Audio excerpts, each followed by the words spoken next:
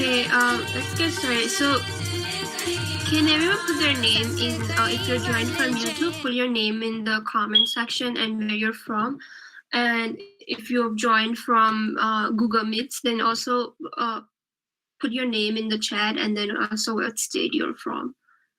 And we'll get started with Stuti.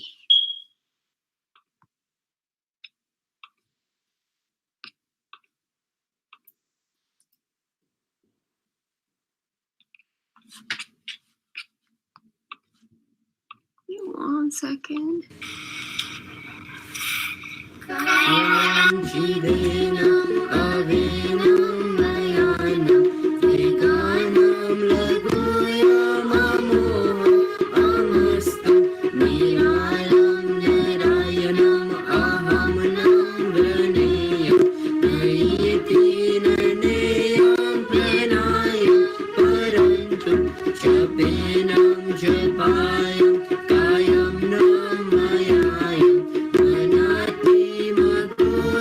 Swayam Tvam Sa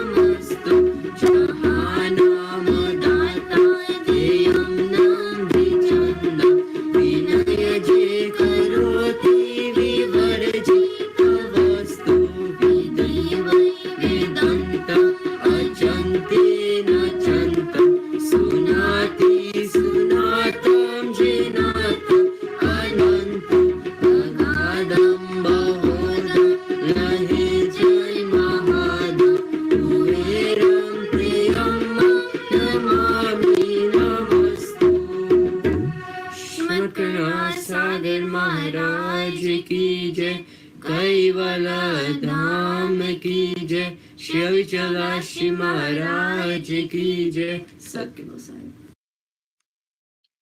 All right. So last week, let's just recap real quick from last week. Last week we celebrated our Guruji's birthday, right? So we learned about Guruji's life and saw how much work he has done for our sampradaya and especially our Kaival youth.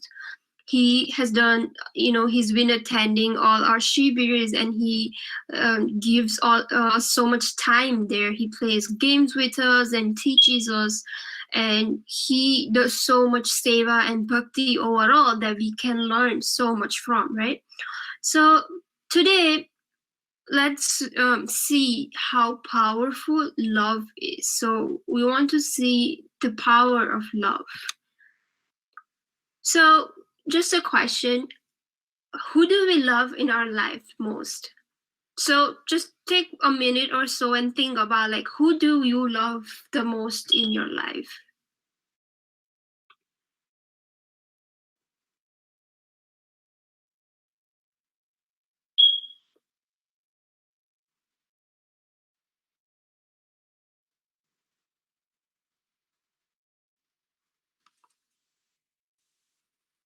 Does anyone want to share what their answer with us?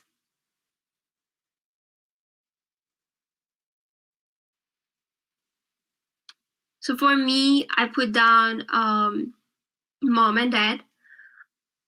Just like that, we have, many other people in our lives. So another one could be your siblings, brother, sister, your friends, also our grandparents, right? Ba, dada, and pets, if we have dog, cat, or something. We love these people the most, right, in our lives. Now, have you ever thought, like, why do we love these people in our lives?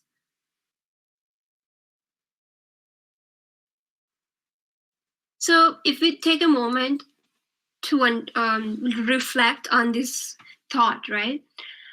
We love them for different reasons, right? Mom cooks us nice food and like takes care of us. Same with ba, dada, like they teach us about our culture, religion, and just takes care of us, right?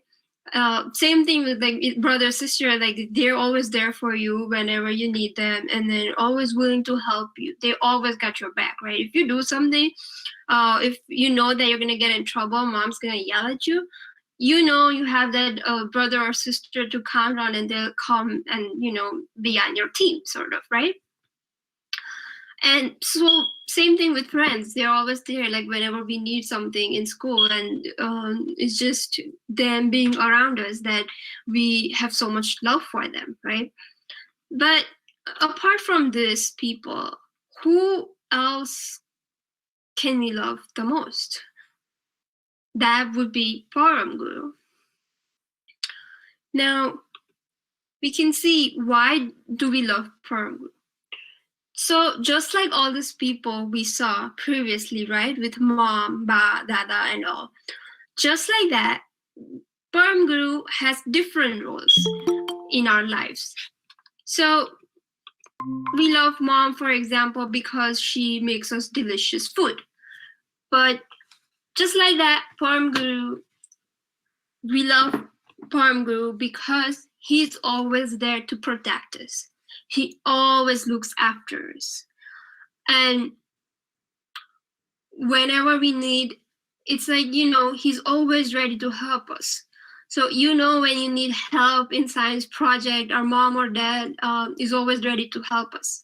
Just like that, whenever we need help in life, Param Guru would be there to protect us, help us, and look after us, and always be with us. So this is why we, like someone else, apart from all these people we see every day, someone else who we can have so much love for, that would be Param Guru. So I want you guys to think, how many of us uses umbrella when it's raining? Have you guys used an umbrella?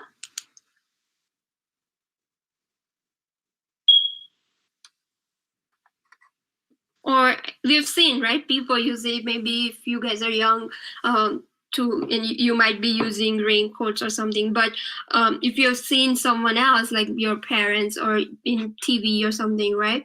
Then umbrella does so much. It protects us in rain. It keeps us dry if it's raining. And if it's too hot, that's also when we use it, it keeps us cool. We don't see that more here, but in some of the countries like India and other countries where it gets really hot during summer, a lot of people use umbrella because, especially in afternoon when sun is really out and on top of your head, umbrella keeps you cool if you're walking, especially. So just like that, our umbrella is Param Guru. Param Guru is like this really big and strong umbrella. He's always over our heads, protecting us and giving us what we need: the love, protection, and everything. So, how can we show our love to Param Guru? For mom and dad, it's like, if we celebrate Mother's Day, Father's Day, then there is for siblings, you have like Raksha Bandhan and Bhai Beej and all, right? So for Param Guru, we don't need, and even for we don't need like a special day, right? So what are some of the ways we love Param Guru? Like our mom loves us, that's why she cooks for us, for example. So just like that, how do we love Param Guru? We have to give Param Guru our time and attention every single day. Now, can someone tell me an example of that they think of that we can do this by? Like, how can we show our love for Param Guru?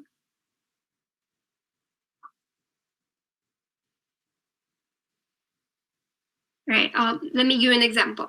So, one way would be to do Balkuver Ashtak. We can be doing Param Guru Chalisa. We can be doing evening Upasana.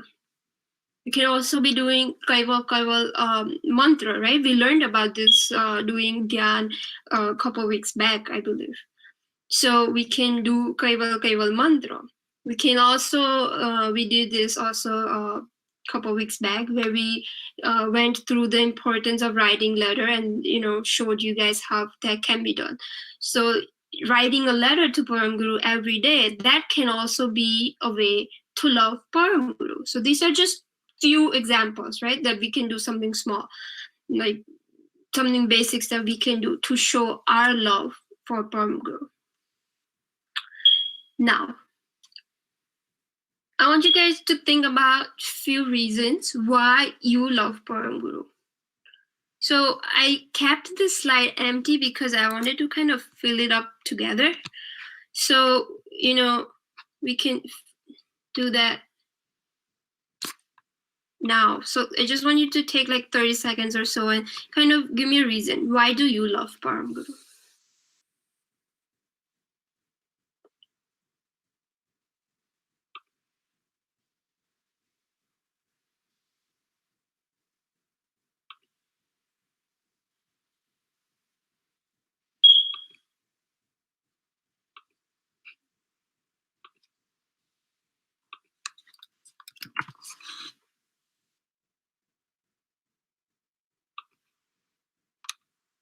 Does anyone have something to share? Have Stuti online. Do you have anything to add to this? Like, just tell me a reason. Why do you love Param Guru?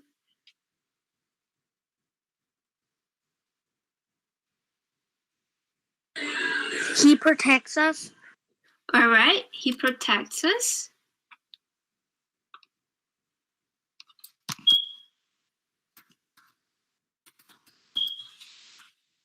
He helps us. He helps us. Yes.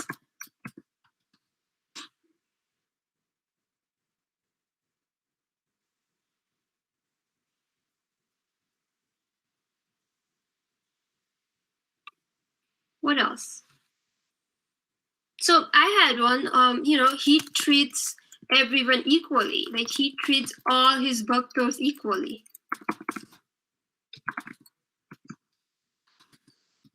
That's my reason that I had.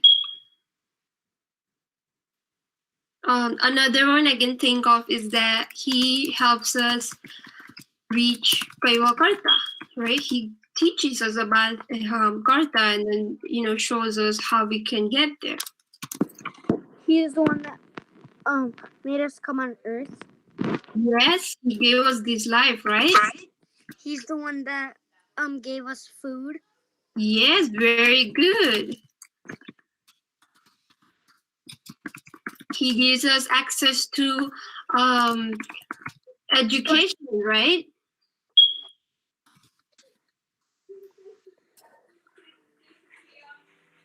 Yeah, someone else was saying something. Sorry, I cut you off.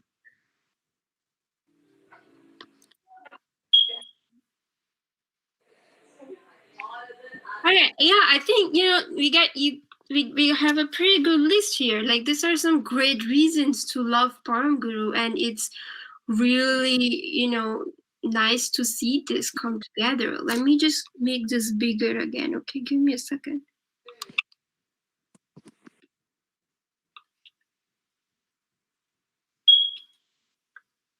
It's loading. Okay, there we go. So yeah, these are just some of the reasons that we love Param Guru, that we just kind of put it together, right? And just like we say that, but Param Guru is also written in many of the Granths that he has written. He said that he loves all his bhaktas and he's always thinking about all of us, right? Like, can you imagine? Like, Param Guru, he's just one Param Guru who is thinking about all of us, right? So many of us are there and he's thinking about every single one of us. Now, that's huge, right? Because we can barely remember 5-10 people. Like if we have to make a list of people, we'll forget some of them. But Param Guru is not like, he doesn't forget any one of us. He's always thinking about us and always he loves us, everyone. So right now, what I want you guys to do, or what we will do together, is that we will think about Param Guru and tell him that we love you, Param Guru. So just close your eyes, take a moment, and tell him, Param Guru, I love you. Just say that. Because Param Guru is thinking about us, about all of you right now too, as we're talking about him. He's telling us that he loves us too, but we can't hear it. But one day, if we keep this connection with Param Guru and keep showing our love to him, and we did see some of the ways that we can keep our love and show our love to Param Guru. If we keep doing that every day, then one day we'll be able to hear that Param Guru telling us that he loves us too. So right now, what we're going to do to show our love for Param Guru is that we'll sing this one line of from our Aarti. So give me a moment. First verse, right? Let's sing this together. Let's sing this 5 times, and then we'll understand why. We'll see why this was so important, right? So this is just the first verse of our Aarti. So let's sing that together. Pehli aarati prema hulasa anant koti jagarata vilasa आरती करत निगम हरिदासा हरि हरि अगम अगोचर अविगत वासा. To do 4 more times. पहली आरती प्रेम हुलासा अनंत कोटि जागरत विलासा आरती करत निगम हरिदासा हरि हरि अगम अगोचर अविगत वासा पहली आरती प्रेम हुलासा अनंत कोटि जागरत विलासा आरती करत निगम हरिदासा हरि हरि अगम अगोचर अविगत वासा पहली आरती प्रेम हुलासा अनंत कोटि जागरत विलासा आरती करत निगम हरिदासा हरि हरि अगम अगोचर अविगत वासा Jackie, Didi. आरती प्रेम हुलासा अनंत कोटि जागरत विलासा आरती करत निगम हरिदासा हरि हरि अगम अगोचर अविगत वासा Jackie, Didi. Yes. Yep. Radhikoy. Oh, we can hear you.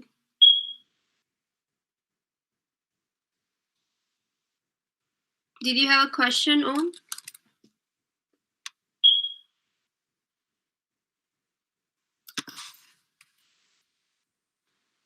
Okay, we'll move forward then. So just want to show you guys why we sang this line, right? What does this mean? So here, when we say Pehali Aarti Prema Hulasa, Ananta Koti Jaha Karata Vilasa, right? So in this first line of our Aarti, and this is from evening Upasana, right? So here Param Guru is saying, first I do this Aarti with lots of love in my heart. Love always comes first, is basically the oral idea of this, right? So this is just showing us how powerful love is. And for Param Guru, he's saying that, you know, for me, like love always comes first, and he is doing this with a lot of love in his heart. So just like Param Guru, we want to show our love, our prem for Param Guru, and keep that prem and love in our heart for Param Guru. Just like how we have this, you know, feeling of love and emotions and affections for our family, just like that, we want to have that same feeling for Param Guru. So, with that in mind, I have some fun, a little, I guess it's fun. I don't know. We'll see. For me, it was fun. So what we want to do is, for your assignment this week, continue writing the journals every day or every, like however you do it. Continue writing those for Param Guru. And along with that, what I want you guys to do this week is create a card for Param Guru and say why you love him. So just like, you know how we made that list, some of you said he gives us food, he protects us, helps us, and he's always there for us, right? All of those reasons that we made the list, you can put it in this card. So you know how you make excuse me, how you make card for Mother's Day. I'm sure you guys have done it from school or something.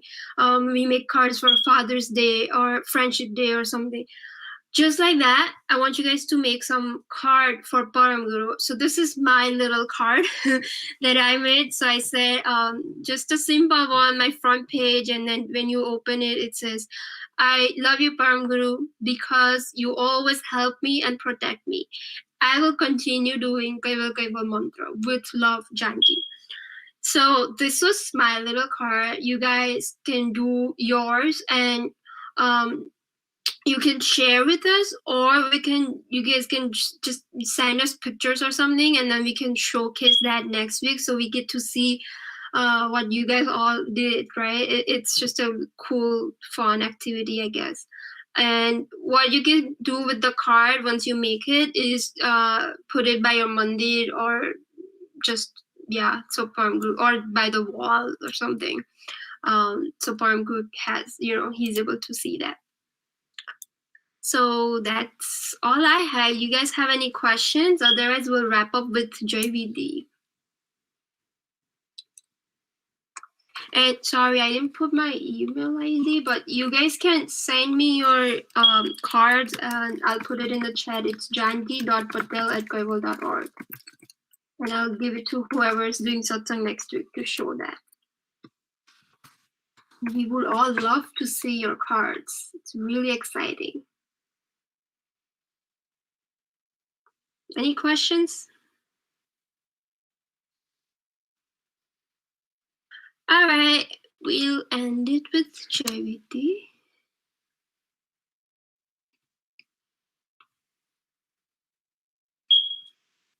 So do I have a volunteer who wants to do it? Otherwise, I can go.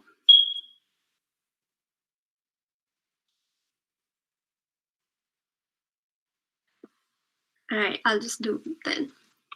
आदि सकृत स्वराज गणेश केवल करता की जय, श्री कृष्ण स्वामी महाराज की जय, परम गुरु श्रीमद करुणा सागर महाराज की जय, द्वितीय कुबेराचार्य श्री नारायण दास जी महाराज की जय, तृतीय कुबेराचार्य श्री बलदेव दास जी महाराज की जय, चतुर्थ कुबेराचार्य श्री भगवान दास जी महाराज की जय, पंचम कुबेराचार्य श्री प्रयाग दास जी महाराज की जय, षष्ठम कुबेराचार्य श्री शीतल दास जी महाराज की जय, सप्तम कुबेराचार्य श्री अविचल दास जी महाराज की जय, श्री सब संतन की जय, श्री सब देवन की जय, श्री ज्ञान संप्रदाय की जय, श्री गुरु गादी सारसापुरी की जय, श्री कैवल धाम की जय. Satkava Sahib, we'll see you guys next week at the same time. Thank you.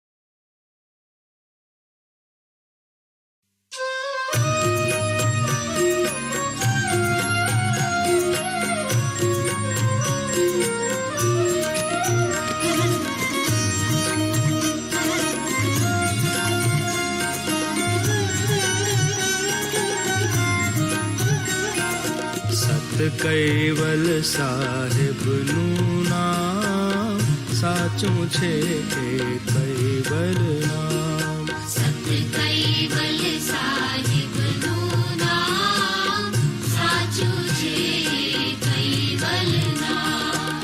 નિર્મળ છે નામીનું નામ પરલે કરશે પાપ તમામ.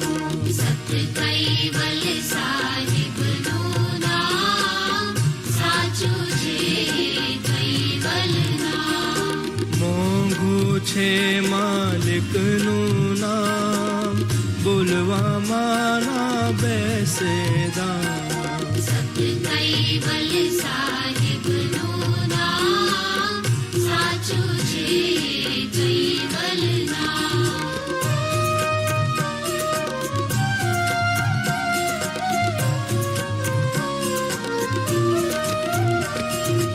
અખંડ છે ધણીનું નામ વાલાનો ત્યાં છે વિશ્રામ. સત કૈવલ સાહિબ નું નામ સાચું છે કૈવલ નામ.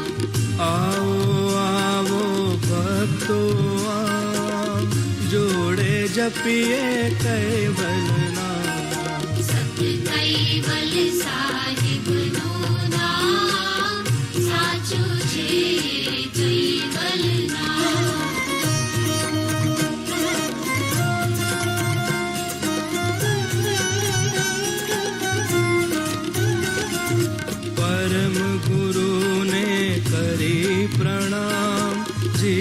સદાય જપવું કૈવલ નામ. સત કૈવલ સાહિબનું નામ સાચું છે કૈવલ નામ.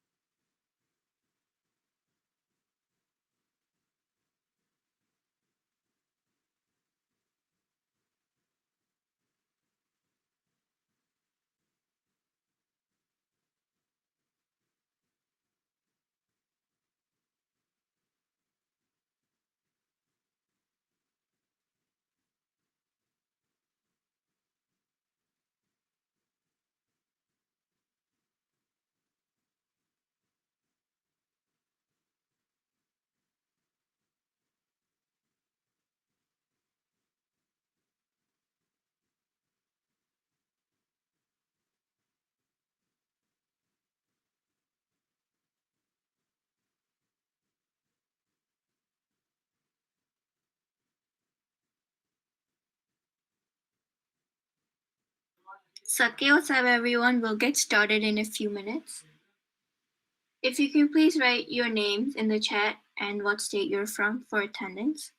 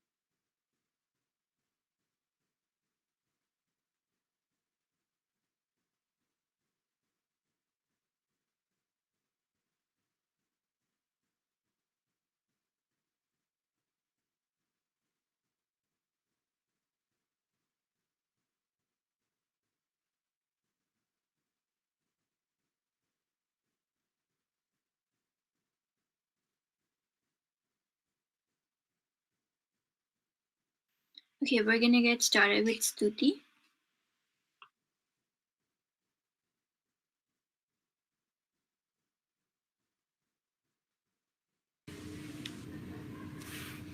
कैवलं चिदेनं अवेनं मयानं त्रिकालं लघुयममोह अमस्तु निरालं नारायणम् अहं नन्दनेयं नयेति ननेयं प्रणयं परन्तु जपेनं जपायं कायं न मयायं मनाति मधुयं स्वयं त्वं समस्तु जहानामदाता ध्येयं न विचन्दं विनय जे करोति विवर्जितवस्तु विदैवै वेदन्त अचन्ते न चन्तं सुनाति सुनातं जिनातं अनन्तं अगाधं बहुदं लहे जय महादं कुबेरं प्रियं नमामि नमस्तु. सागर महाराज की जय, कैवल धाम की जय, शिव चलाशी महाराज की जय. सबके गोसाई.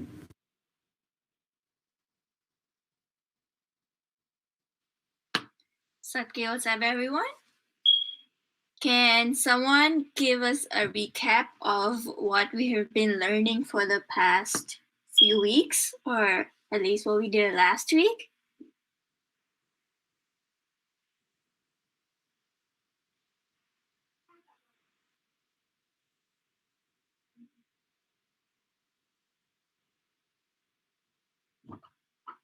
No? Okay, so last week we celebrated our Guruji's birthday, and the weeks before that, we have been learning about showing our gratitude to Param Guru, the power of bhakti, and how Param Guru is the one and only Guru Maharaj, right? And so today, we're going to talk about the power of love. And I have a question for you guys. Does anybody want to share with me who you guys love the most?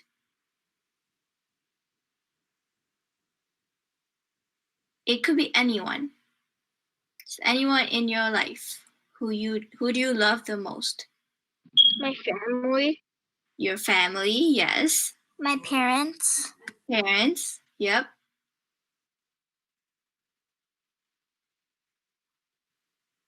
Anyone else? Why do you guys love your parents or your family or your friends? Because they take care. I need help. Sorry. You can go. You can go. Go ahead, Ashna. Because they take care of us and they buy whatever we want. Yeah, okay. They help us whenever we need help. Yep, that's exactly correct. Who also helps us and takes care of us besides our parents and everyone in our family? Teachers. Teachers, yeah. Who else?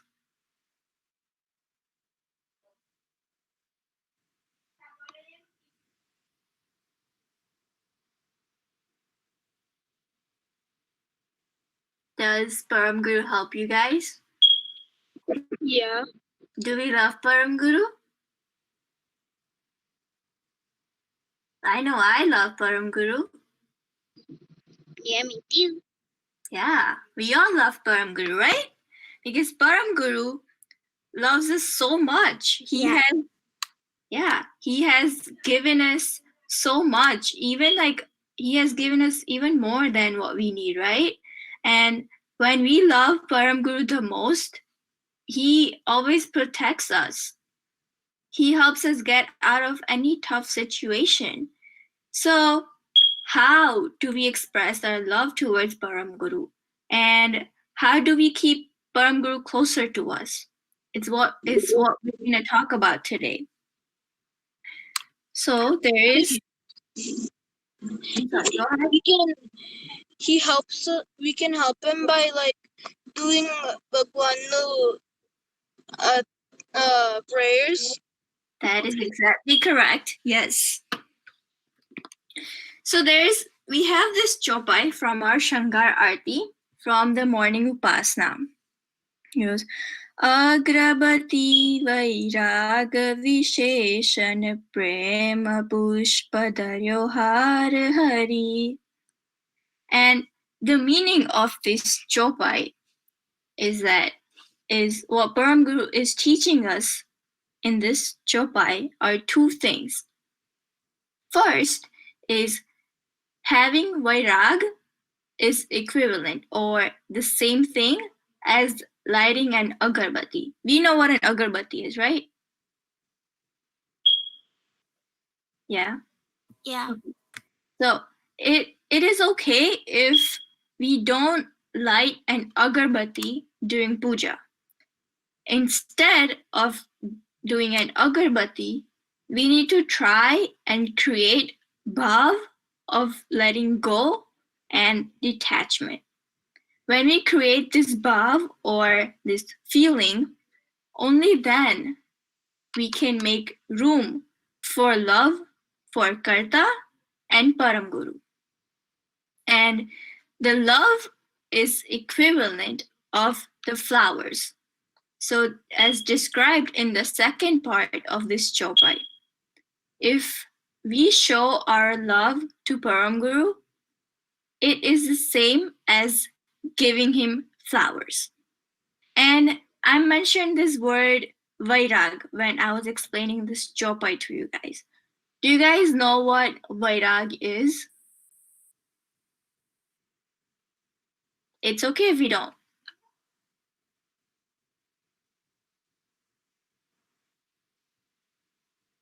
So vairag means to detach or letting go of something, letting go of our desires.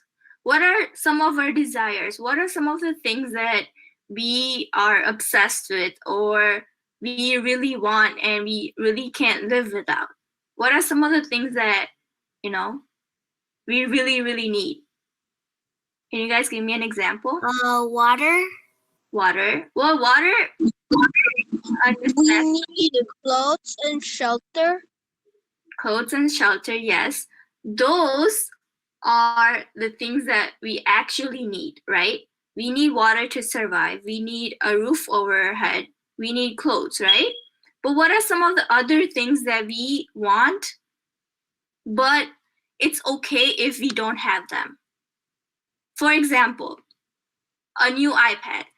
I already have an iPad, but since the new one came out, I just want a new one. But I can live with my old iPad, right? But I have this desire that I want a new one, right? So things like that, phones. So like I already have a phone, right? But they're gonna come out with a new one, and so I want a new phone. I have clothes. I have enough clothes, right? To excuse me, to keep me warm.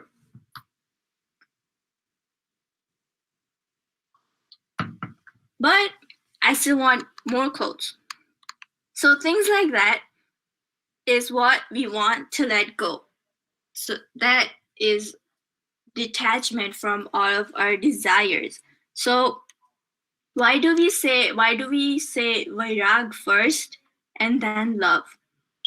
So if we detach ourselves from all these materialistic things and our overly emotional feelings towards people, then we can make room in our hearts.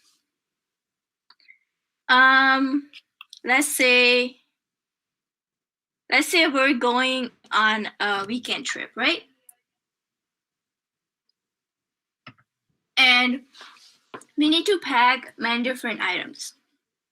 We packed our items, we packed our clothes, all of our things that we need, but our backpack is full. It's like very, very full. It's like overflowing, as you can see in the picture, right?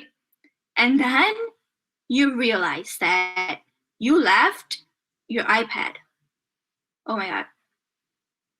You left your iPad, but you need your iPad because you have some homework to do and read a book for your next class for next week, right?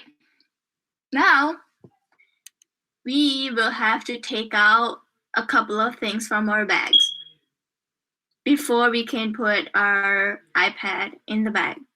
So we start going through our bag and we try to see what we can take out. What are some of the things that you guys would take out?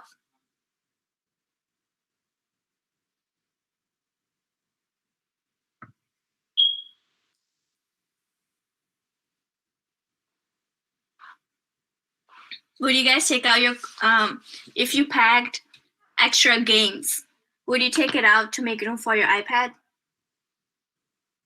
Yes. Yes. What else would you take out to make room? Maybe if you brought like some toys or something. Yes. You're going for like vacation, why would you need toys? Exactly. Yes. Any like extra clothes that you were not, just in case you were going to do something, Yep. or someone was going to do something. Mm-hmm. Yep. Yes. So things like games, toys, extra shoes, extra clothes that we might not need, and we will take it out. So what is my point on this example? How is this related to us and Param Guru? In order for us to love Param Guru and make love for Param Guru, we must remove some emotions and feelings from temporary objects, right? We have to remove the baggage. We have to let go of our desires, of our love for all these new things that we want, but we can live without. And once we make room, once we let go of all those things, then we can make room for Param Guru and Karta, right?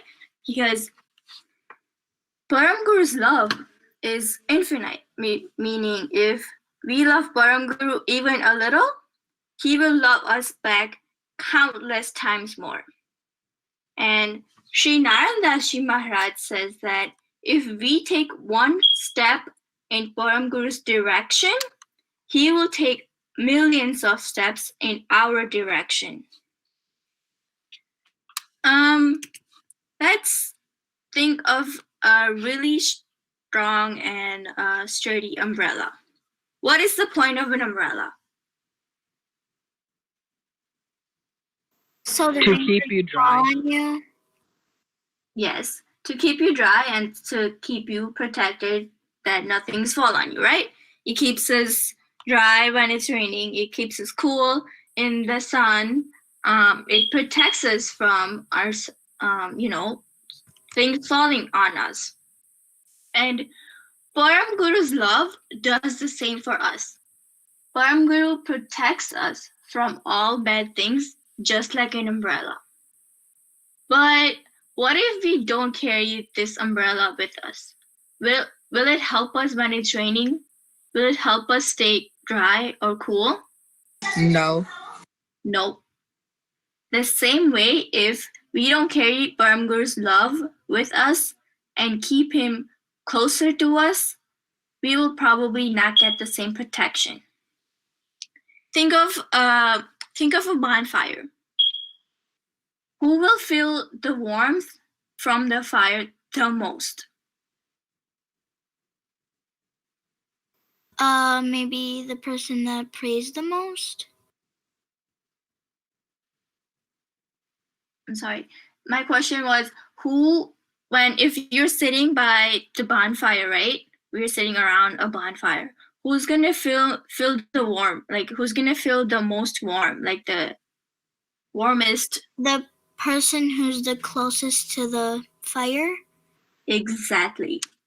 The person sitting closest to the fire is going to feel the most warmth. Just in that way. I meant to say that. Yes. Just in that way, the person who stays closest to Param Guru experiences the most love from Param Guru. So what if we don't sit close to the fire?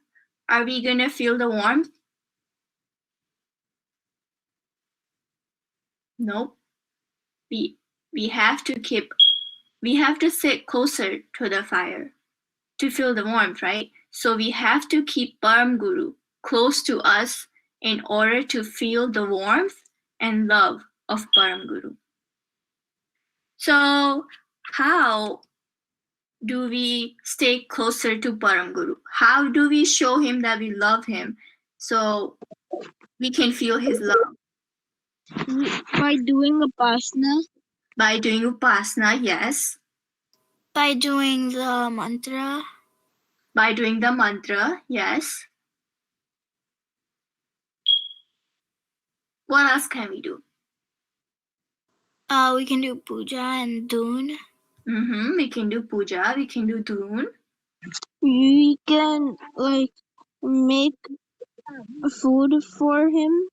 We can make food for him, yes. These are some of really good examples of what we can do to show our love to Param Guru, right? We can do Bal Kuber Ashtak. We can do Param Guru's. Tilak. We can do Bal Tilak, yes. We can do Amara, as Ashna said, every day. We can do Upasana. We can make food for them. We can make food for Param Guru. This is exactly, you guys are absolutely correct. Param Guru says that he loves all of his bhaktos and he is always thinking about his bhaktos. Can you imagine? Param Guru is thinking about us constantly, and Param Guru loves us every single day. Right now, can we all just close our eyes and think about Param Guru and tell him that we love him?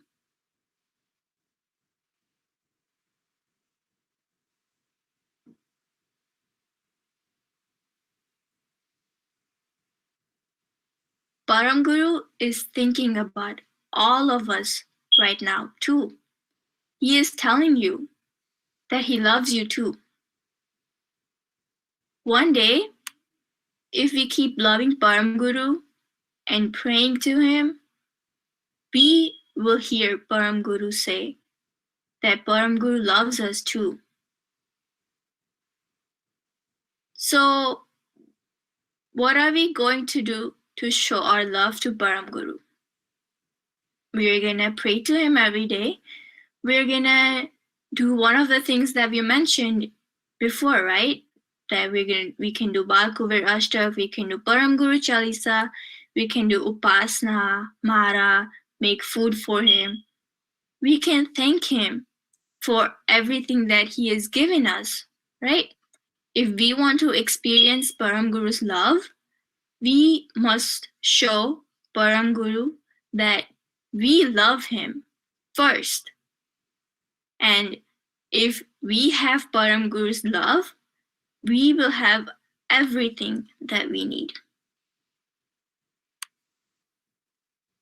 Okay?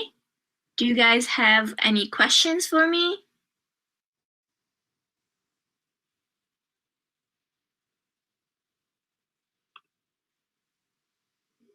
No? Okay. So, your guys' assignment for next week is to continue write the journal to Param Guru. In this week's journal, make sure you tell Param Guru thank you for everything that he has given us and that I love you, and tell him why we love Param Guru. Okay? And I also have a fun little activity for you guys to make a card for Param Guru. In the card, you know how we make birthday cards, we make Mother's Day card or a Father's Day card for our parents. We make all these different cards for everybody we love, right?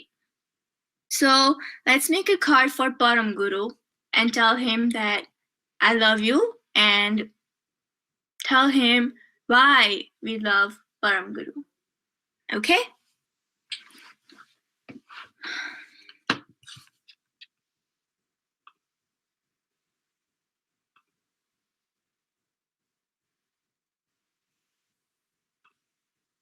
Does anybody have any questions? No. Okay, then we will do JVD. Does anybody want to do the JVD for us? Yes. Yeah? Did I hear a yes? No. Jay?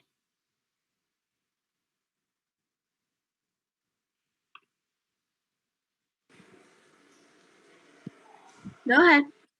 Deixa Kashashnesvukdaki, Krishna Swami Maharaj ki, Param Krishna Mukhandas Maharaj ki, Ito Krishna Narana Maharaj ki jai, Ito Krishna Devdaj Maharaj ki jai, Shritu Krishna Bhagwan Maharaj ki jai, Pancham Krishna Pragdaj Maharaj ki jai, Shishtam Krishna Siddhavaj Maharaj ki jai, Satam Krishna Shavchalaj Maharaj ki jai, Shri Sabha ki jai, Shri Sabha ki jai, Shri Nath Bradai ki jai, Shri Guru Gadi Satsapuri ki, Shri Kaival Gyan Mandir ki jai. Satgo Sahib. Satyo Sahib. Thank you, Jay, for that. So this was the end of our satsang today.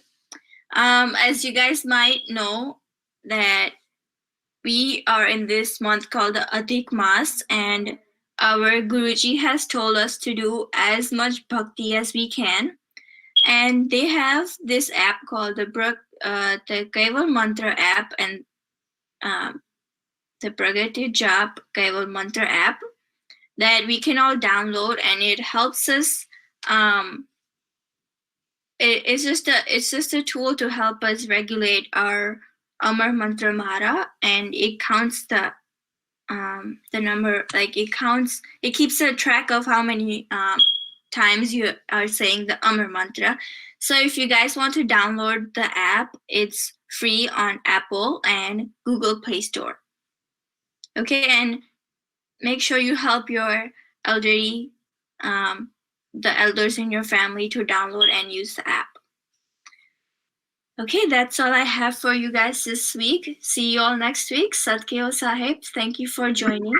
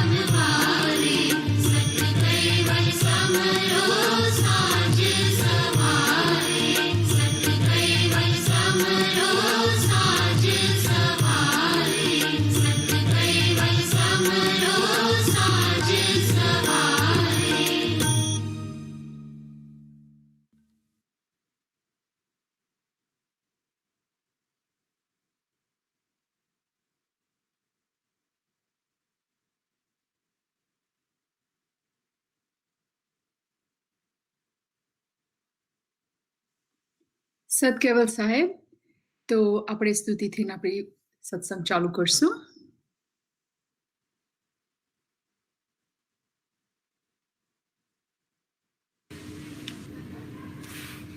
કૈવલમ જીવેનમ અવેનમ મયાનમ વિગાનમ લઘુયમમો અમસ્તુ નિરાલમ નિરાયનમ અહમ નંદનેયમ નયિતિ નનેયમ પ્રેનાય પરંતુ જપેનમ જપાયમ કાયમ નમયાય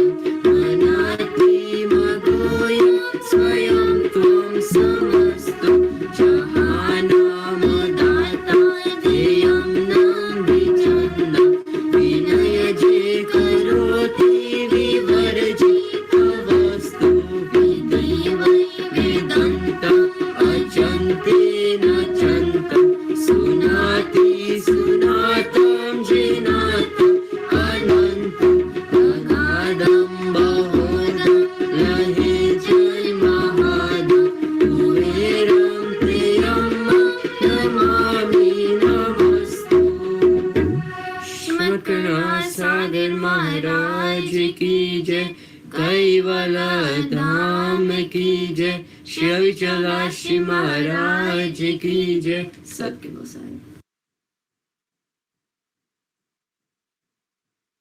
સતકેવલ સાહેબ, સતકેવલ સાહેબ, સતકેવલ સાહેબ.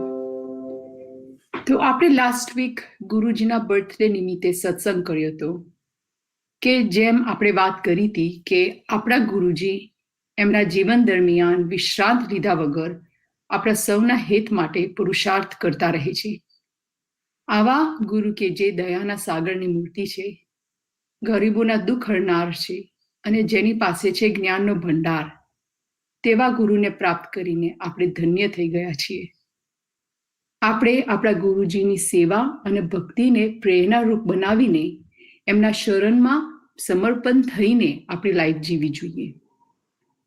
તો આજે આપણે પ્રભાત પદ 4 ઉપર સત્સંગ કરશું. છેલ્લા કેટલા વીકથી આપણે પ્રભાત પદનો સત્સંગ કરીએ છીએ. જેમ કે આપણે પહેલા સત્સંગમાં વાત કરી હતી કે પ્રભાત પદમાં પરમ ગુરુએ માત્ર ને માત્ર અંશ અને અંશીના વિષય ઉપર વાત કરી છે. પહેલા પ્રભાત પદમાં પરમ ગુરુ સમજાવે છે કે કર્તા દ્વારા રચેલા આ શ્રેષ્ઠ મંદિર રૂપી શરીરનો સ્વામી એ અંશ છે અને જે સાત્વિક અને નિર્મળ છે, અને એ ત્યારે જ સમજી શકાય જ્યારે આપણે આપણા સ્વ સ્વરૂપને ઓળખી અને સમજી શકીએ. અંશ આ દેહ થકી કર્મો કરે છે અને તે જ કર્મો ભોગવે છે.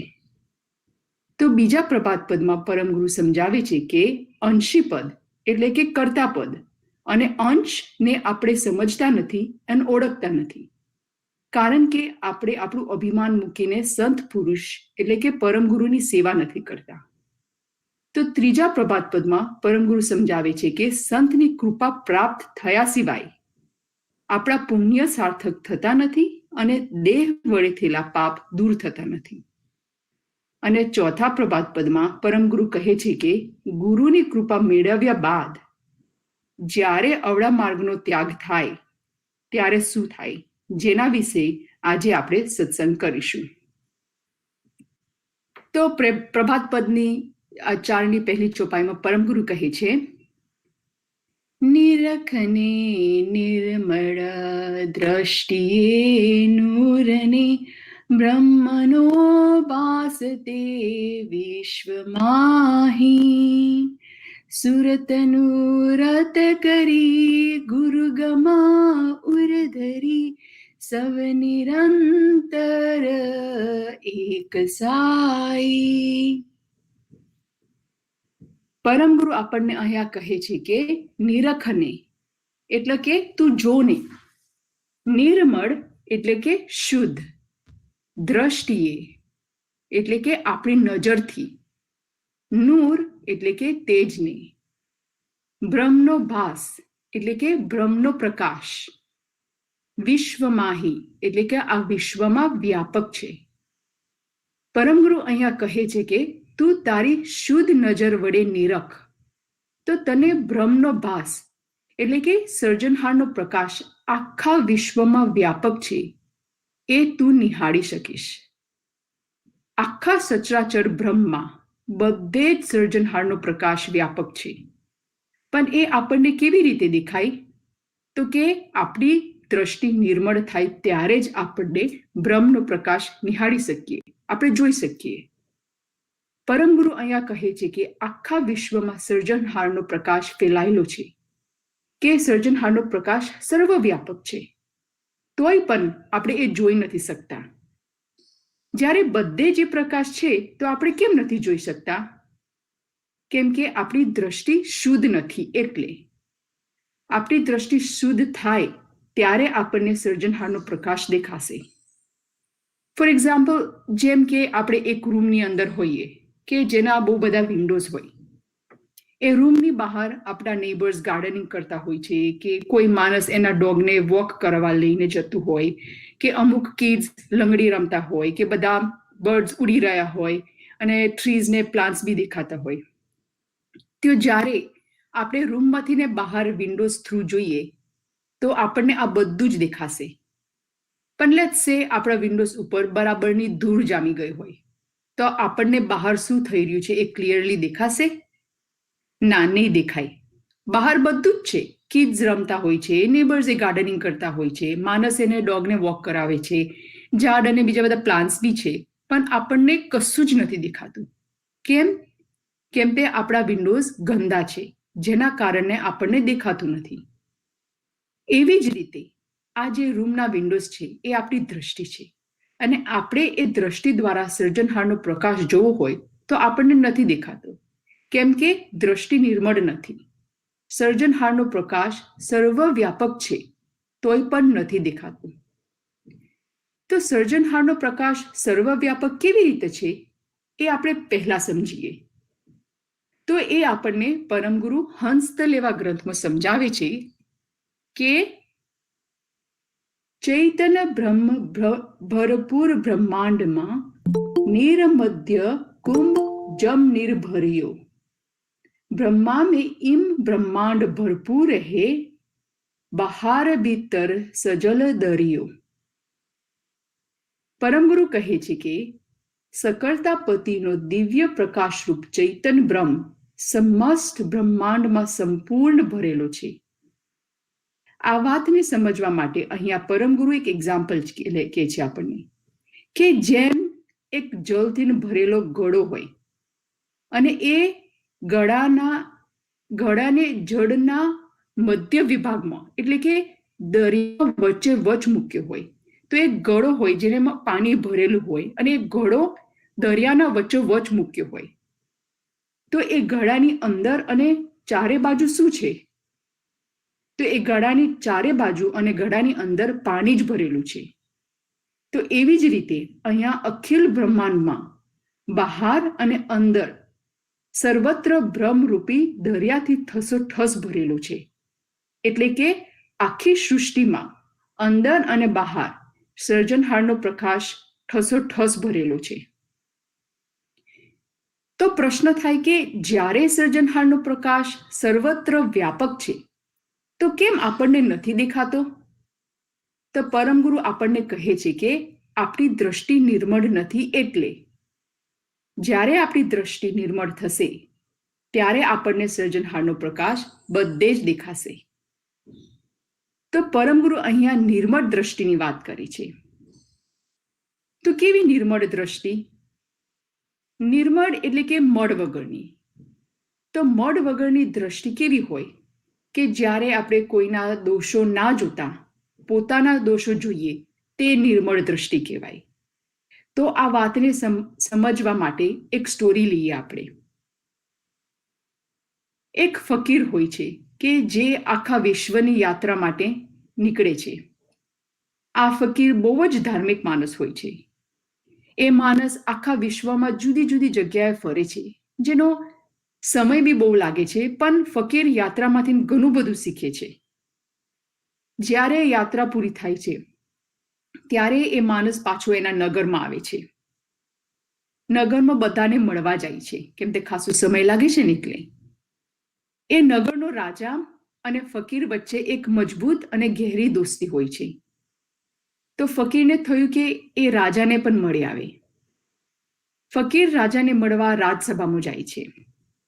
ફકીર રાજાને જઈને કહે છે કે જો રાજા, હું આખા વિશ્વમાં ફરીને પાછો આવ્યો. રાજાને ફકીરને મળીને ખૂબ જ આનંદ થાય છે. ફકીર પણ બહુ આનંદિત હોય છે. પછી રાજાએ પૂછ્યું કે તું આખી સૃષ્ટિ ફર્યો તો તું મારી માટે શું ગિફ્ટ લઈને આવ્યો? આપણે બંને તો બેસ્ટ ફ્રેન્ડ્સ છીએ, તો તને મારી યાદ તો આવી જ હશે ને, અને તું મારી માટે કંઈક તો લાવ્યો જ હોઈશ ને?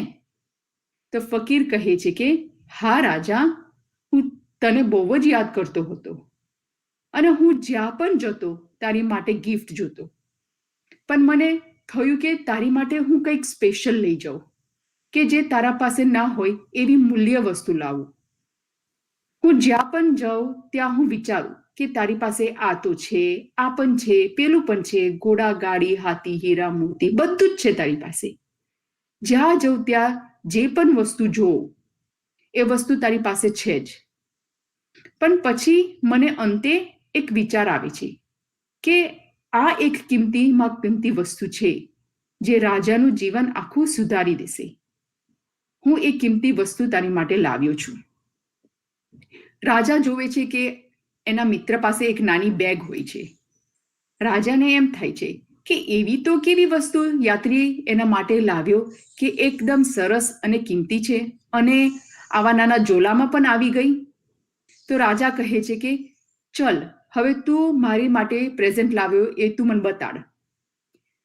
તો યાત્રી કહે છે કે આ પ્રેઝન્ટ અત્યારે ના અપાય, જ્યારે આપણે એકાંતમાં હોઈએ ત્યારે આપીશ તો જ તને એનું મૂલ્ય ખબર પડશે.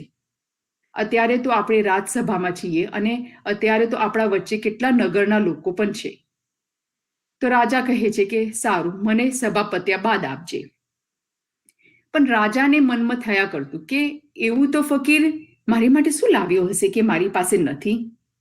તો સભા પત્યા બાદ રાજા યાત્રીને કહે છે કે હવે ચલ આપણે એકાંતમાં જઈએ. તો બંને મિત્રો એકાંતમાં જાય છે. એકાંતમાં જઈને ફકીર એના ઝોલામાંથી એક નાનો દર્પણ અરીસો કાઢે છે અને કહે છે જો રાજા, હું તારી માટે આ દર્પણ લાવ્યો. તો રાજાને થયું કે આ તો કઈ પ્રેઝન્ટ કહેવાય. તે તો કહ્યું હતું કે એકદમ કિંમતી પ્રેઝન્ટ છે જે મારી પાસે ના હોય એવું તું લાવ્યો છું. મારી પાસે તો કેટલા બધા દર્પણ છે. તો ફકીર કહે છે તું જો રાજા, અત્યારે તારે તારું મુખ જોવું હોય તો તને એમને દેખાય છે? તો રાજા કહે છે કે ના, નથી દેખાતું. દર્પણ વગર મૂળું ના દેખાય આપણું. પછી ફકીર એને દર્પણ આપે છે અને કહે છે હવે તું દર્પણમાં જો, તને તારો ચહેરો દેખાય છે? તને તારા ચહેરા પર કઈ બાજુ ડાઘો છે કે તારું મોઢું કઈ બાજુ ગંદુ છે અને કઈ બાજુ સાફ કરવાનું છે એ તને દેખાય છે? તો રાજા કહે છે હા, દેખાય છે. તો ફકીર કહે છે કે એવી જ રીતે હું આ દર્પણ તારી માટે લાવ્યો કે તું રાજા છું અને તું આ રાજ્યોમાં રાજ કરે છે. આ રાજ્યના દરેક માણસ ઉપર તારી નજર રાખવાની છે, પણ આ બધા ઉપર તારે કેવી નજર રાખવાની છે કે એ બધા ઉપર તેમનો દોષ નહીં જોતા, પણ આ દર્પણના જેમ તારા પોતાના દોષ જોવાના છે. આપણે જ્યારે પણ મિરરમાં જોઈએ ત્યારે આપણને ખબર પડે કે આપણા મોઢા પર કયા કયા બાજુ ડાઘા પડેલા છે અને કઈ આગળ મોઢું સાફ કરવાનું છે. એવી જ રીતે આપણા અંદર દુર્ગુણો ભરેલા છે અને આપણે આપણી દ્રષ્ટિ નિર્મળ કરવી હોય તો બીજાના દુર્ગુણો નહીં, પણ આપણા દુર્ગુણો જોવાના છે. આપણે આપણા દોષોને જોવા પડશે. તો ફકીર રાજાને કહે છે કે તું આ દર્પણ જેવું તારું જીવન જીવજે. તું તારા દોષો જોજે. તું પ્રજાના દોષો ના જોતો કે પ્રજા આવું કર્યું કે એ આમ નથી કર્યું, પણ પહેલા તું તારા દોષને નિર્મળ કરીશ તો તું તારા પ્રજાને નિર્મળ દ્રષ્ટિથી જોઈ શકીશ. અને એવું થશે ત્યારે તું આ પ્રજા ઉપર અન્યાય કર્યા વિના તારા રાજ્યને સારી રીતે ચલાવી શકીશ. પણ એના પહેલા તને તારા દોષો કાઢવા પડશે. તો એવી જ રીતે અહીંયા આપણને પણ પહેલા આપણા દોષો જોવા પડશે. જ્યાં સુધી આપણે બીજાના દોષોને જોજો કરીશું ત્યાં સુધી આપણી દ્રષ્ટિ નિર્મળ નથી થવાની. જેવી રીતે આપણે મિરરમાં જોઈને આપણે ફેસને ફિક્સ કરીએ છીએ એવી જ રીતે આપણે પણ આપણી અંદર બધા દોષો જોવાના છે અને એ દોષોને ફિક્સ કરવાના છે. આપણે હંમેશા યાદ રાખવાનું કે આપણે કઈ પણ વસ્તુ ગ્રહણ કરીએ એ જ આપણો વ્યવહાર થઈ જાય છે. જેમ આપણે કહીએ છીએ ને કે અન્ન જેવો ઓળકાળ, જેમ આપણે ગાર્લિક ખાધું હોય તો આપણને ગાર્લિકનો ઓળકાળ આવે અને મુખવાસ ખાધું હોય તો મુખવાસનો ઓળકાળ આવે. એવી જ રીતે જ્યારે આપણે બીજાના દુર્ગુણો જોઈએ છીએ અને એની વાતો કરીએ છીએ ત્યારે આપણા અંદર બી એવી જ વસ્તુનો કલેક્શન થાય છે કે આ માણસ આવો છે કે એને આવું કર્યું વગેરે વગેરે. અને એ બધી વસ્તુમાં જ આપણે રચ્યા પચ્યા રહીએ છીએ. જ્યાં સુધી આપણે એ બધામાં રચ્યા પચ્યા રહેશું ત્યાં સુધી આપણું હૃદય શુદ્ધ નહીં થાય. અને જ્યાં સુધી આપણે હૃદયથી શુદ્ધ નથી બનતા, જ્યાં સુધી આપણામાં અવગુણો ભરેલા હોય ત્યાં સુધી આપણી દ્રષ્ટિ નિર્મળ નથી બનતી. અને જ્યાં સુધી આપણી દ્રષ્ટિ નિર્મળ નથી બનતી ત્યાં સુધી આપણને આ વિશ્વમાં જે સર્જનહારનો પ્રકાશ ફેલાયેલો છે એ આપણને નથી દેખાતો. તો આ દ્રષ્ટિ નિર્મળ બનાવવા માટે આપણને પોતાના સેલ્ફની અંદર ભરેલા દુર્ગુણોનું નિરીક્ષણ કરવું પડે. આપણે સેલ્ફને એક્ઝામિનેશન કરવું જોઈએ કે કયા કયા દુર્ગુણો આપણામાં ભરેલા છે. તો જ આપણે એ દુર્ગુણને કાઢતા નિર્મળ દ્રષ્ટિ પામી શકીશું. એક નાનામાં નાનો દુર્ગુણ આપણામાં હોય તોય પણ આપણી દ્રષ્ટિ નિર્મળ નથી બનતી. અને આ વાતને સમજવા માટે આપણે એક બનેલી હકીકતનું ઉદાહરણ લઈએ. સૌપ્રથમ જ્યારે વિમાનોની શોધ થઈ ત્યારે જુદા જુદા અનેક પ્રયોગ કરવામાં આવ્યા હતા અને આ પ્રયોગોના દ્વારા વિમાન સેફલી આકાશમાં ઉડી શકે તેના માટે સૌથી શ્રેષ્ઠ વસ્તુનો ઉપયોગ કરવામાં આવ્યો કે જેથીને વિમાનો એક જગ્યાથી બીજા જગ્યાએ હજારો માઇલ સુધી જઈ શકે. અને આ પ્રયોગ સફળ થતા વિમાનો હજારો માઇલ સુરક્ષિત રીતે ઉડી શક્યા. પણ એક વખતે 1954ની સાલમાં કોઈ કારણસર બે વિમાનો જ્યારે હવામાં ઉડતા હતા ત્યારે એ બે વિમાનો વચ્ચેથીને ફાટીને તૂટી ગયા. એ બંને નીચે પડી ગયા અને કોઈ પણ માણસ એમાંથીને બચ્યું નહીં. આવું ભયંકર એક્સિડન્ટ બન્યો કે જેમાં કોઈ પણ માણસ ના બચ્યું. એટલે એનું એક ઇન્વેસ્ટિગેશન કરવામાં આવ્યું કે આવું તો શું થયું કે આ વિમાનો વચ્ચેથીને તૂટીને પડી ગયા. તો એ ઇન્વેસ્ટિગેશન દરમિયાન જોયું કે કોઈ વાતાવરણનો પ્રોબ્લેમ નહોતો, કોઈ વેધરનો પ્રોબ્લેમ નહોતો, કોઈ પાયલટનો પ્રોબ્લેમ નહોતો, કોઈ યંત્રનો પ્રોબ્લેમ નહોતો, બધું જ બરાબર હતું. તો પ્રોબ્લેમ શું હતો કે આવી જ રીતે પ્લેન ફાટીને પડી ગયા અને આટલા બધા નિર્દોષ માણસ મરી ગયા. જ્યારે બારીકાઈથી નિરીક્ષણ કરવામાં આવ્યું ત્યારે ખબર પડી કે બંને વિમાનમાં એક નાની તાડ મળી આવી, નાનો હોલ મળી આવ્યો. આ નાના હોલના કારણે જે એર પ્રેશર, હવાનું દબાણથીને જે પ્લેન ઉડે છે એ મેન્ટેન ના રહ્યું, એ ના જળવી રહ્યું. અને એ એર પ્રેશરના ઘટાડના કારણે એ બંને પ્લેન ફાટીને પડી ગયા. તો જ્યારે બારીકાઈથી નિરીક્ષણ કરવામાં આવ્યું ત્યારે જ ખબર પડી કે પ્લેન કેવી રીતે ફાટીને પડ્યું. તો એવી જ રીતે આપણા જીવનમાં પણ આપણી પડતી થતી હોય છે. જેમ એ વિમાનમાં એકદમ નાની ટાળ હતી જેના કારણે વિમાનમાં હવાનું દબાણ ઓછું થયું અને જેના કારણે એ ફાટીને પડી ગયું. એવી જ રીતે આપણામાં બી નાના અનેક ટાળ પડેલા છે અને નાનામાં નાનું એક ટાળરૂપી દુર્ગુણ આપણામાં હોય એના કારણે બી આપણે આપણા સર્જનહાર સુધી પહોંચી નથી શકતા. આપણે ઉડીએ તો છીએ આપણા સર્જનહાર સુધી પહોંચવા, જેમ પેલું પ્લેન એના ડેસ્ટિનેશનમાં જવા માટે ઉડી તો ગયું. પણ આ નાના ટાળરૂપી દુર્ગુણના કારણે આપણે બી પાછા આ જન્મ અને મરણના ચક્રમાં પાછા પડી જઈએ છીએ. જેમ કે પેલું પ્લેન ડેસ્ટિનેશનના પહોંચતા પહેલા જ નાના હોલના કારણના લીધે એ પડી જાય છે. તો જેમ એ પ્લેન ક્રેશનું નિરીક્ષણ કરવામાં આવ્યું હતું, આપણે બી આપણા અંદર ઝાંકીને નિરીક્ષણ કરવું પડે કે કયા કયા ટાળરૂપી દુર્ગુણ આપણામાં પડેલા છે, જેના કારણે આપણે નિર્મળ અંદરથી બની નથી શકતા, જેના કારણે આપણી દ્રષ્ટિ નિર્મળ નથી અને જેના કારણે આપણું પ્લેન રૂપી અંશ સર્જનહાર સુધી નથી પહોંચતું. બારીકાઈથી નિરીક્ષણ કર્યા બાદ આપણે એ ટાળરૂપી દુર્ગુણને ફિક્સ કરવા પડે અને જ્યારે આપણે એમ કરશું ત્યારે આપણને બ્રહ્મનો પ્રકાશ આખા સૃષ્ટિમાં ફેલાયેલો એ દેખાશે. પણ એ પહેલા આપણે અંદરથી બધો મળ કાઢવો પડે, પછી જ આપણને બધું જ ક્લિયરલી દેખાશે. ફોર એક્ઝામ્પલ, આપણે કોઈ પણ દિવાલ ઉપર એક પિક્ચર ડ્રો કરવો હોય તો આપણે એ દિવાલને પહેલા સાફ કરવી પડે, રાઈટ? જો ગંદી દિવાલ ઉપર ચિત્ર દોરશું તો આપણને એ પિક્ચર એટલું સરસ અને ચોખ્ખું નહીં દેખાય. તો પહેલામાં પહેલું એ દિવાલને સાફ કરવું પડશે. એવી જ રીતે આપણી દ્રષ્ટિ નિર્મળ કરવા માટે જેવી રીતે દિવાલને સાફ કરવી પડે, એવી રીતે આપણે આપણા અંદર ભરેલા દુર્ગુણોને સાફ કરવા પડે. આ એક્ઝામ્પલને સમજવા માટે આપણે એક સ્ટોરી જોઈએ. એક રાજા હોય છે. એ એના ફ્રેન્ડના ત્યાં એને મળવા જાય છે. એના મિત્રના ત્યાં એક પિક્ચર્સનો હોલ હોય છે. એ હોલની અંદર બધા જુદા જુદા જાતના બહુ જ સુંદર ચિત્ર ડ્રો કરેલા હોય છે. આ જોઈને રાજા ખુશ થઈ જાય છે. રાજાને અંદરથી થાય છે કે હું પણ મારા રાજમહેલમાં આવું ચિત્રનું એક હોલ બનાવું. રાજા એના રાજમહેલમાં જઈને એક રૂમ તૈયાર કરાવે છે ચિત્ર ડ્રો કરવા માટે. એ રૂમમાં મોટો હોલ બનાવડાવે છે કે જેના 2 દિવાલ હોય છે.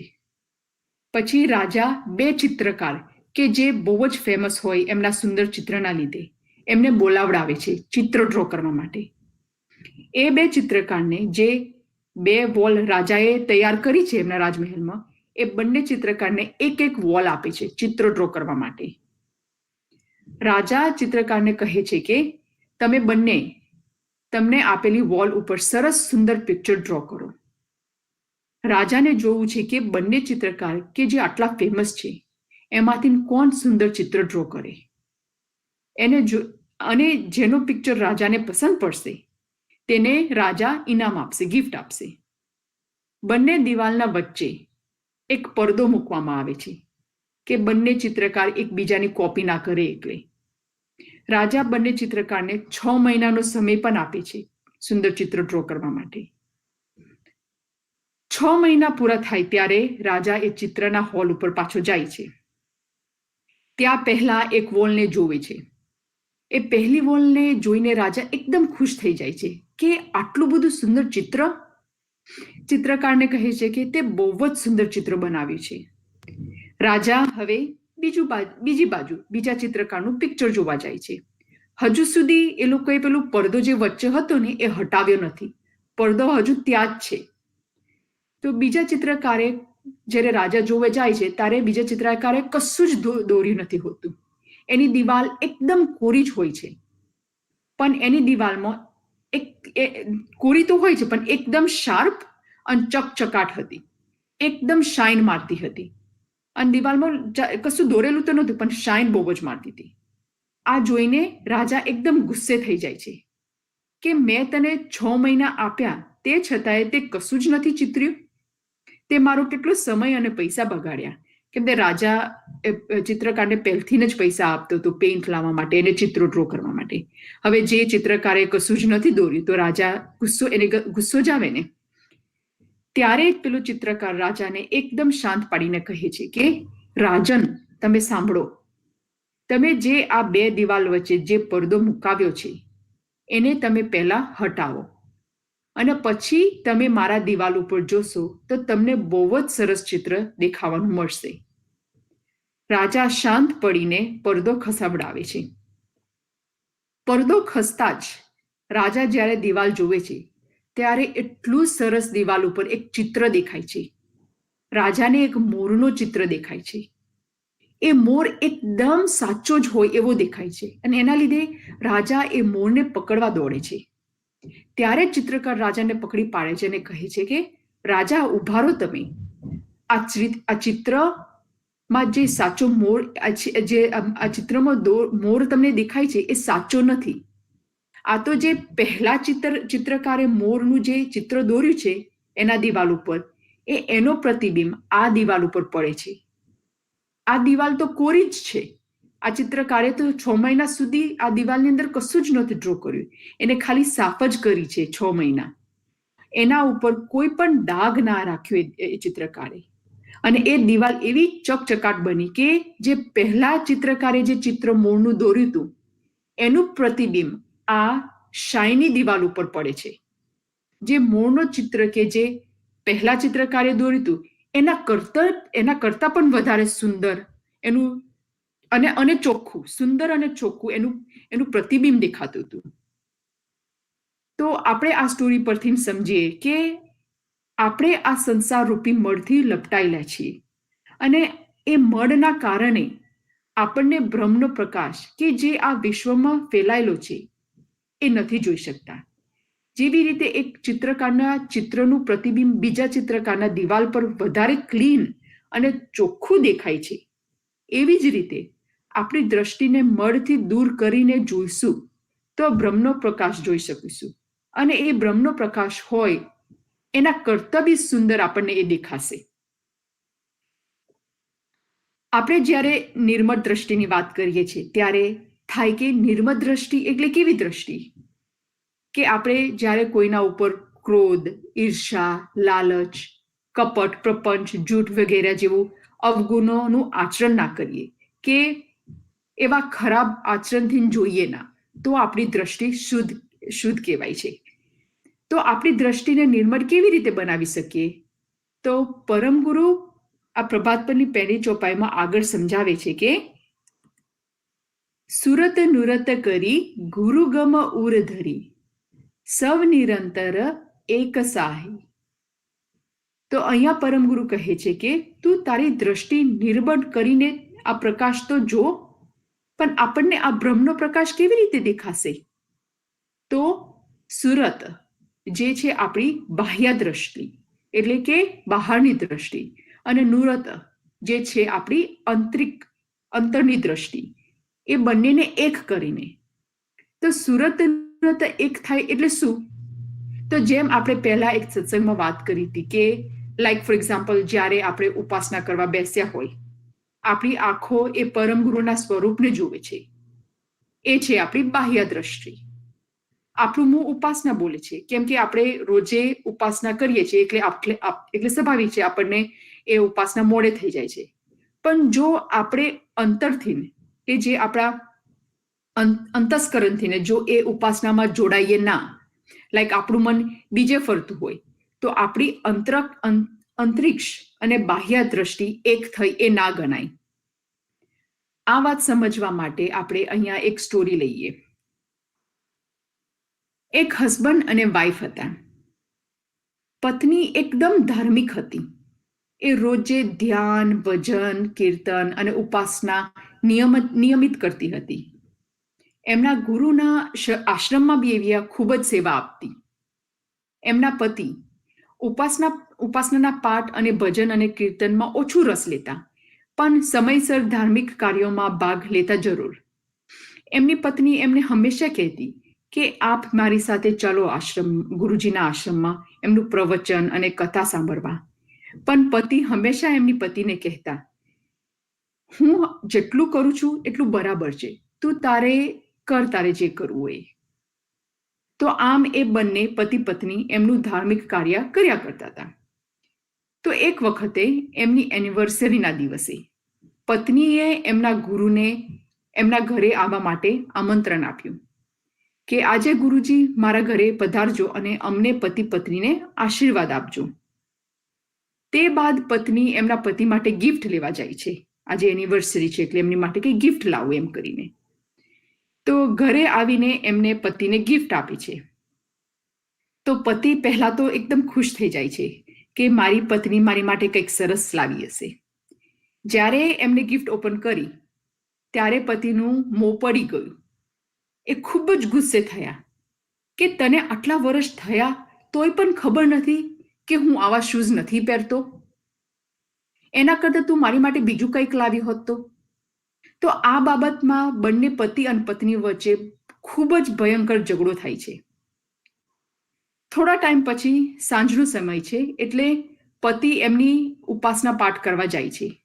પત્ની કહે છે કે મારે હમણાં નથી કરવું, હું શાંત પડીશ ત્યારે કરીશ. એ જ દરમિયાનમાં ડોરનો બેલ વાગે છે.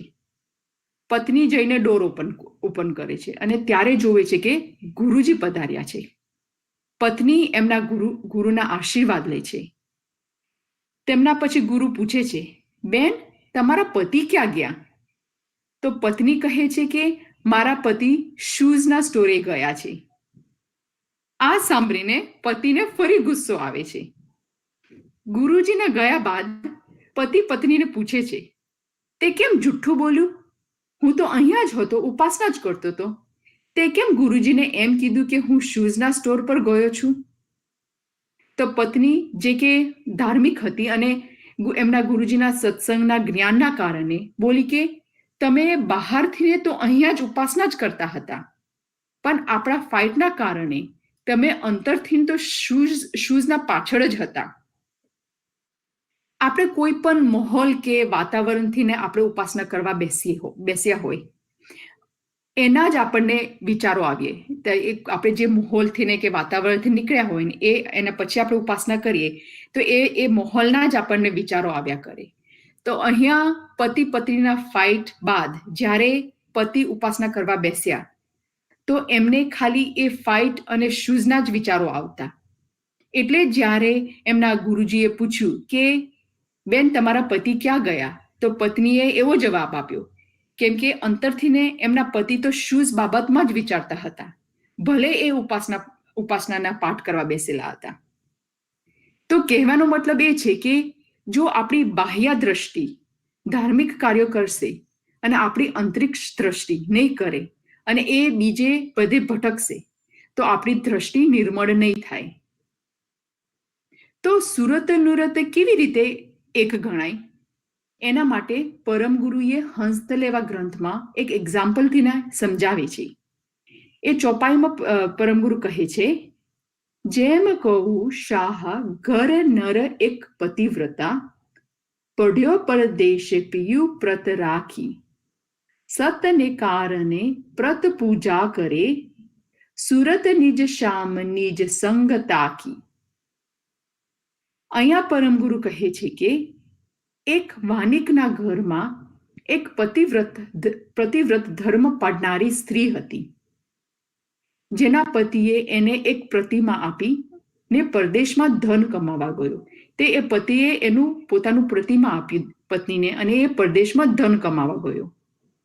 આ પતિવ્રતા પત્નીનો નિયમ હતો કે પોતાના પતિની રોજે પૂજા કરવી.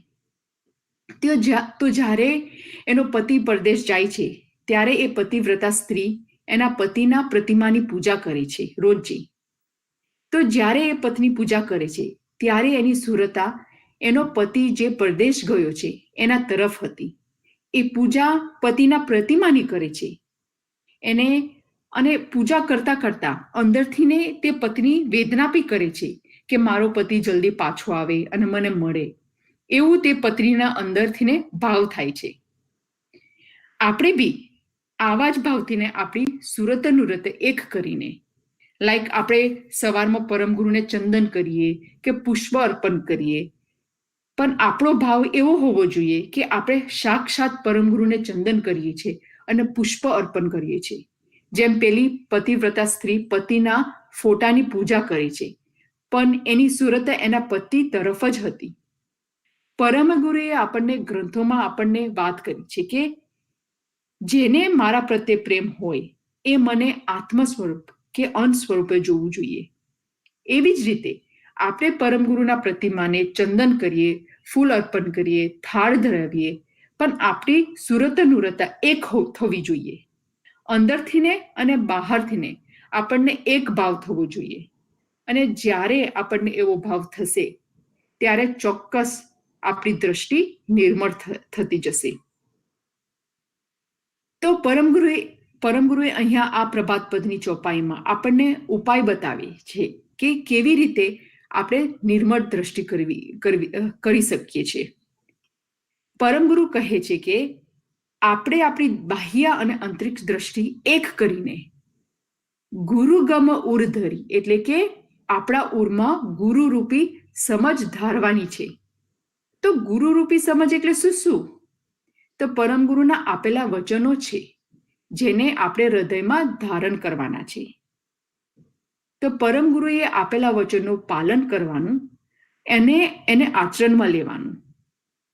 આપણે જેટલી પણ ભક્તિ કરીએ, સત્સંગ કરીએ, સેવા પૂજા કરીએ, પણ આપણે જો પરમ ગુરુના આપેલા વચનોનું પાલન નહીં કરીએ, એને આપણી લાઈફમાં ઇમ્પ્લિમેન્ટ નહીં કરીએ, તો આપણી દ્રષ્ટિ નિર્મળ નથી થતી.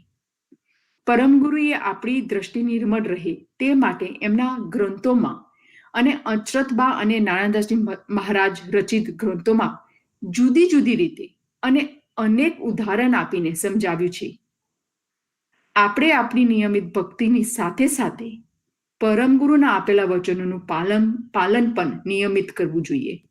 અને જ્યારે આપણે પરમ ગુરુના આપેલા વચનોનું હર પલ પાલન કરીએ છીએ, ત્યારે આપણે જેમ આપણા કિચનમાં, આપણા વાસણમાં જ્યારે કાટ પડ્યો હોય અને એ વાસણ આપણે રોજને રોજ ઘસીએ છીએ અને એક દિવસ એવો આવે કે એ વાસણ પરનો બધો જ કાટ દૂર થઈ જાય અને વાસણ ચકચકાટ થઈ જાય. એવી જ રીતે આપણે પરમ ગુરુના આપેલા વચનોનું આચરણ હર પલ કરશું તો એક વખતે એવો સમય આવશે કે આપણા હૃદયમાંથી બધા જ દુર્ગુણોના આવરણો ખસી જશે અને આપણી દ્રષ્ટિ નિર્મળ થઈ જશે. અને એટલું જ નહીં, પણ આપણે જેમ કે તાંબાના લોટાને રોજને રોજ ઘસ્યા કરીએ છીએ કે જેથીને તાંબાના લોટા ઉપર કોઈ ડાઘા ના પડે, એવી જ રીતે આપણે પણ પરમ ગુરુના વચનોનું પાલન હર પલ કર્યા કરીએ કે જેથીને કોઈ અવગુણના આવરણો આપણા મન ઉપર ના ચડે. આપણે પરમ ગુરુના આપેલા બધા જ વચનો એક સાથે તો આચરણ નથી કરી શકતા, રાઈટ? પણ જો આપણે એક કરતા પરમ ગુરુના વચનોનો અભ્યાસ અને પાલન કરવા લાગશું તો ચોક્કસ આપણને એનું પરિણામ દેખાશે. પણ યાદ રાખવાનું કે એક વચન પકડીને બીજું વચન નહીં છોડવાનું, એ પણ પકડી રાખવાનું. જેમ કે આપણે પરમ ગુરુના વચન પ્રમાણે કહીએ કે ચલો આજથી હું જૂઠું નહીં બોલું, પછી થોડા સમય પછી એક બીજું પરમ ગુરુનું વચન આપણે પાલન કરીએ કે હું કપટ નહીં કરું કોઈના સાથે. પણ જો આપણે કપટ કરવાનું બંધ કરશું અને જૂઠું બોલવાનું ફરીથી ચાલુ કરશું તો આપણું હૃદય નિર્મળ નહીં થઈ શકે. જેમ કે આપણે પહેલા એક સત્સંગમાં વાત કરી હતી કે એક લેમ્પ હોય અને જ્યારે આપણે એ લેમ્પ ઉપર 10-12 બ્લેન્કેટ મૂકીએ અને લેમ્પ ચાલુ કરીએ તો આપણને એ લેમ્પનો પ્રકાશ નહીં દેખાય, રાઈટ? પણ જો આપણે એક કરીને એ લેમ્પ ઉપરથી બ્લેન્કેટ કાઢશું તો આપણને ધીમે ધીમે એ લેમ્પનો પ્રકાશ દેખાવા મળશે. પણ જો આપણે એક બ્લેન્કેટ કાઢ્યા પછી બીજું બ્લેન્કેટ એના ઉપર મૂકશું તો એ લેમ્પનો પ્રકાશ ક્યારેય નહીં દેખાય આપણને અને આપણી મહેનત પણ પાણીમાં જાય છે પ્રકાશ જોવાની. એવી જ રીતે જો આપણે આપણા દુર્ગુણોનો એક આવરણ આપણામાંથી કાઢીએ તો આપણી દ્રષ્ટિ ધીમે ધીમે નિર્મળ થતી જશે. પણ જો એક પરમ ગુરુનું વચનનું પાલન કર્યા પછી બીજા વચનોનું પાલન ના કરીએ તો આપણી દ્રષ્ટિ નિર્મળ નહીં થાય. તો આપણે રાત દિવસ પ્રભુમાં લીન થઈને પ્રભુની ભક્તિ કરીને પરમ ગુરુના આપેલા વચનોને આપણી લાઈફમાં ઇમ્પ્લિમેન્ટ કરીને આપણી દ્રષ્ટિ નિર્મળ બનાવવી જોઈએ. આપણું આ આયુષ જેટલા પણ વર્ષનું હોય એ આપણે સમય બગાડ્યા વગર આપણે આપણી દ્રષ્ટિને પરમ ગુરુમાં લીન બનાવવામાં કાઢીએ, જેથી આપણી દ્રષ્ટિ નિર્મળ થશે. અને ત્યારે પરમ ગુરુ કહે છે સવ નિરંતર એક સાઈ, કે આખા વિશ્વના સર્જનહાર માત્ર એક જ છે અને તેમનો બ્રહ્મરૂપી પ્રકાશ આ વિશ્વમાં વ્યાપક છે, સર્વત્ર ફેલાયેલો છે, એ આપણે જોઈ શકીશું. પરમ ગુરુના જ્ઞાનથીને સુરતા નુરતા દ્રષ્ટિની એકતા કરીને જોતા સમજાશે કે આ સૃષ્ટિના કરતા એક જ છે અને એક દશ્ય છે. આવી એકત્વ દ્રષ્ટિ સાધીને સર્વવ્યાપક બ્રહ્મરૂપ કરતાના પ્રકાશનો અનુભવ કરી શકીએ. પણ આવી એકત્વ સાધના ગુરુગમથી પ્રાપ્ત સમજને હૃદયમાં ધારણ કરવાથી જ આપણે પામી શકીએ છીએ. બીજી ચોપાઈમાં પરમ ગુરુ કહે છે, વાપીને કૂપ તળાગે નીરે ભર્યા, ચંદ્ર ને સૂરજ તેજ તાહી, બહાર કિલાહર કલોલ ક્રીડા કરે, અચોલ અડોલ આકાશ માહી. તો આ પહેલી ચોપાઈને અનુલક્ષીને આ બીજી ચોપાઈમાં પરમ ગુરુ આપણને વાત કરે છે. અહીંયા પરમ ગુરુ કહે છે કે વાપી એટલે કે વાવ, કૂપ એટલે કે કૂવો, તળાગ એટલે કે તળાવ, નીરે ભર્યા પાણીથી ને ભરેલા છે, ચંદ્ર ને સૂરજ તેજ તાહી એટલે કે ચંદ્ર ને સૂરજ ત્યાં જ છે. ચંદ્ર અને સૂરજ તો ક્યાં છે? એ તો ત્યાં જ છે, ઉપર છે, આકાશ પર છે. પણ તે દેખાય છે ક્યાં આગળ? તો આ બધા વાવ, કૂવો, તળાવ એ બધા વાવ, કૂવો, તળાવમાં દેખાય છે. જ્યારે આ બધામાં પાણી સ્વચ્છ હોય અને એકદમ સ્થિર હોય ત્યારે આપણને ચંદ્ર અને સૂરજનો પ્રતિબિંબ પાણીમાં દેખાય છે. તો જેવી રીતે આપણને પરમ ગુરુએ પહેલા ચોપાઈમાં કહ્યું કે તું તારી નિર્મળ દ્રષ્ટિથી જો કે સારા વિશ્વમાં બ્રહ્મનો પ્રકાશ વ્યાપેલો છે. તો એ સમજવા માટે અહીંયા આ બીજી ચોપાઈમાં પરમ ગુરુ આપણને કહે છે કે વાવ, કૂવો અને તળાવમાં પાણી ભરેલું હોય અને આકાશમાં સૂર્ય અને ચંદ્ર હોય તો તેમનું પ્રતિબિંબ આ પાણીના પાત્રમાં પડે છે. અને પરમ ગુરુ કહે છે કે બહાર કિલાહર કિલોલ ક્રીડા કરે, કે જ્યારે પવન હોય કે પાણી જરી પણ હલે ત્યારે આ સૂર્ય અને ચંદ્રનું પ્રતિબિંબ પવન અને પાણીના સંબંધે હલતા ડોલતા દેખાય છે. પણ પરમ ગુરુ કહે છે કે આચલ અડોલ આકાશ માહી, કે ખરેખર સૂર્ય અને ચંદ્ર તો આકાશમાં જ છે, અચલ જ છે અને સ્થિર જ છે. તો એવી જ રીતે જેમ આ બધા પાણીના પાત્ર છે એમ આપણે બધા પાત્રો છીએ, જુદા જુદા ગાંઠમાં. લાઈક કોઈને પ્રાણીનું ગાંઠ મળ્યું છે, કોઈને માનવનો ગાંઠ મળ્યો છે, કે કોઈને ઝાડનો ગાંઠ મળ્યો છે. અને દરેક ગાંઠની અંદર સર્વત્ર વ્યાપક સચરેલો સર્જનહાર વિશ્વ નિયંતાનો પ્રકાશ છે, બ્રહ્મનો પ્રકાશ છે, બીજું કાંઈ જ નથી. જે હરતું ફરતું દેખાય છે એ કશું નથી, એ છે આ અંશ છે જે સકર્તા સર્જનહારની સજાતિનો છે. જ્યારે સકર્તા સર્જનહાર તો સ્થિર એમના કૈવલ ધામમાં જ છે. પરમગુરુ હંસ લેવા ગ્રંથમાં આ વાતને આવી રીતે સમજાવે છે, રાખ વિશ્વાસ પરકાશ સર્વ તુજ મેં, બુજ મેં ભાસ્કર જોને ભલી, કૈવલ અંશ નિજ વંશ તન તાહેરુ, જાહેરુ જગ જાગે લે નિહાલી. પરમગુરુ કહે છે કે હે અંશ, તું ચોક્કસ વિશ્વાસ રાખ કે સર્વ પ્રકારનો પ્રકાશ તારામાં જ રહેલો છે. તેને તું તારા હાથમાં જ્ઞાનરૂપી દર્પણ લઈને નિહાળી જો, તો તારું ચૈતન અંશરૂપ શરીર નિજ સકર્તા કૈવલની વંશનું છે તે તને સમજાશે. જેનો પ્રકાશ વિશ્વના પંચભૌતિક જળ ગાંઠોમાં જાહેર જગમગી રહ્યો છે. જેવી રીતે સૂર્ય અને ચંદ્ર ઉપર આકાશમાં છે પણ એના પ્રતિબિંબ પાણીમાં દેખાય છે, એવી જ રીતે સર્જનહાર પોતાના ધામમાં જ છે પણ આપણા દરેકની અંદર એમનો પ્રકાશ પ્રકાશી રહ્યો છે. તો એ પ્રકાશ આપણને ક્યારે દેખાશે? તો જ્યારે આપણે જ્ઞાનરૂપી દર્પણ લઈએ ત્યારે. તો આપણી પાસે જ્ઞાનરૂપી દર્પણ આપણા પરમગુરુના આપેલા વચનો છે, જે આપણે સતત ચિંતન અને સ્મરણ કરવાનું છે. અને જ્યારે આપણે પરમગુરુના આપેલા વચનનું સતત ચિંતન અને સ્મરણ કરશું, સુરત અનુરત એક કરીને, તો ચોક્કસ આપણને સર્જનહારનો પ્રકાશ આખા વિશ્વમાં ફેલાયેલો છે એ દેખાશે.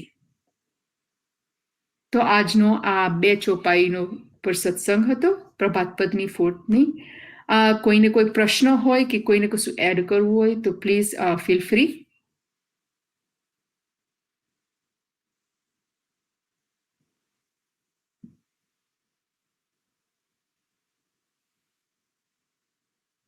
તો આપણે જય વિધિ બોલાવીએ. આદ્ય સકૃત સ્વરાજ ગણેશ કેવલ કરતા કી જય. શ્રી કૃષ્ણ સ્વામી મહારાજ કી જય. પરમ ગુરુ શ્રીમદ કરુણાસાગર મહારાજ કી જય. દ્વિતીય કુરાચાર્ય શ્રી નારાયણદાસજી મહારાજ કી જય. તૃતીય કુરાચાર્ય શ્રી બળદેવદાસજી મહારાજ કી જય. ચતુર્થ કુરાચાર્ય શ્રી ભગવાનદાસજી મહારાજ કી જય. પંચમ કુરાચાર્ય શ્રી પ્રયાગદાસજી મહારાજ કી જય. ષષ્ટમ કુરાચાર્ય શ્રી શીતલદાસજી મહારાજ કી જય. સપ્તમ કુરાચાર્ય શ્રી અવિચલદાસજી મહારાજ કી જય. શ્રી સબ સંતન કી જય. શ્રી સબદેવન કી જય. શ્રી જ્ઞાન સંપ્રદાય કી જય. શ્રી ગુરુગાદી સારસાપુરી કી જય. શ્રી કૈવલ ધામ કી જય. સત્સંગ પૂર્ણાવતિકા સત કૈવલ સાહેબ, સત કૈવલ સાહેબ, સત કૈવલ સાહેબ. આપણે વિદાય લઈએ એના પહેલા આપણે આ આવતી અઠવાડિયાની સૂચનાઓ જોઈ લઈએ. અધિક માસ હજુ ચાલુ જ છે અને પ્રગટ જાપ કૈવલ મંત્ર અને અમર મંત્રની કોમ્પિટિશન પણ ચાલુ જ છે. આપણે કોઈ એમાં ભાગ ના લઈએ પણ તોય બી આપણે કૈવલ જાપ એપ ડાઉનલોડ કરીને અમર મંત્ર મારા કેવી રીતે કરવાની એની સાચી રીત શીખવીને ટ્રાય કરવું જોઈએ. તો આજે જ તે એપલ અને ગૂગલ પ્લે સ્ટોરમાંથીને આપણે ફોનમાં ડાઉનલોડ કરો અને એપ ડાઉનલોડ કરવા માટે કોઈ બી યુથ પાસેથી તમે મદદ લઈ શકો છો. બીજું, ગુરુજીની લાઈવ ડેઈલી ગ્રંથ કથા સત્સંગ પણ ચાલુ છે. ત્યારબાદ પણ કોઈ પણ ટાઈમે આપણે ગુરુગાદી સારસાપુરીના યુટ્યુબ પેજ ઉપર આપણે જોવા મળે છે. પછી કૈવલ જ્ઞાન મંદિરની નવરાત્રી અને દિવાળી મહોત્સવની માહિતી આગામી અઠવાડિયામાં આપવામાં આવશે. અત્યારે મંદિર અમુક સમય માટે દર્શન કરવા ઓપન છે. kaival.org ઉપર એની વધારે માહિતી આપણને મળશે. છેલ્લે ફરીથીને એક વખતે 2020 US પ્રેસિડેન્શિયલ ઇલેક્શન માટે કેટલા સ્ટેટ્સમાં અર્લી વોટિંગ અને મેઇલ ઇન વોટિંગ ચાલુ થઈ ગયું છે. મતદાન વિશે વધારે માહિતી માટે તમે vote.org વેબસાઇટ ઉપર જઈ શકો છો. આ વેબસાઇટ ઉપર આપનું વોટર રજિસ્ટ્રેશન પણ ચેક થઈ છે અને મતદાનની રિલેટેડ બીજી માહિતી પણ આપણે મેળવી શકીએ છીએ એમાં જઈને. મતદાન કરવું તે આપણી એક નાગરિક ફરજ છે અને કૈવલ યુથ બધાને બધી જાણકારી મેળવીને મતદાન કરવા માટે પ્રોત્સાહિત કરે છે. અંતે તમારે હાથ ધોવા, માસ્ક પહેરવું અને ડિસ્ટન્સ રાખવું. તો આજની આટલી સૂચનાઓ ધ્યાનમાં રાખવી. સૌને સતકેવલ સાહેબ, સતકેવલ સાહેબ, સતકેવલ સાહેબ.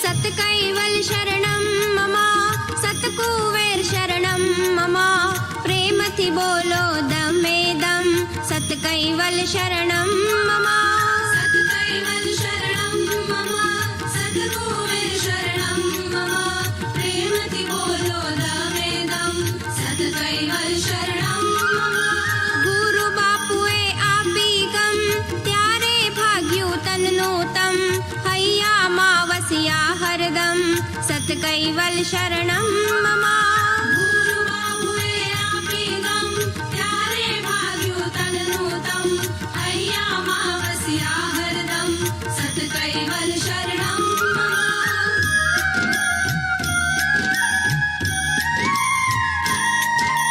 निर्मल मनथी गुरुने नम संतनो करवो समागम सेवकनो छे एज धर्म सत्कैवल शरणं मम निर्मल मनथी गुरुने नम संतन करवो समागम सेवक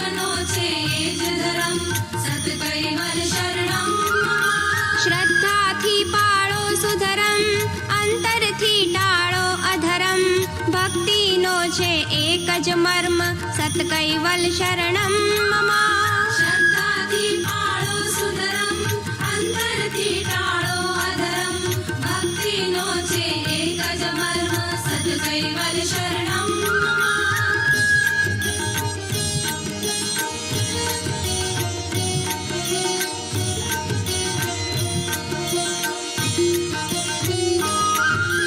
સમજીને રહેવું સમદમ, પરમ પદની પડશે ગમ.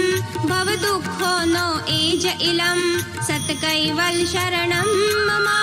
સમજીને રહેવું સમદમ, પરમ પદની પડશે ગમ. ભવ દુઃખોનો એ જ ઇલમ, સત કૈવલ શરણમ મમ. નેતિ નેતિ કરે નિગમ, કૈવલ ભજવા ભરો કદમ.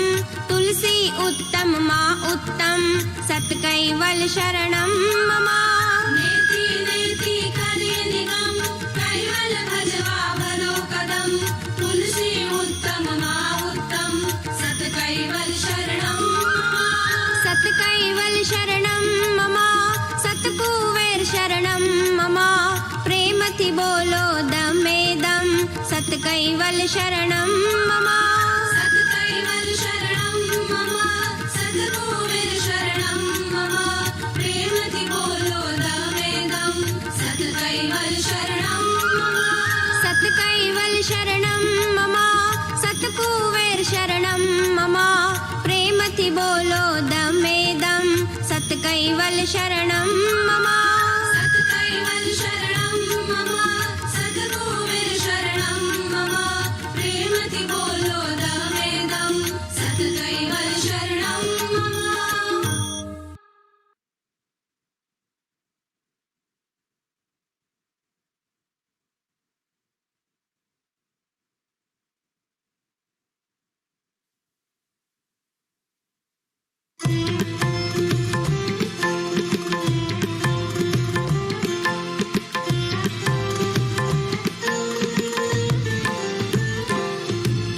कैवल धुन बोलो, सत कैवल धुन बोलो.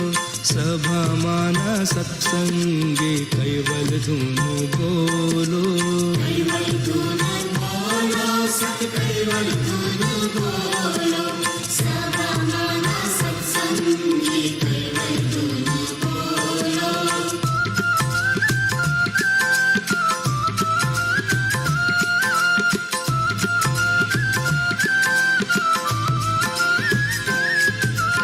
कैवल धुन बोलो, ઊંઘેલા આંખ ખોલો. દગો કર્યા વિના કૈવલ ધુન બોલો. કૈવલ ધુન બોલો, સત કૈવલ ધુન બોલો. સભા માના સત્સંગે કૈવલ ધુન બોલો.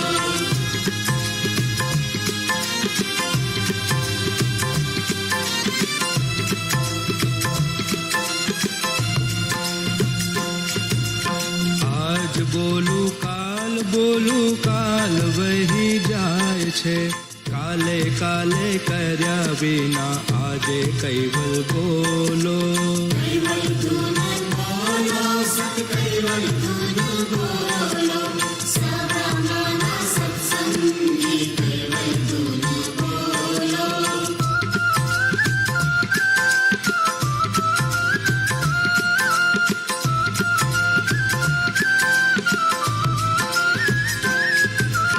માયાના ગોટાળામાં ઘણું મોડું થાય છે. માટે વહેલા વહેલા વાલાની ધૂન બોલો. કૈવલ ધૂન બોલો, સત કૈવલ ધૂન બોલો. સભા માના સત્સંગે કૈવલ ધૂન બોલો.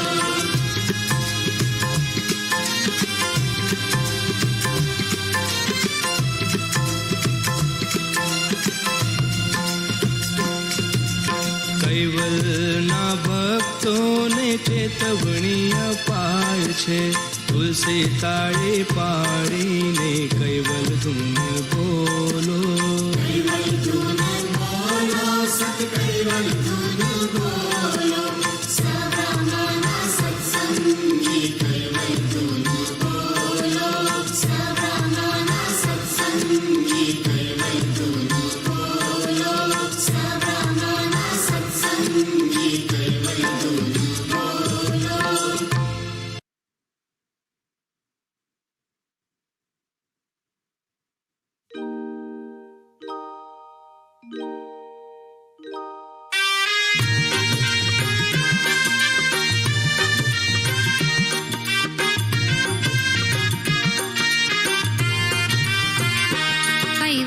करता की जय, कायम पंथ की जय, बोलो कैवल धर्म की जय जय रे, बोलो कैवल धर्म की जय जय रे। कैवल करता की जय, कायम पंथ की जय, बोलो कैवल धर्म की जय जय रे, बोलो कैवल धर्म की जय जय रे। कैवल करता की जय, कायम पंथ की जय।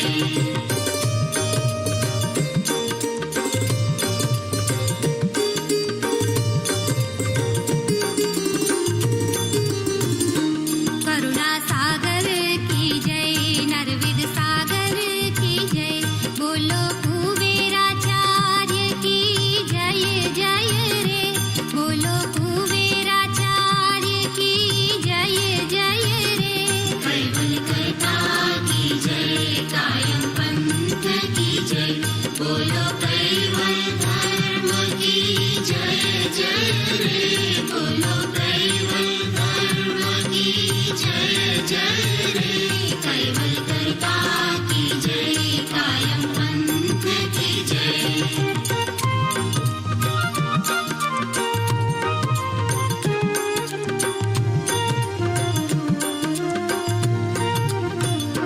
गुरु बापू की जय, भाल तिलक की जय, बोलो सरसापुरी की जय जय रे, बोलो सरसापुरी की जय जय रे। कैवल करता की जय, कायम पंथ की जय, बोलो कैवल धर्म की जय जय रे, बोलो कैवल धर्म की जय जय रे। कैवल करता की जय, कायम पंथ की जय।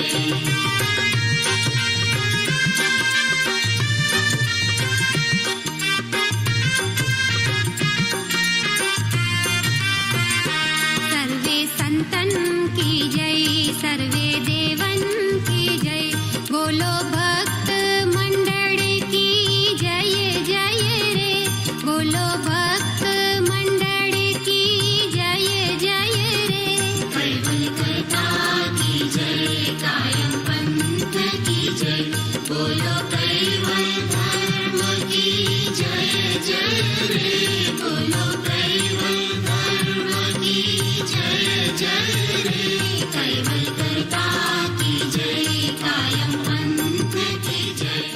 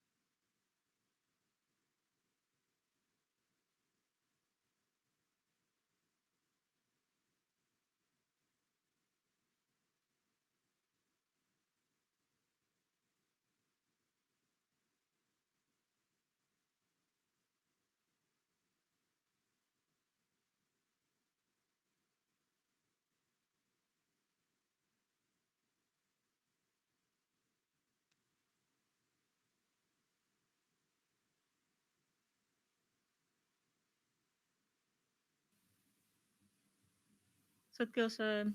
So I think we'll wait a few more minutes for people to join on and then get started.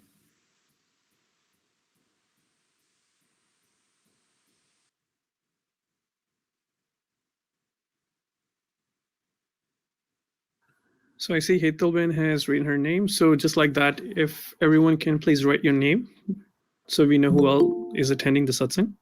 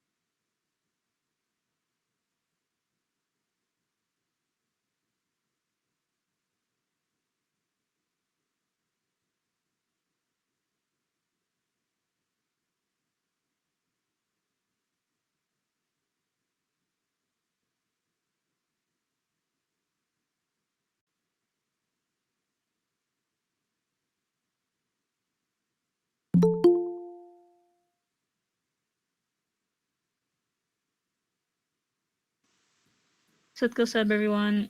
Okay, so I think we'll go ahead and get started now. Start out with Stuti. Kaivalam Chidenam Avinam Mayanam Viganam Laguram Amoham Amastam Niralam Narayanam Aham Nandraneyam Naiti Naneyam Pranayam Parantum Japenam Japayam Kayam Namayayam Manati Magoyam Swayam Tvam Samastu Jahanamudata Deyam Nam Vichandam Vinaya Je Karoti Vivarji Tavastu Vidivai Vedanta Achanti Nachantam Sunati Sunatam Jinatam Anantam Agadam Bahodam Lahe Jai Mahadam Kuberam Priyamma Namami Namastu Shmakana Sagar Maharaj Ki Jai Kaivala Dham Ki Jai Shri Chalashi Maharaj Ki Jai Satkal Sahib.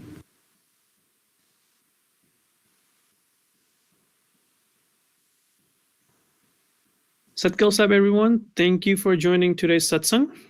So first of all, I would like for those of us who have joined the satsang, can you please write your name in the chat box so we know who all is attending today's satsang. Hetal Didi has already written hers.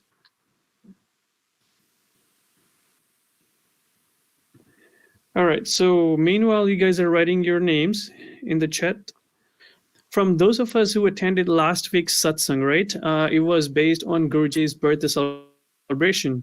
So for those of us who attended, can somebody please explain or briefly tell me what did we do satsang on?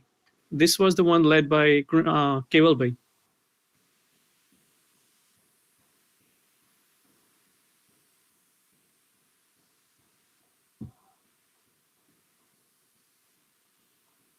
Anybody? It doesn't have to be detailed, just maybe a sentence or two will work.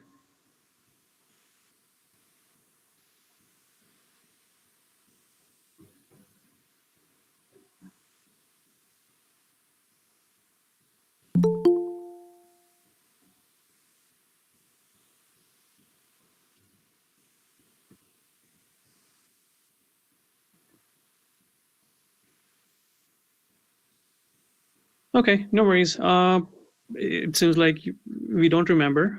So either way, so last week's satsang topic was on Guruji's birthday celebration, right? So Kaival Bhai did a really nice satsang on staying above the influence. So he explained really well how Guruji, our Puja Guruji, stays above all the negative influences that are in the world that we live in, right? So similarly, as Param Guru's Bhaktos, we are lionesses' cubs. We are fierce. We are strong and confident. So we blaze our own path, and we leave above that negative influence, right? So this chopai from Guru Mahima really sums it up what the satsang was about last week, right? So the chopai goes like this: Evo shurvir dage kem dekhi, Shrimat kuver sharan liyo pekhi, dare kem kesari bal karad, bage jut kunjar mahavikarad. So in this chopai from Guru Mahima, verses 134 and 135, right, from Morning Upasana, we are saying that we are Param Guru's warriors. We are his cubs. If Param Guru is the lion and we are his cubs, then why should we be afraid? We are his warrior, right? When we are residing at Param Guru's shelter, then we need not be afraid of any negative influences that we see in our life in this world, right? Whether it be work, school, or in relationships or anything. Yeah, and so for this week's satsang, we want to talk about the power of love, and specifically the power of Param Guru's love, if we love him. So let's start by looking at this line from Mangala Arti, and let's see, what does Param Guru teach us about love? So this line says, Agrabati Vairag Visheshana Prema Pushpa Daryohara Hari. So can anybody does anybody know what this line means, or can anybody tell me what any of the words in this line means?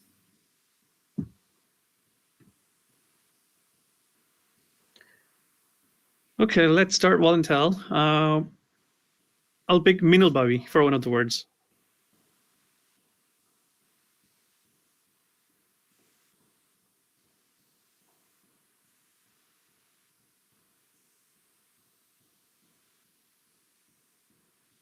Minalbavi, we know you're there.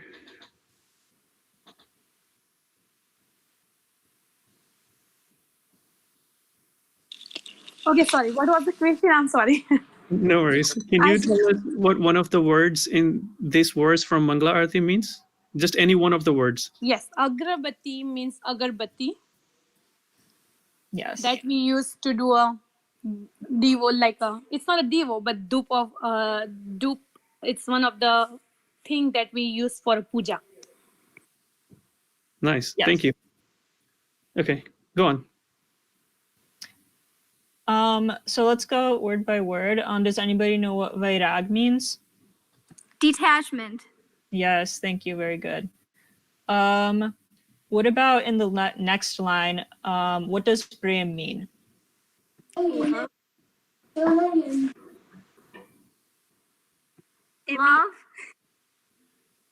It means love. Yes, it means love. And what does pushpa mean? Flowers. Yes, very good.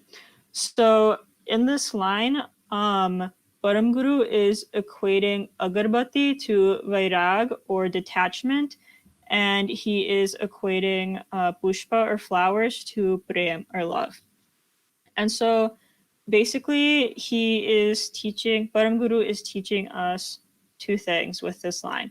So he is saying that vairag is the equivalent to lighting an agarbati.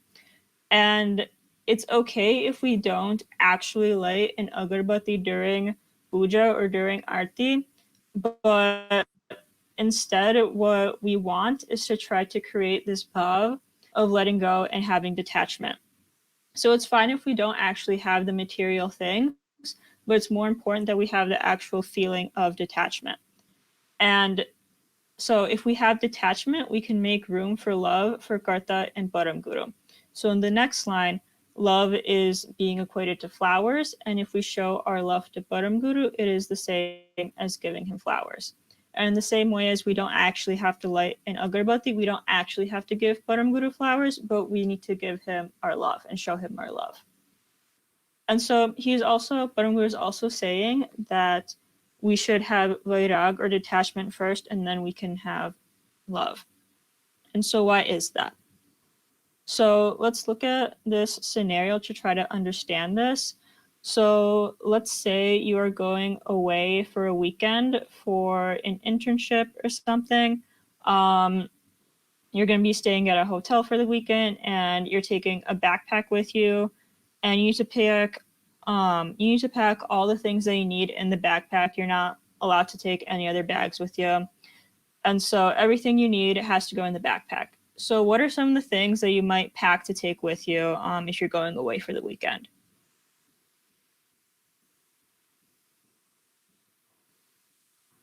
Nintendo Switch. Toiletries? Yes, toiletries, definitely. Bag of popcorn. Popcorn, sure. Toothbrush. Yes, toothbrush, toothpaste. What else? Chargers for your electronics if you're taking more than one.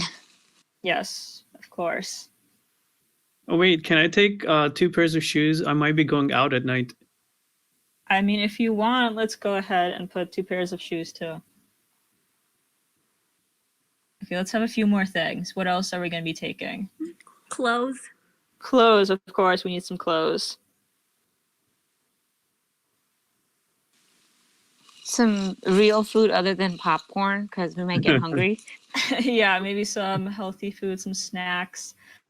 Yeah, so those are all some great things. We definitely need a lot to take with us. But we only have our backpack to pack it all in. So we pack all of these things and we fill up our backpack, and our backpack is completely full. And let's say once you're done packing, you realize that you forgot to pack your laptop. And your laptop is something that you definitely know you're going to need this weekend. It's for your internship, so you know you're going to have to be doing work on your laptop. And like Haley said, you packed your charger, but you forgot your laptop. But now your backpack is full, so what are you going to do? So you'll have to take some of the things out of the bag that maybe you don't need. So maybe you pack some extra shoes. Maybe you don't need 2 pairs of shoes. You can just use one. So you're going to have to take out some of the unnecessary things from your backpack in order to fit the laptop that you really do need for your trip. And so in the same way, if we have too many attachments to things, then we will not have enough room in our hearts for Param Guru. So in order to have love for Param Guru, we must remove some emotions and feelings for temporary things and temporary objects. We basically have to remove the baggage. And if we're too emotionally connected to all of these other things, we won't have the emotional capacity for Param Guru. So just like how if we're packing for this trip, we have to make sure that we make room for what's important first. And we have to make sure that we have room for Param Guru by detaching ourselves from unimportant things.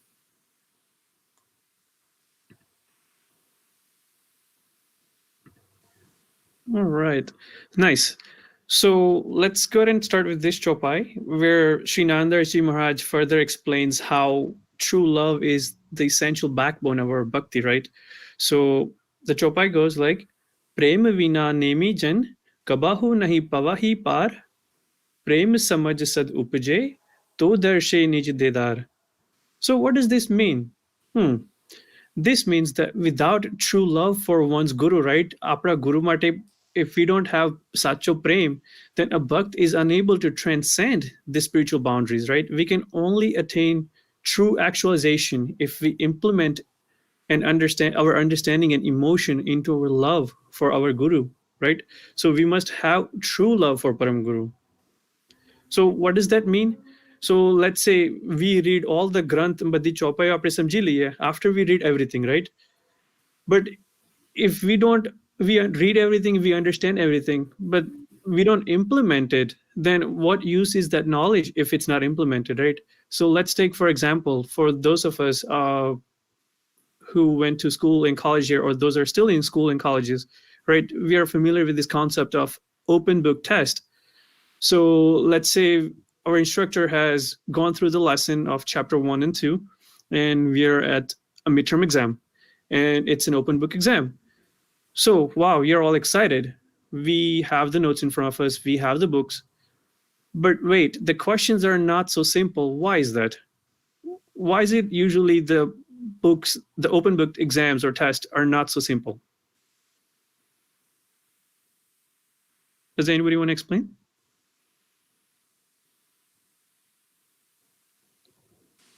So because the instructor just doesn't want you to find like what's in the textbook or what's in your note, but they're hoping to test your understanding, right? So it's okay to reference the material, but they're trying to see, did you understand it? And are you able to imply what you learned and put it to whatever question they're asking? So it's actually an application process of your understanding. And that's why it seems harder than just like going to page 35 and then writing down what the answer is.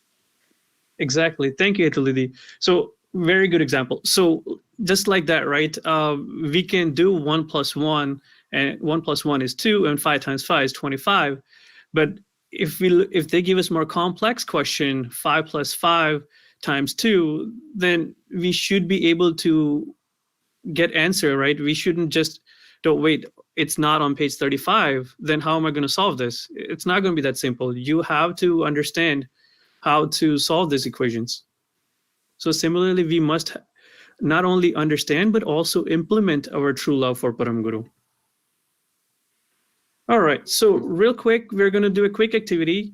So if you're close by, let's take a paper and a pen or a pencil. And on that paper, we're going to make a web diagram, right? We're going to make 6 circles, one of them in the center and then 5 surrounding it, right? So in the center, we can write our own name. For example, I can write Nilay.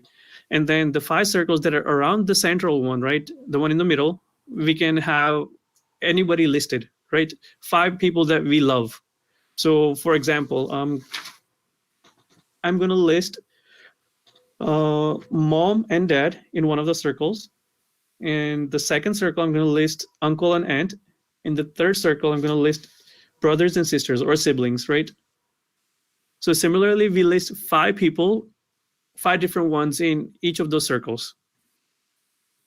And then extending from each of those circles, we have to give maybe a word or a brief sentence of a brief phrase of 1 or 2 words saying, why do we love them, right? What is it about that person that makes us love them?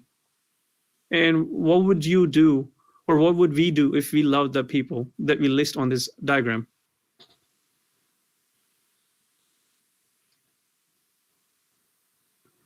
All right, we have 5 minutes. Let's get started.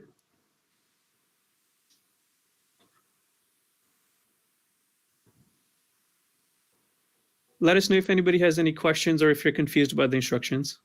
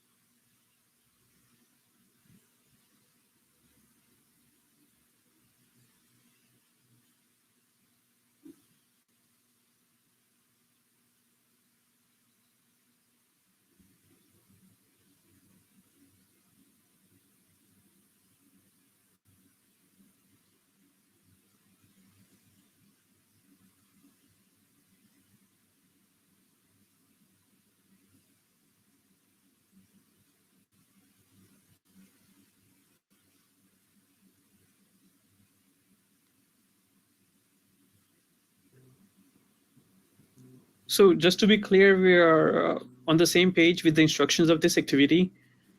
In the center, we're writing our own name, and then we're extending 5 more circles or any other shapes, if you like.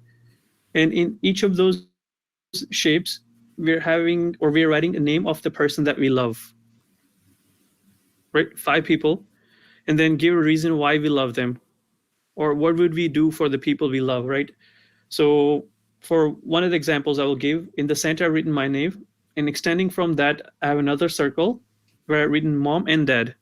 So for my mom and dad, what are some of the things that I would do, right? Why do I love them? I love them because they provide shelter to me. They provide food to me, right?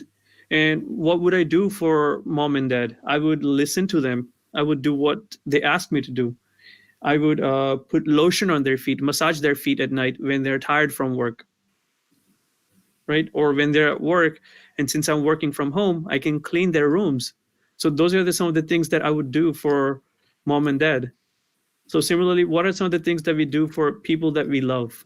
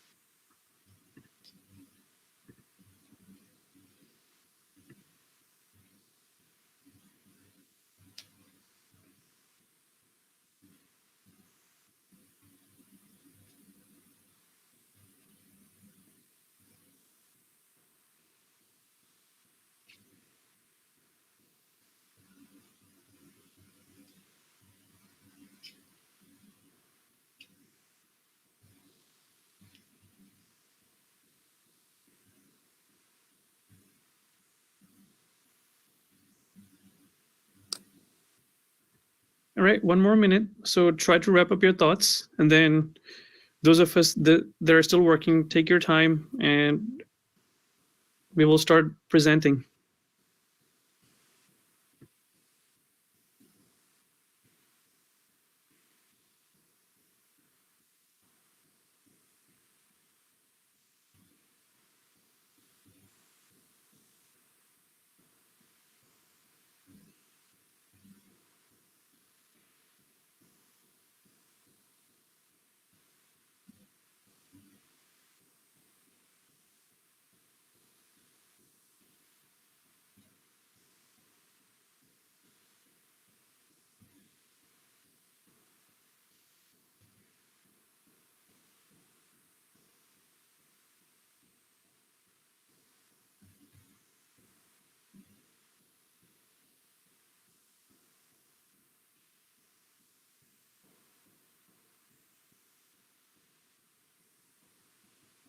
All right, so those of us that are still working on it, try to wrap up your discussions or try to wrap up your thoughts on the paper, and let's just go ahead and start presenting. So does anybody want to share one of the examples that they have?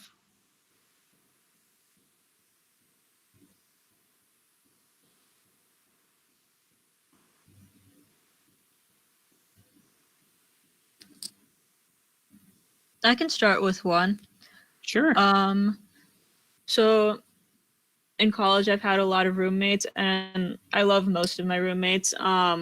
So one thing that I've like there are things that I would do for my roommates because I love them, and that I wouldn't necessarily do for like just anyone. So like last year, one of my roommates, she lost her keys, and so she was locked out of our apartment, and I was out like busy doing other things, but she texted me, told me that she was locked out, and so I went back to our apartment so I could let her in, so she didn't have to just like sit outside of our apartment.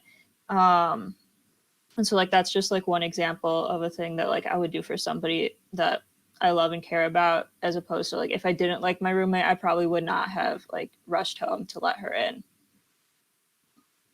Okay. Why do you love your roommate so much? Because we're friends, we have fun together, and she'd also like do the same for me. So okay, that's nice. Anybody else?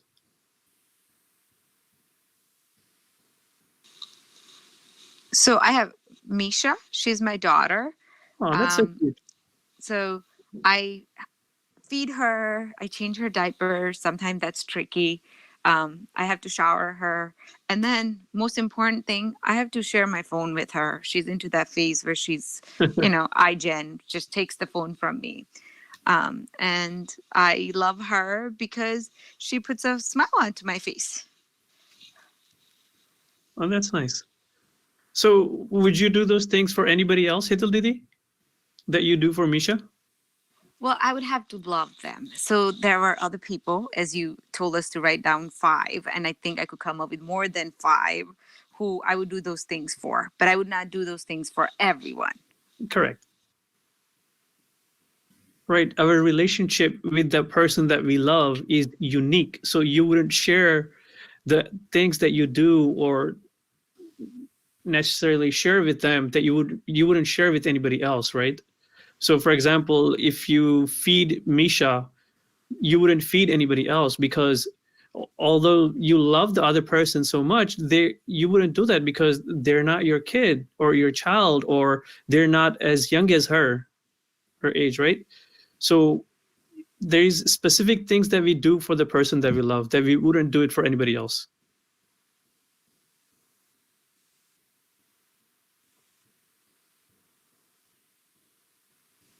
Anybody else?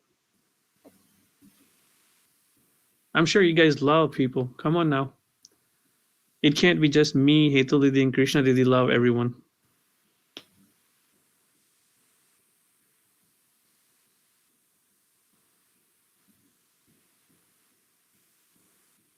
Nupa? Oh, I guess my parents, because they raised me, I guess. So I basically my life is all dedicated to them. I think with like what I would do, I guess it would depend on, I guess, their views and mine.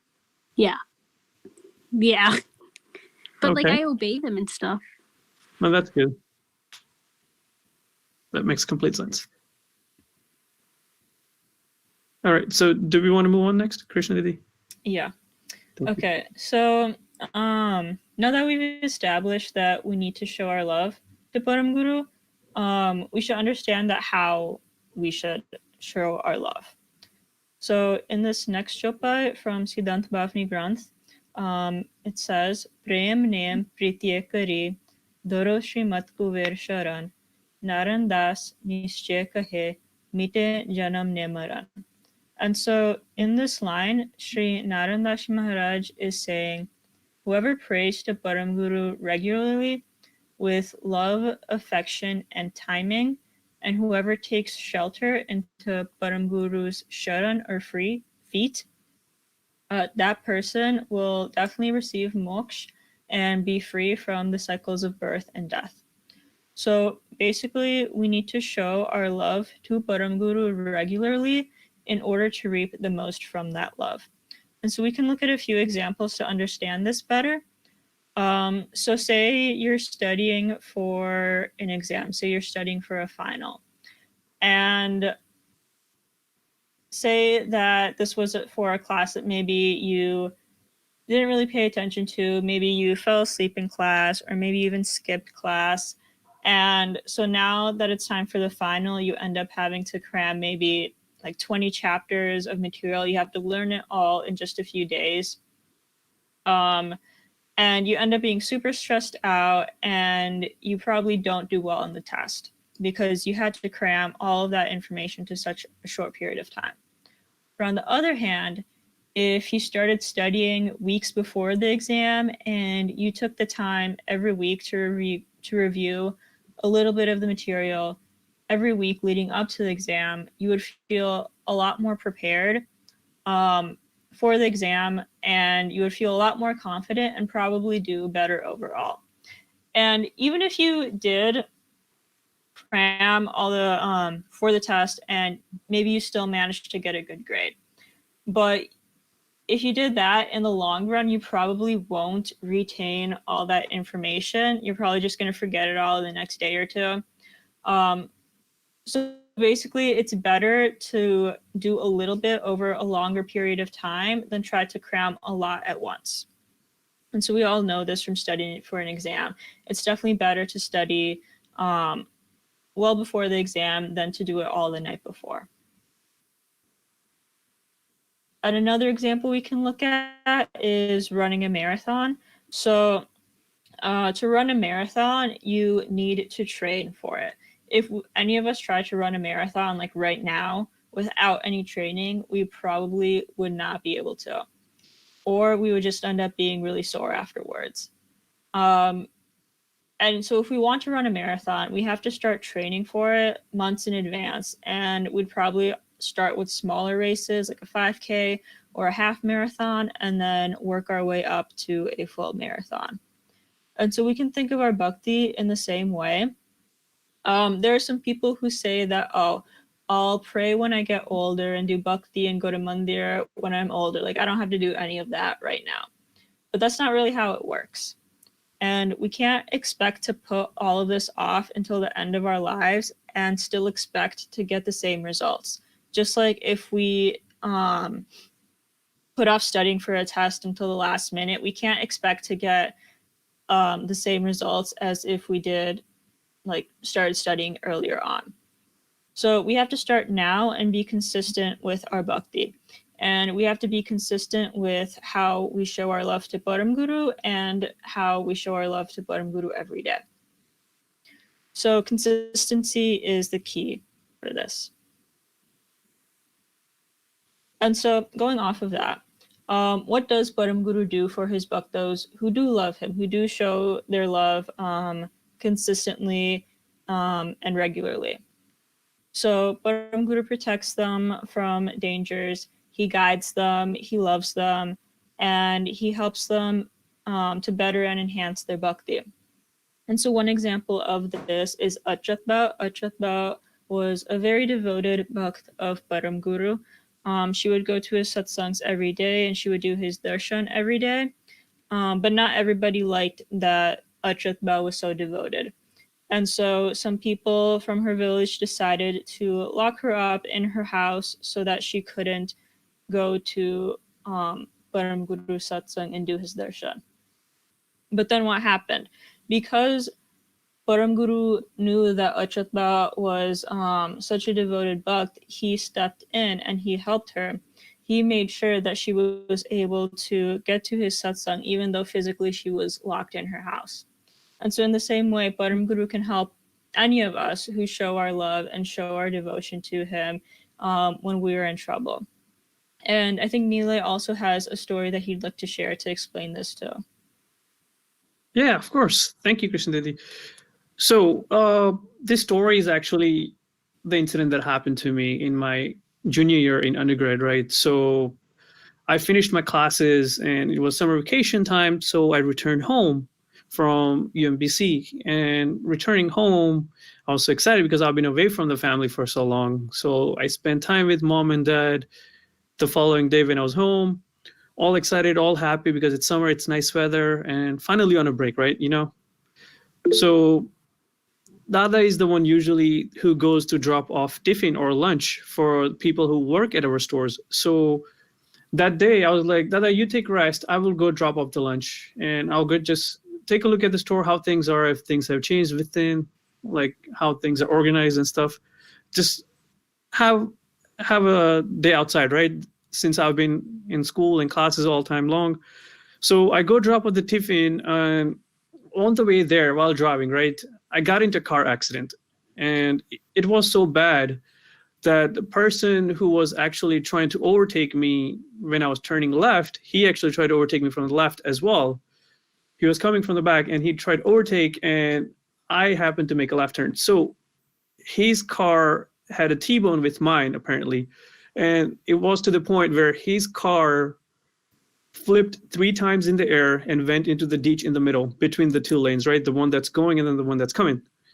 So his car flew 3 times. He was thrown out of the car and I was still intact in my car. The car was completely damaged, right? As soon as the car hit the other car, it was like a complete shock. As soon as I realized that I'm still alive, thanks to Param Guru, that I got out of the car, turned off the car, took the keys, and got out of the car, right? And I looked at myself. I am completely fine. Not a single scratch on my body, right? Not even my nail is broken or nothing. Not a single piece of blood or drop of blood is flowing from my body. But then I look outside and I see the other guy's car. His car is completely damaged. It's in the ditch. He's been thrown out of the car. And I looked at my car. The tires are broken. The doors are jammed. So once I closed the door, I tried to open the driver door again. It wouldn't open. So the doors got jammed and everything's locked. So we can see that when we pray to Param Guru and we experience the love of his bhakti, right? That Param Guru bestows his grace upon us, that he protected me that day, right? He made sure that no matter whose fault it was, whether it was my fault or the other guy's fault, he made sure that I was safe, right? Regardless, the car got damaged, car to biji aavse, we can buy another car. But the main point was that I was protected by Param Guru's grace. So similarly, when we do Param Guru's bhakti, Param Guru protects us from all sorts of dangers. And this is not just driving, this is any time of the day, anywhere we go, anything we do. So Nilabe, I have a question. Why do you feel that Param Guru was blessing you and supporting you and keeping you safe and just not feel lucky, right? Because sometimes things happen and whenever something happens to us, we could say, okay, well, we just got lucky. Like I just got lucky that I didn't get hurt in that accident. Why do you feel that this was a special blessing from Param Guru for you? Very good question, right? So how many times do we normally get in a car accident? This was not my first car accident, right? I've been in other car accidents where the cars were completely damaged. So for those of us who are close to us, you might know that Pintu Kaka and we both got into a car accident on my birthday back in 2012, like on the day of my birthday, and he broke his leg. So his tibia and fibula were both broken. like completely broken into two pieces. And me on the passenger side, if you looked at, nothing happened to me, not even a single scratch on my body. And as soon as we got out of the car, we closed the doors wouldn't open again. And if you looked at the car from outside, the car was mostly damaged on my side more than it was damaged on Pintu Kaka's side. So why do you think that happens, right? Not only, how often do I get lucky? Do I get lucky once, twice, three times? Not necessarily, but the reason why I believe that this is a true Parcho, not just one, multiple from Param Guru, is that maybe because I do his bhakti, right? I pray to him in the morning. I do Upasana if I can, if I have time in the morning. Evening Upasana, I make sure to do no, and I try to make sure all my plans are canceled, even if I'm on call at work, or if I have any work duties or any other duties, I make sure I postpone them or cancel them, saying I cannot be available because that's my prayer time. And that is dedicated to Param Guru, no matter what. So similarly, if we have a true dedication and love towards Param Guru, he will make sure he's there for us, his bhaktas, when we need him the most.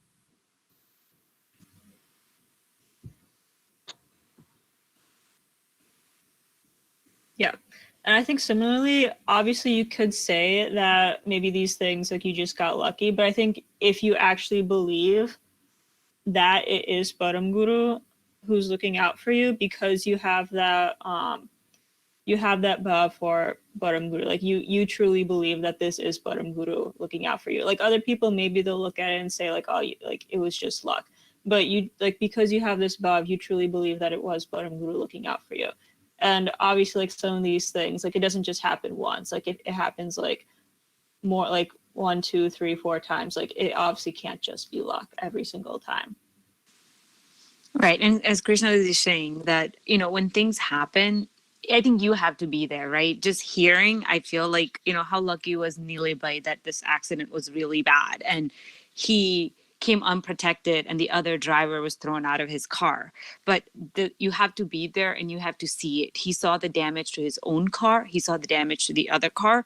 And, if you would have just seen pictures of this, you'd be like, oh, there's no way that the driver made it out safely, right?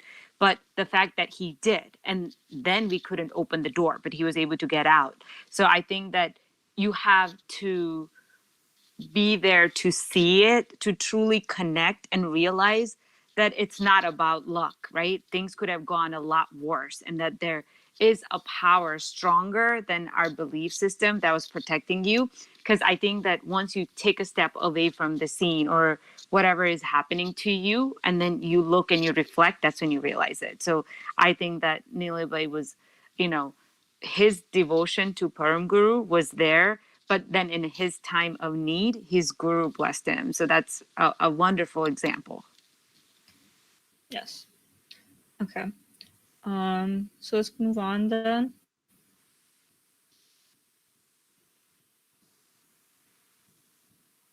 Okay, so we're going to look at this next chopai from Agadbud Granth. So the chopai goes, Baje moi tinku ham bajahu, ur antar ekta nav tajahu. Aise jan moi priye aparu, kahe kuvere soi jan vistaru. So in this chopai, Param Guru Srimad Karnasagar Maharaj himself is saying that he's continuously thinking of and showing love for his bhaktas, right? The ones who pray to him and love him unconditionally. So Param Guru loves his bhaktas and thinks of them continuously. Just think about that for a moment. For the people that we love, right? So let's say if I have my spouse, I mean, I'm not married yet, this is just a hypothetical situation or scenario, but if I love my spouse, right, and how would I feel when the other person is thinking of me and saying, hey, I was just thinking about you today, right?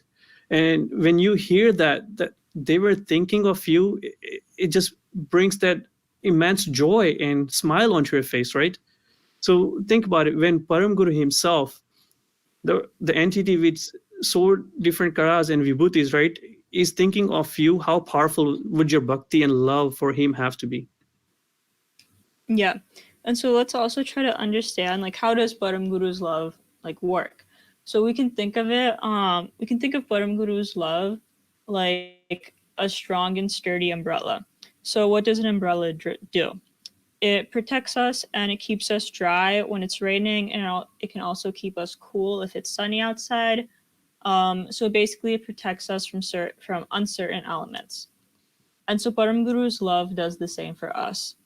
If it protects us from, like dangerous situations, like we talked about, it can protect us from uncertain things. And then on the other hand, let's say if you don't take an umbrella with you and it's raining outside, is it going to protect you from the rain? No, you didn't take it with you. So obviously, in the same way, if we don't love Param Guru and show our love to Param Guru, we're not going to be able to experience Param Guru's love. If we don't take the umbrella out with us, it's not going to help us. And another example we can think of. So it's fall now and it's getting colder. So typically around this time, a lot of people will be having bonfires. Maybe not right now since of COVID and everything. But say in a normal situation, we're all at a bonfire, and say I'm sitting close to the fire and Nile is sitting somewhere towards the back. And so it's really cold out, but I don't really feel the cold because I'm sitting close to the fire and the warmth of the fire is keeping me warm. However, if Nile is sitting towards the back, is he going to feel that same warmth? No, he's not going to. So the people sitting closest to the fire will feel the most warmth from the fire. They will feel the most effects of the fire than the people who are sitting farther away. And so just in the same way, the people who stay the closest to Param Guru will experience the most love from Param Guru. It's a reciprocal relationship. And so for those of you who may not know, last week Urvi Didi got married, and there was actually something that happened at her wedding that sort of shows Param Guru's love for us. And I think Hetal Didi wants to share the story for us. I would love to. Satkil Sahib, everyone. So as Krishna Didi said, it was a beautiful weekend. Last weekend, Urvi Didi got married. And she got married out in Hershey, Pennsylvania, and she lives in Maryland. And because it's fall, generally, we don't get a whole lot of rain, but we were trying to be prepared. And we had done like everything possible. We were tracking weather and multiple different sites and all that. And we even decided that just in case, like, what if it rains? Like, let's have a tent, right? Because it was claiming that it would be cloudy. So we rented a tent, and then we looked at the weather on Saturday, and it said 0% chance of rain tomorrow. So we decided, let's go ahead and cancel the tent. And then on Saturday was Urvi Didi's Grashanti, and it was like supposed to be a beautiful day, but it rained on and off, right? And for the wedding, like that was the big event. We wanted to be so prepared for the wedding because it was not at home. But for Grashanti, it was at home. So we were like, if it rains, it's okay. But it did. But like the sun came out and things were dry like before we had to be there. And then towards end of the Grashanti, it started raining again. And I'm like, oh my God, there's no way, like because of COVID, we wanted to do the PT outdoors, right? So to minimize everybody being inside the home. So we were like, okay, let's do this. And then it started raining and I was freaking out, right? As the older sister, I guess it's normal. But I was like, no, there's no way PT is going to happen. And like I was pacing and I was going inside and I'm like, okay, maybe we're going to have to move PT to indoors. And everybody else was really calm. And with Param Guru's blessing, the rain stopped. We had a beautiful stuff outdoors. And so I was just like, oh, okay, we just got lucky. That's how that felt, on Saturday. And then on Sunday, the day where we did his wedding, it said 0% rain. And I got to Hershey and it was raining. And so I opened up my weather app and I said, it says 0% rain, but it's actually raining. Like, how is this possible? So obviously, like, thoughts were running through our mind and we're like, okay, can we get a tent? No, it's too late. Like, we canceled it yesterday. We had wedding planners that were trying to prepare, and they were trying to get more umbrellas and everything, but I think there's only so much you can do when you're not close to a large city. And, it was raining on and off, and everything was okay. But during the afternoon, the rain just picked up. And you could tell from everybody who was outdoor, they were trying to be patient, but it was getting to the guest. And like people weren't talking, like my parents, they weren't talking, but I could see it on their face. They were stressed. They were worried for everyone who had come, and it was raining so much. And we were like, okay, the rain will stop any moment. Rain will stop any moment. And, we delayed things in the ceremony just for the rain to stop. And it wasn't stopping. And we kept checking the weather forecast to see, okay, it'll stop in a half an hour and then, things will be better. But there was no weather prediction. Like it didn't call for rain. It was raining, but it wasn't saying it was going to rain. But it wasn't like, oh, the rain will stop in a half an hour. So when we finally said, okay, we're going to just start the wedding. We're going to have faith. And this was pre-planned. So when the groom, my Jiju, when he walked down the aisle to get to Mandap, we had decided that Aditya, he's my nephew, that he would come with Param Guru's murti, and we would have Param Guru's tapna in the mandap to bless Urvididi's wedding. And he walked down and Balkuver Ashtak was playing, and after 2 minutes of putting Param Guru's murti in the mandap, jare stapna kari, the rain stopped, like completely stopped. Ek drop rain na tu padi pachi after Param Guru sat down in the mandap. And there were people whose hair were completely wet. We had umbrellas, but not enough. So there were people who were soaking wet. And then the rain stopped. And 30 seconds before Urvididi was going to walk down that aisle and come into the mandap with Param Guru's blessing, the sun came out. And there was no prediction for sun. Like you could check Apple Weather, Weather Channel, whatever. There was supposed to be no sun. Urvididi stepped out and it was bright, sunny. It was a magical moment. And even before Urvididi came out, like everybody's moods were changed. Everybody truly felt in the family that when Param Guru's Tapna happened in the mandap and things just turned around so quickly that we were blessed. But then when the sun came out, it was a magical moment for us to say Param Guru is personally blessing Urvididi's wedding. And honestly, people actually got sunburned. Like the sun came out for 2 hours when it wasn't called for. Everything dried up, but to the point where actually there were a couple guests who got sunburned at the wedding. So I truly feel that Urvididi's devotion and faith, my parents' devotion and faith, there were so many people at this wedding that believe in Kaival Sampradaya, believe in Param Guru, that all of our prayers together, when we had the least hope, we were dealing with rain from 7 a.m. till 3 o'clock and nothing had changed. But when we decided to have the ceremony, that Param Guru blessed the family, blessed Urvididi's wedding, and he created a magical moment with his Ashirvad for us. So I am truly, truly blessed that Param Guru gave us his Krupa and his Ashirvad for Urvididi's wedding. But we wanted to share this with you guys because today's topic is for love. And that's the true love that we have for Param Guru and the love that he has for his bhaktos. He blessed us in a moment where we needed it the most, right?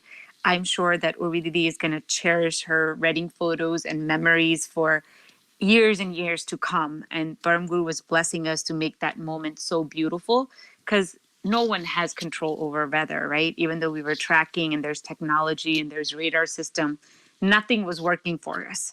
But what did work for us was Param Guru's Ashirvad and blessings. Thank you, Hetulidi, for sharing. It really is such a great story and such a great example of how much Param Guru can really do for us if we have love for him. Yeah, so that was such a great story. Thank you for sharing. And Yep. Beautiful, Percho. yeah. And so we want to know, so how do we show Param Guru that we love him? So how do we do this regularly? And so I want to ask all of you, like, what are some examples of things that we can do to show our love to Param Guru? Yeah, so going back to the activity that we had, right, just about 20 some minutes ago, uh, as you might have already guessed, I did put Param Guru in one of the circles for one of the people that I love, right? So, what are some of the things that we would do for Param Guru if we had listed him as one of the entities that we love, right? What are some of the things that we would do for him that we wouldn't do necessarily for anybody else?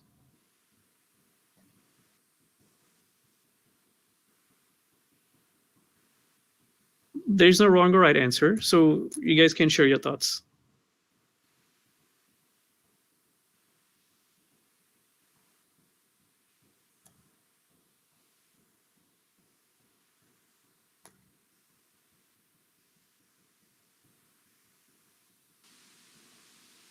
So I did not have Param Guru, but I had some specific names from KY, and I called them my Guru sisters. And so I had that, you know, like they guide me in my spirituality, my faith, and my belief to take it to a deeper level, to for me to improve as a human being and what I can do in this life as manav that Param Guru has given us, right? So I feel that um, everybody, you know, we have all of our niyams, and some of our KYs are much more disciplined. And I would like to get there. I'm working on regular upasana and regular satsang, but I feel that for me, the things I'm able to do, like, so satsang is one activity, right? That pushes me for better involvement. And so the Guru sisters, their love, right? I'm not doing anything for them, but they're guiding me to be involved in this. And that is giving and shaping my life and my belief system and my spirituality. So it's in a way like connected, but it's like one link out from Param Guru. So they're giving me more jnana of Param Guru because I personally don't have the discipline of finding the videos of Hansaleva Granth or whatever, but all the discourse that I get to learn, all the messages that are written in our grants that are now being translated so we can understand and tied to examples via satsang so that we can truly understand and implement, like, what are we supposed to do with this information that Param Guru brought us. So that for me is what I'm doing for myself. I'm not doing it for Param Guru. So my involvement and my love for my Guru sister is helping me find a deeper understanding of my own faith and my belief system. And that is tying me closer to Param Guru. Very true. Very nice.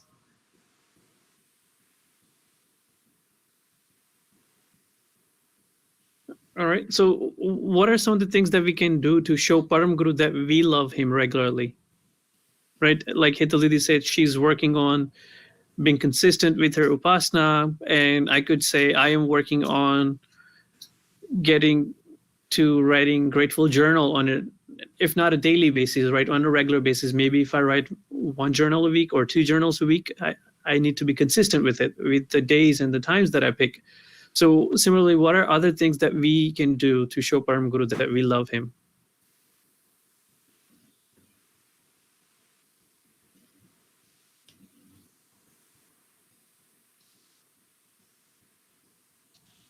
So one of the hardest thing is following Param Guru's vachans, right? So we have Nemi Maharaj who has niyams, and we focus a lot in our satsang on following the niyams. But for me, through the pandemic time and the satsang that has gone virtual, every week that I'm able to attend and I learn, I realize that it's behavior change is very hard, but following Param Guru's vachans, and he has such good advice for us that's for our benefit. But like prime example is we should not one. We should not lie, right? Correct. And when we say it, it's very simple, right? And I think most of us that are listening to this, I don't think we lie in a big way, right? But there's no such thing as big and small, right? So even like small little lies that we have every day, and like, okay, I overslept today, right? So I get to work 10 minutes late. So am I going to say, okay, there was traffic on the way? Or am I just going to say, I'm 10 minutes late. I'm going to try to make up my work. But again, that little lie, like that white lie, no one's going to know if there was traffic or not, right? But again, that is harder to work on. But I would like for me as one of my future goals is to show my love to Param Guru by taking one of his vachans and working on that. That's actually a good example. Yeah. So, like you said, right? I am pretty late to work some of the time, right? Well, majority of the days I go to work, right? Because I am in IT industry, we're required to work on call. So anytime we have to go to work, whether it's 2 o'clock in the morning or 3 o'clock, no, we stay up late, and sometimes we go to work late. And I tend to go to work late often because I stay late, and my management is aware of it. But now, when I go to work late, am I going to lie and say, no, I had to work last night, that's why I woke up late? Or am I going to say I overslept? Or when it's work from home, am I going to say that, oh, sorry, I had to step away for a few minutes to grab something to eat? Or was I seriously just taking a nap, right? We can lie about small things, white lies, as Hetal Didi mentioned, that are not really going to have a huge impact on anybody's life, but those necessarily are not going to help us implement Param Guru's Gnan. So one of the things that I like to do is, or I'm going to share, is keeping Param Guru in our thoughts regularly, right? So when we do Upasana, we're keeping him in our thoughts, at least we should be. That's the mental puja that we're doing with Param Guru and Kaival Karta. But outside of Upasana time, right? Outside of that 30 minutes or 45 minutes that we spend with him, how can we stay in connect with him? How can we have Param Guru think of us when we think of him, right? Keeping constant smaran of Param Guru. Now, that can be a really daunting task. It can take a lot of time to build up, right? Me getting to that point, it's not easy. And me consistently staying to that point, at this point, it's not that easy. My mind gets diverted very often. I have to continuously bring my focus to Param Guru, even when I'm working, when I'm going out or doing anything, right, during my day. And another thing I like to do is have a date with Param Guru, right? When you love somebody and you want to show your love or affection towards them, let's say your mother or father or a significant other, you take them on a date, for example. So if it's a Mother's Day, you take your mother out or your mom out for lunch or dinner. Or if you have significant other, you take them out on a Valentine's Day or your anniversary or any of those things. So similarly, we can have a date with Param Guru every once in a while, right? That's one of the ways we can show our love for Param Guru. And another way we can do is Upwas on Mahi Beach and Guru Purnima, right? When we are doing Upwas, it doesn't necessarily have to be physical Upwas, as Babji explains. You don't have to give up your food in order to do Upwas, right? Upwas can be mental Upwas. For example, avoiding all things which are purely entertainment for this body, right? For example, going to movies and all that stuff, right? We can avoid those things on that day and try to spend that time with Param Guru. So those are some of the things we can do to show our affection for Param Guru. And this is one of my favorite that I like to do regularly is take Param Guru with you, right? When you go outside the house, you stop by at a mandir, or I stop by at a mandir and say, Param Guru chalo hamare sathe, meaning I'm taking Param Guru with me wherever I go, right? When I go to work, when I go to school, or when I go out for shopping or any sort of entertainment or any place I go, I take Param Guru with me, saying, Param Guru, be there, tame agar chalo, you stay in the front and I will follow your lead. So no matter where I go, what happens to me, I know Param Guru is always going to be there protecting me, right? That's our way. That's some of our ways we can show our love and affection for Param Guru. All right. Yeah. So go ahead. You can get started, Krishnan. Yeah. And so continuing with that, for the assignment for this week, we want you all to continue with your gratitude journals.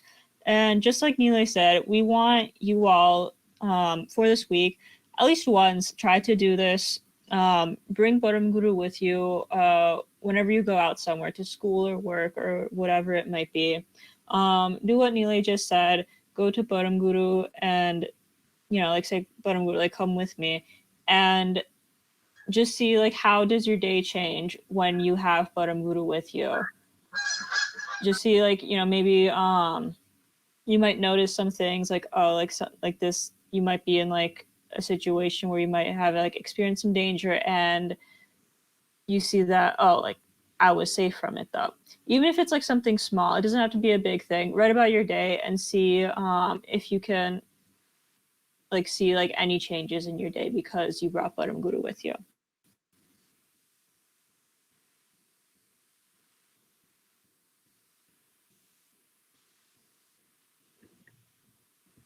All right, let's try to wrap it up with some announcements. Okay. So for this week's announcements, we are still in Adhik Mas, and the Pragat Jap, Kaival Mantra, and Amar Mantra Jap competition through the Kaival Jap app is still going on. And even if we don't take part in the competition, this app is still a great tool to help us properly do an Amar Mantra Mara. So please download the app on Apple and Google Play stores, and also help older people in your family to download and use the app as well. And Guruji's live Granth Kathas are also happening every day, and they are available to watch on YouTube whenever you want. And for our next announcement, Kaival Gyan Mandir Chicago's Navratri and Diwali plans will be announced in the coming weeks, so please stay tuned for that. And darshan is currently open at certain times though, with all COVID-19 precautions. So for more information, visit www.kaival.org and make sure to follow safety precautions, for example, washing your hands, not touching anywhere where you in the mandir, and wearing a mask. And once again, as many states are starting the early voting and mail-in voting for 2020 US presidential election, please make sure to visit vote.org to get information like checking your voter registration and local election guidelines. Remember, voting is our civic duty, and Kaival Youth encourages everyone to get informed and vote. And finally, wash your hands, wear your mask, and keep social distance wherever you go. Sat Kaival Sahib.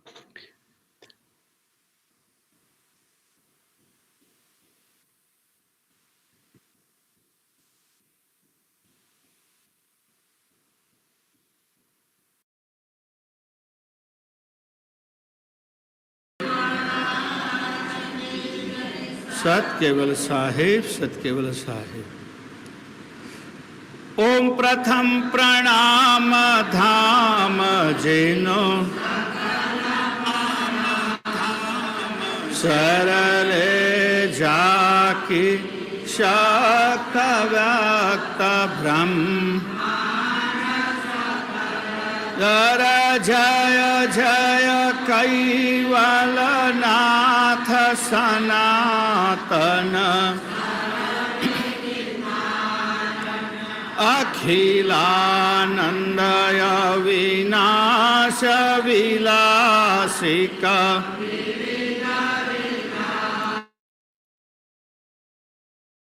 दूरदर्शत्वान्वभान्द fun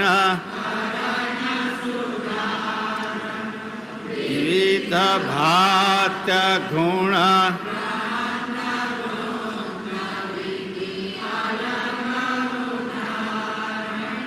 अगणित end कटाक्ष पाक्ष वसु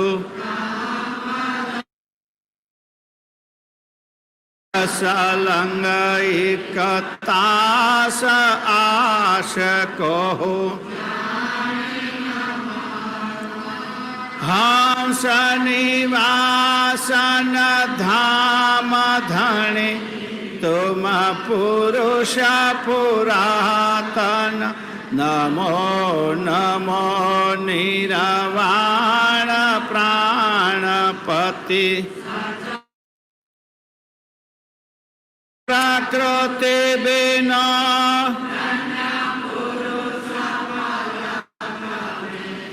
खलक उपासक आन धाम शक्ति तन आशक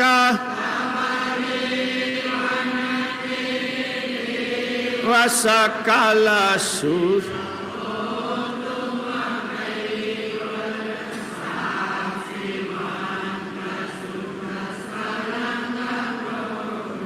पद पुरुषाय कलमाला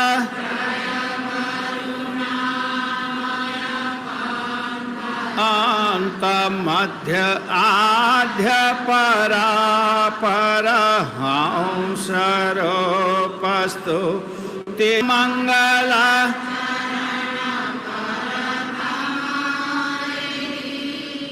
धारण सजन उर ध्यान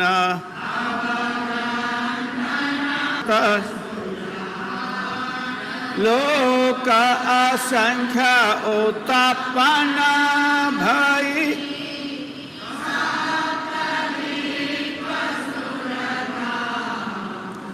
सो सब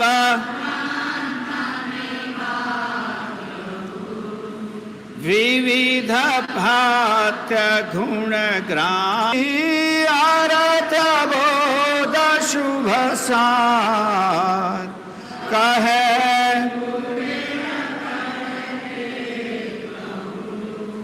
संशय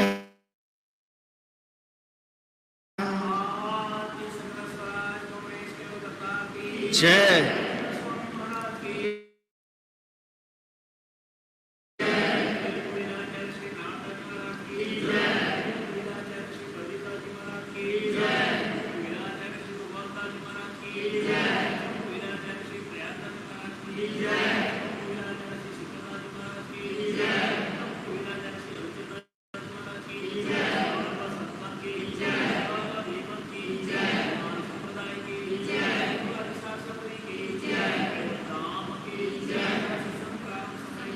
सत केवल साहेब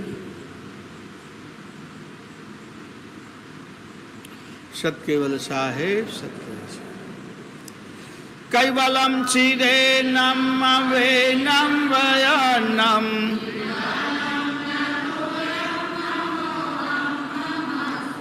निरालम नारायणम नयति जपेनम जपायम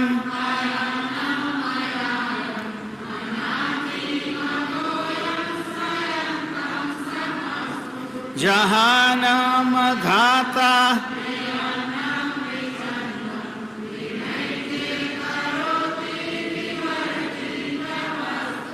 विधेवै सुनाति अगाधम बहोदम लहे जन्महादम नमामि नमस्तु श्रीमत्करुणा सागर कैवल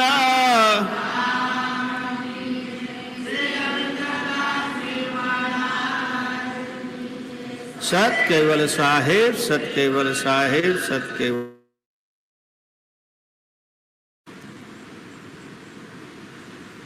विश्वबोध चौसरा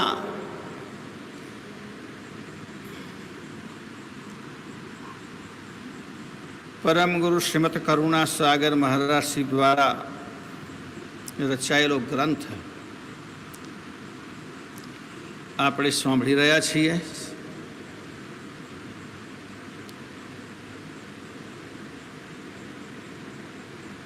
અને બહુ સરસ પ્રાથમિક રીતે મનુષ્ય જીવનના કલ્યાણ કરનારા સ્વભાવ, અહિત કરનારા, જીવનને નિર્થક કરનારા લક્ષણો એ કેવા હોય એનું વર્ણન આપણને આ ગ્રંથમાં સાંભળવા મળે છે. પ્રાથમિક ગ્રંથ છે. પ્રાથમિક વાતો પણ બહુ મહત્વની છે. કે કોઈને પણ મોટા ગણિત શાસ્ત્રી બનવું હોય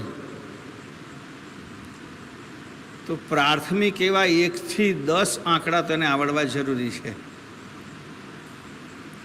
અથવા એની માહિતી એના પાસે હોવી જોઈએ. કોઈને કોઈ ભાષાવિદ બનવું હોય તો વર્ણમાળા એને આવડવી જોઈએ. ક ખ ગ, કોને ક કહેવાય, કોને ખ કહેવાય અને ક્યાં કયો અક્ષર વપરાય, એમાં લોચું ઘણી વખત એ પડે શ શ શ સ શ અને શ. એમ નાનો છે મોટો છે, નાનો ઘ મોટો ઘ, નાની ઈ મોટી ઈ, નાની ઉ મોટી ઉ. આની ખબર ના હોય તો સારી રીતે ભાષાનું જ્ઞાન મેળવી ન શકે.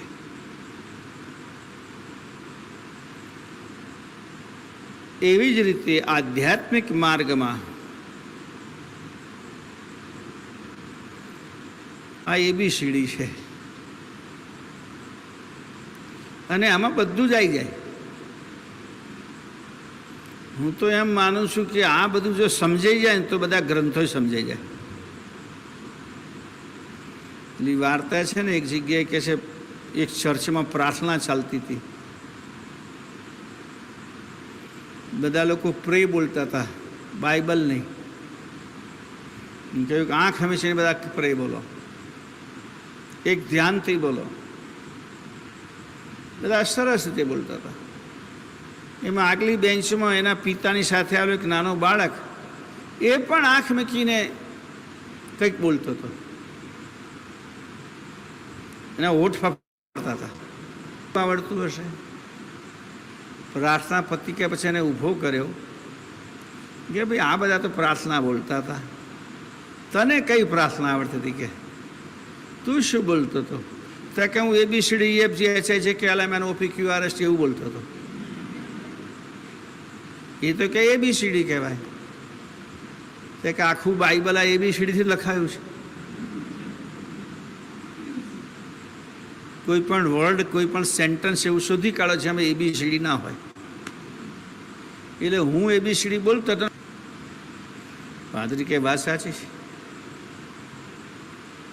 એમ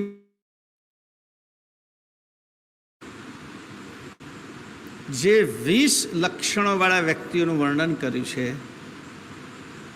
કે 20 લક્ષણા પુરુષના વર્ણન છે,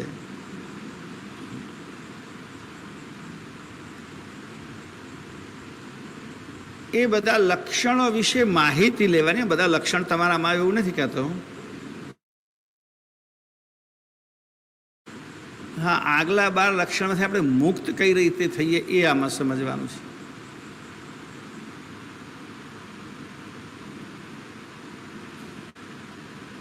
કારણ એ તો ખબર પડવી જોઈએ ને કે આપણે ચોખા વીણવા બેઠા છીએ તો ચોખામાં કસ્તર કયું કયું છે, વીણવાનું શું છે. તળિયા વીણવાના છે, કુસ્કી વીણવાની છે, કાંકરા વીણવાના છે. શું જુદું પાડીને કાઢવાનું છે બહાર, શું વીણીને બહાર કાઢવાનું છે, એની તો ખબર પડવી જરૂરી છે. એટલે અહીંયા પણ માણસના લક્ષણોમાં અપલક્ષણ કયા કયા છે, આ બધા અપલક્ષણની ચર્ચા ચાલે છે. 3 દિવસથી આપણી અપલક્ષણની ચર્ચા, 4 દિવસથી, આ તો 5મો દિવસ થયો. આ શ્રાદ્ધ પક્ષની કથામાં આપણે કરીએ છીએ. આ શ્રાદ્ધની વાત ચાલે ત્યારે આજે હું સવારે વાંચતો હતો કે આ શ્રાદ્ધ ચાલુ કોણે કર્યું. કે વેદોમાં તો કોઈ જગ્યાએ શ્રાદ્ધનો ઉલ્લેખ નથી, શાસ્ત્રોમાં પણ નથી.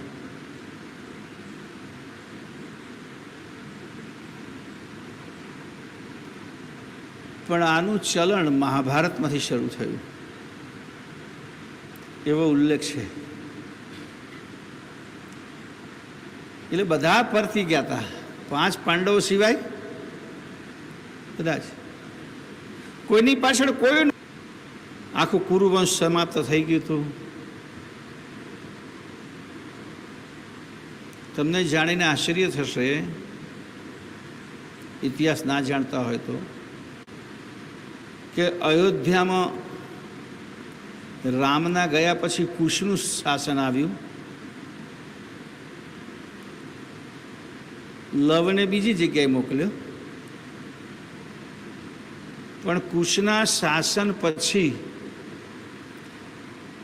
એની વંશમાં આવતો 43માનો વંશજ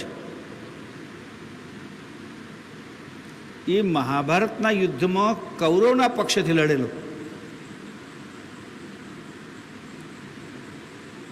અને અભિમન્યુના હાથે એનું મૃત્યુ થયેલું.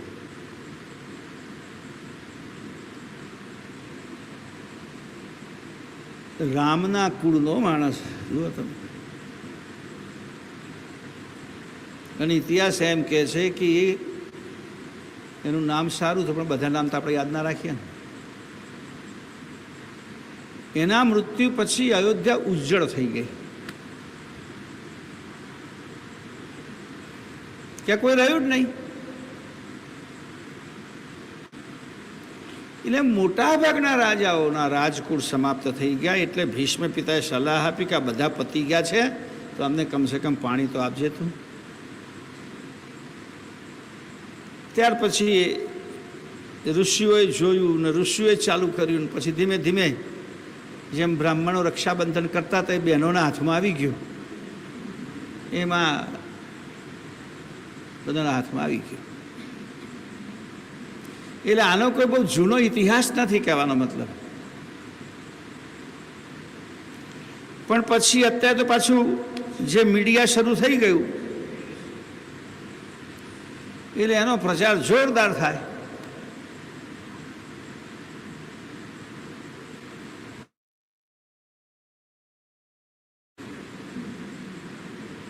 કે ભાઈ આ શ્રાદ્ધમાં ખોટા કાગડા કે બીજા કોઈને ખવડાવવા કરતો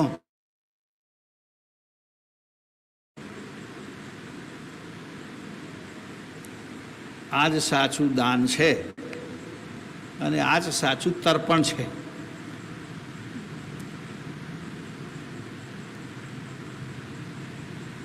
એટલે આ શ્રાદ્ધ જે યજમાનોએ પોતાના પિતૃઓના સ્મરણાર્થે, મેં પહેલાં જ કહી દીધું અને ઘણી વખત કહું છું, આજે પણ કહું છું કે કોઈકની પાછળ તમે કશું કરો એમાં જેના માટે કરો એને તમારું કશું પહોંચતું નથી. એ તમારે પાકું લખી જ લેવાનું કે આપણે કંઈકથી આવ્યા છે અહીંયા, તો આપણી પાછળ વાળાએ મોકલ્યું જ હશે. અંદર ભાદરવા પૂનમે આપણા નામે કાગડાને ખવડાવતા જ હશે, પણ એમનો કોઈ ટેસ્ટ આપણને આવતો જ્યાં સુધી ઘરમાં બનાવીને ના ખાઈએ. તો કોણ સ્મરણાર્થે એમના પ્રત્યેનો આપણો અહોભાવ, જેણે તમને કંઈક રૂપિયા આપ્યા હોય ઉછીના કે દેવામાં, એ ભલે જતો રહે એટલે તમારે કોને પૈસા આપવા એ રાણસ ના રહે એ વસ્તુ જુદી છે, પણ તમે દેવામાંથી મુક્ત તો નથી થતા, દેવાદાર તો રહો છો. એમાં આપણા પિતૃઓ હયાત ના હોય તો પણ આપણે એના દેવામાંથી મુક્ત થતા નથી, એના ઋણમાં તો છીએ જ. એટલે એ ઋણ અદા કરવાની ભાવનાથી એમના નિમિત્તે આપણે આ પુણ્ય કાર્ય કરીએ છીએ. અને એવી સાચી સમજથી જ કરવાનું કે ભાઈ આપણે એમના પ્રત્યેનું ઋણ અદા કરવા પર કારણે એમના પ્રત્યેના સન્માન ભાવથી, આદર ભાવથી, પિતૃભાવથી, પૂજ્ય ભાવથી આપણે આ પુણ્ય કાર્ય કરીએ છીએ. તો એ પુણ્ય કાર્ય જે યજમાનો કરાવી રહ્યા છે એ બધાને આપણે અહીંયા મેં પહેલાં કહ્યું બધાનું નામ તો આપણે નહીં બોલીએ, પણ બધાને ખબર છે. જેમણે જેમણે આ પુણ્ય કાર્ય કર્યું એની પણ ખબર છે એમને પોતાને, અને જેમણે નથી કર્યું હજુ સુધી રાહ જોઈને બેઠા છે એમને ખબર છે કે હવે 11 દાડા જ રહ્યા. તો એ કથામાં આગળ આપણે આજે ચલાવીએ છીએ ચોસરો 4. ચોથા ચોસરાની વાત છે. પહેલા અંગનો ચોથો ચોસરો, જે પહેલા અંગમાં ભૂંદુ, અપરાધી, અંધ અને બુચટ ના લક્ષણોની ચર્ચા થઈ રહી છે. તો ગઈકાલે જે વાત કરી હતી કે આ પ્રમાણે હલકા કર્મ કરીને નરકમાં જાય, તેમાં કુંભી પાક નામના નરકમાં જાય.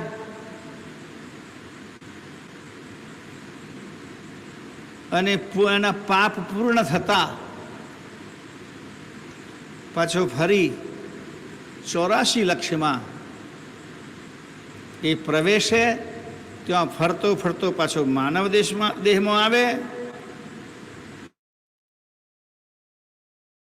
તનુજે પણ અહીંયા આવ્યા પછી પણ બુચટ કોઈ ન બૂझે.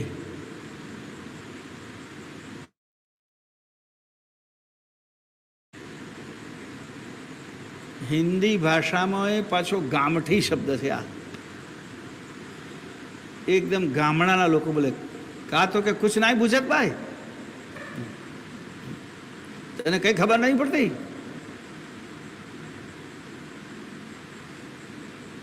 એટલે અહીંયા પરમગુરુના ગ્રંથોમાં કેટલાક શબ્દો એમાં પાછા મૂળ શબ્દ નથી હોતા. કેટલી વખત પ્રાસના કારણે એકાક અક્ષર વધારે, એનામાં કેટલાક જડ લોકો પાછાનો અર્થ કરે ને, એ જેવો છે એવા શબ્દને શોધે ડિક્શનરીમાં, શબ્દકોશમાં, અને એવો શબ્દ મળતો હોય તેનો અર્થ અહીં બેંદન ના બેસતો હોય.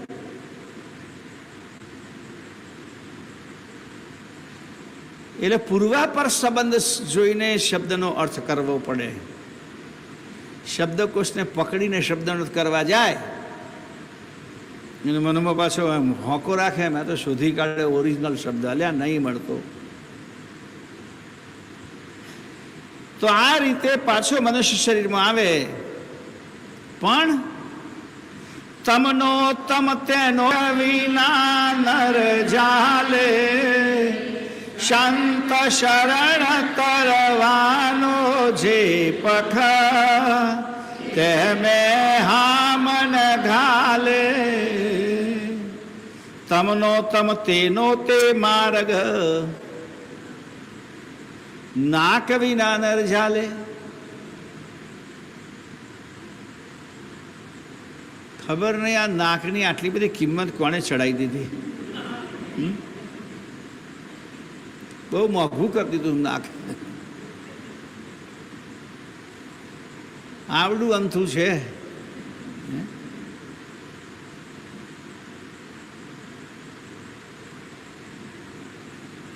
આબરૂ વગરનો, નાકને આપણે આબરૂનો રૂપક બનાવ્યો છે. મારા નાકનો સવાલ છે કે હે તો હેલ્મેટ મોટા મોટા આવે, નાક ઢોંકી દેવાય. પણ કે આબરૂનો સવાલ છે.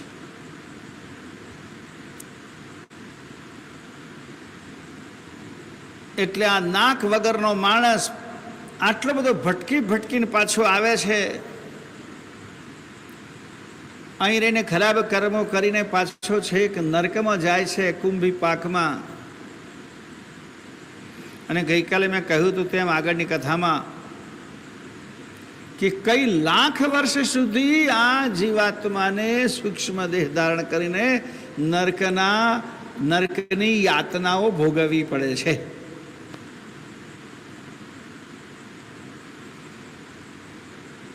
કારણ કે દેહ તો એના છૂટતો જ નથી. આ શરીર ભલે છૂટે પણ દેહ નથી છૂટતો, યાદ રાખજો. ચૈતન અંશ કર્તાના ધામમાં ના જાય ત્યાં સુધી ચારમાંથી ગમે તે એક પ્રકારનો દેહ ધારણ કરીને એને ફરવું જ પડે. અત્યારે જે આપણે ધારણ કર્યું છે સૂક્ષ્મ દેહ, આ દેહ ના હોય તો પછી આપણા ભાગે આવે કારણ દેહ. આ દેહ ધારણ કર્યો છે, છૂટ્યા પછી ભાગમાં આવે સૂક્ષ્મ દેહ. અને સૂક્ષ્મ દેહમાંથી જો પ્રગતિ થાય તો કારણ દેહ. કેટલાક તો સ્થૂળ દેહમાં પુણ્ય કાર્ય કર્યા હોય અને આવા પુણ્યશાળી સત્કર્મી અંશો કારણ સૂક્ષ્મ દેહમાં ગયા પછી પણ પાછા પુણ્યનો કાર્ય કરે, પરોપકારનો કાર્ય કરે. એટલે ફરી ચોક્કસ દેવીઓની સુધી પહોંચે, દેવધામમાં પહોંચે કારણ દેહ ધારણ કરીને. પણ આ તો કહે છે કે અધમ કર્મ કર્યા છે એટલે સૂક્ષ્મ દેહ ધારણ કરીને સીધો નરકમાં જ જાય. નરકમાંથી તો પછી કારણ દેહમાં ના જવાય, સૂક્ષ્મ દેહમાંથી પછી પાછું ને પાછું ફરી સ્થૂળ દેહમાં જવું પડે. અને એ સૂક્ષ્મ દેહની અંદર એના સ્થૂળ દેહના કરેલા કર્મો ભોગવવા માટે કઈ યુગો સુધી રહેવું પડે. કારણ કે ચૈતન્ય શરીરમાં છે એટલે શરીરની દરેક વેદનાનો એ અનુભવ કરે. શરીરને તો કોઈ વેદના થતી જ નથી. જો ચૈતન અંશ ના હોય તો પંખા બંધ થઈ જાય થોડી અને કંઈક ગરમ વસ્તુ કંઈક પકડાઈ ગઈ અથવા પડી તો હા દાજી ગયા, અને નીચેનું ઉપર દબાઈને હળગાવે છે લોકો. ઉપર આવું દબાવા, જો ઉપર દબાયા વગર જો બેઠો થઈ જાય પેલો, કે શરીરને જે ગરમી મળે તપે એના કારણે જે હાડકો એનો ટાઈટ થાય, આવત થાય ને એમાં બળ દઈને કંઈક આઘું પાછું થાય, ઢીંચણમાંથી કાં તો ઊંચો થાય, કમરમાંથી ઊંચો થાય, શરીરને આવી વિકૃતિ થાય. નથી જોતા તમે કે ઈંટો જેવી માટીની ઈંટ પણ જ્યારે વધારે પડતી ગરમી લાગે તો ખેંગાર થઈ જાય, ટેઢી મેળી થઈ જાય. શરીરને પણ થાય. એટલે એટલું કરવા છતાં એ એક હરફ સરખું એમના મોઢામાંથી ત્યાંથી નીકળતી નથી. કારણ કે શરીરને કંઈ જ અનુભવ થતો નથી. કેમ? કે ચૈતન નથી. ચૈતન હોય તે તરત અનુભવ થાય પીડાનો. છોટી મારે તરત પેલો ઊંચા નીચી થાય, અરે બાપ રે બાપ, શિક્ષા. એમ અહીંયા નરકમાં પણ આ ચૈતન અંશ સૂક્ષ્મ દેહે છે એટલે એને ત્યાં પીડાનો અનુભવ થાય છે. એટલે આવી પીડા ભોગવીને કેટલા યુગો પછી પાછો માનવ દેહમાં આવે તો દિવ્ય પરમગુરુ કહે છે તમનો તમ તેનો તે માર્ગ. કે સંત શરણનો, સંત શરણ તરવાનો જે પખ. તરવા માટેનો કોઈ પક્ષ હોય, કના પક્ષમાં જઈએ તો તરવા મળે? નદીમાં નહીં, ભવસાગરમાં. ભવસાગરમાંથી તરીને મોક્ષરૂપી કિનારા પર જવું હોય જઈને બેસવું પડે. અને સંત એટલે દિવ્ય પરમ ગુરુ. પણ ત્યાં તેમાં હામ ન ગાલે એમાં હિંમત ના પહોંચે. એમાં હિંમત ના જાય કે ચલો બધું છોડીને ત્યાં જઈએ, સત્સંગ કરીએ, કંઈક સમજીએ, કંઈક વિચારીએ, જીવન માટે કંઈક સ્વીકારીએ. હિંમત જ ના પડે, પગ જ ન ઉપડે. ઘણા માણસો એવા છે, 95%. કે જેમને ધર્મ કાર્યમાં, સેવામાં, ઉપાસનામાં, સંતોના શરણે જવામાં હિંમત નથી ચાલતી. કે આ કાર્ય પણ હિંમતનું છે એવું પ્રીતમ કહે છે. હરિનો માર્ગ છે શૂરાનો, નહીં કાયરનું, કામજો નહીં. આ શૂરાપણું એટલે હિંમત. એ તરવાનો પક્ષ છે, પણ મરવાના પક્ષમાં જાય હોય. હા, કે માણસો જે કે વ્યસનમાં પડતા હોય, ગમત જતા હોય, તેની પાછળનું કારણ સોબત. અને મેં જોયું છે અત્યાર સુધી, કોઈક એક ફળિયામાં, એક મહોલ્લામાં એક વ્યસની આવે, બીજા 5, 10, 15 ઊભા કરી દે. સોબતે કેટલા ઊભા કરી દે. પણ એક ભગત માણસ એક ફળિયામાં પેસે, પેલા એની હવા કરી નાખે.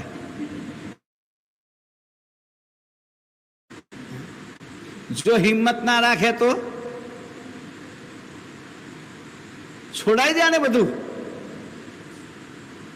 અક્ષરપાતને છોડાવવા માટે કેટલા બધા પાછળ પડ્યા હતા,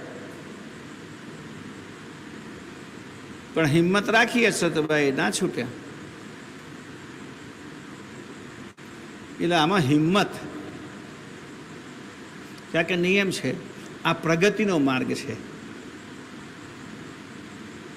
જ્યાં ચડવાનું છે ત્યાં હોંફ ચડે, ઉતરવાનું છે ત્યાં તો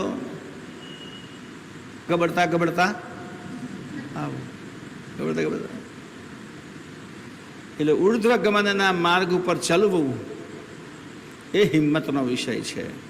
ફટફટ લંપટ હાવે તુજને, શું કહે સંત પોકારી, વારંવાર વિચાર.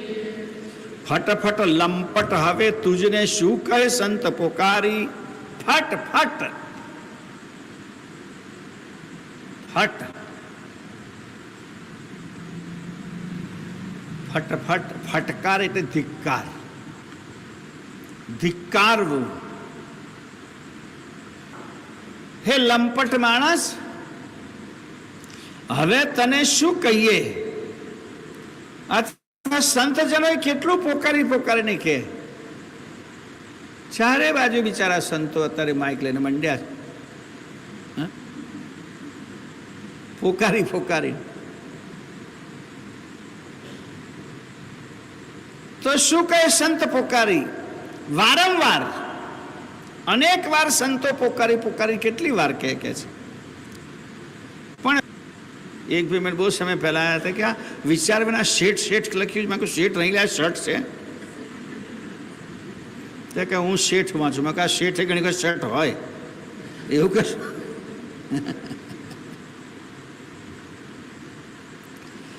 એટલે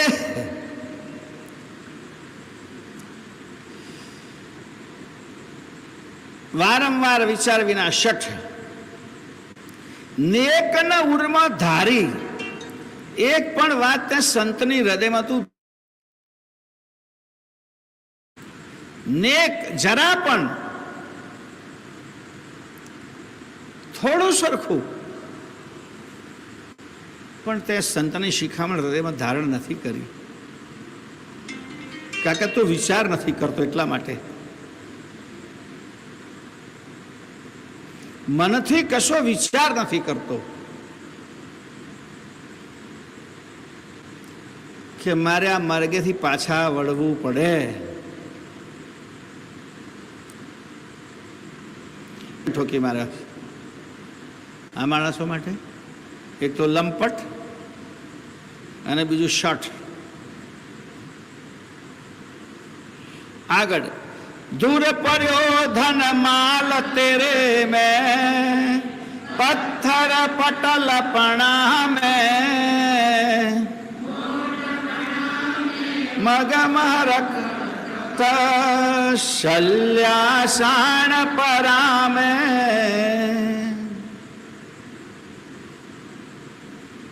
આમ ધૂર પડે તો વાત સાંભળી હતી આપણે. હા, ધૂર પડી કે શોમાં? ધોરામાં. અત્યારે હમાંથી લોકો ધોરામ ધૂર નાખ નાખ કરે કાળું કરીને.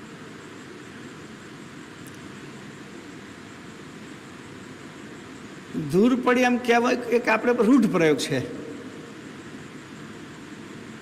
બગડ્યું એમ.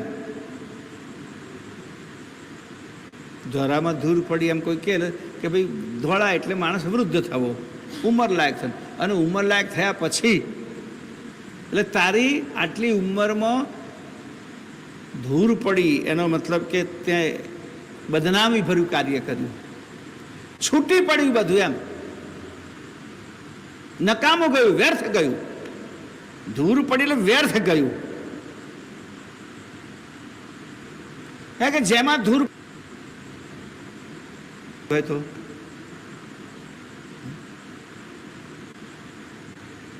વ્યર્થ, નકામું ગયું.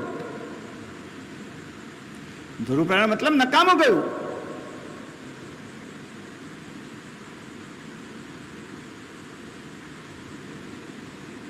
તારું ધન તો ભરી સભામાં પથરા પડે.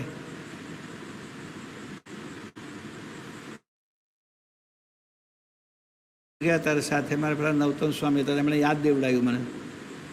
મને કે ખબર છે મહારાજ શ્રી આપણે વલસાડની સભામાં ત્યાં એમ કોઈ છાપાવાળે લખ્યું, સંતોએ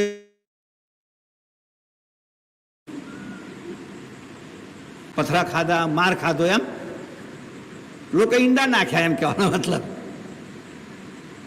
સભામાં ઈંડા નાખ્યા પાછળથી તો પથ્થર પડ્યા. એનો મતલબ લોકોએ ધિક્કાર્યું.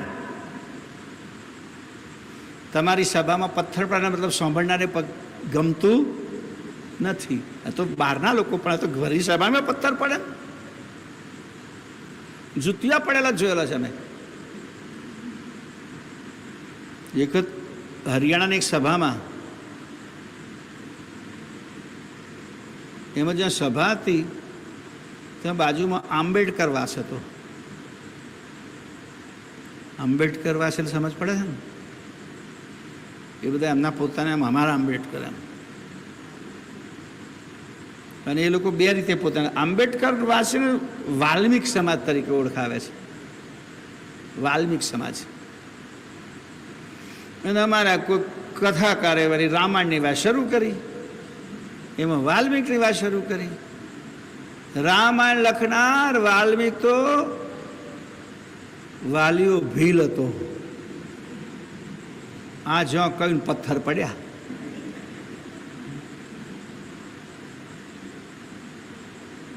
કે એમણે ના સ્વીકાર્યું, કે એમને એવું ઠસાવવામાં આવ્યું છે કે વાલ્મિક એક ભીલ જ્ઞાતિના હતા, એટલે આ બ્રાહ્મણોએ એમને લૂંટારા તરીકે ઉલ્લેખ કર્યો છે.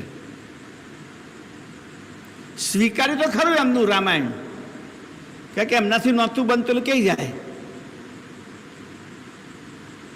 પણ ભીલ તરીકે સ્વીકારે કે છે, એમને બદનામ કરવા માટે. એટલે અમે તો બધા મંચ પર બેઠા બેઠા જે પટલાઈ કરતા હતા એમાં પથ્થર પડ્યા. જે કોઈ ભાઈ ભાષણમાં બધી પટલાઈ કરતા હતા એટલે પથ્થર પટલ પણામે કે તમે મોટા પટેલિયા થઈને ફરો, પછી પટલાઈ કરો છો, પણ તમારી પટલાઈનો ધિક્કાર છે. ધૂર પડી એનો મતલબ પણ ધિક્કાર છે, પથ્થર પડે એને મતલબ પણ ધિક્કાર છે. મોટપણા મેં મગહર મરકત, આ બહુ અટપટો અર્થ છે. હર એટલે અગ્નિ, મગ એટલે મારગ, અને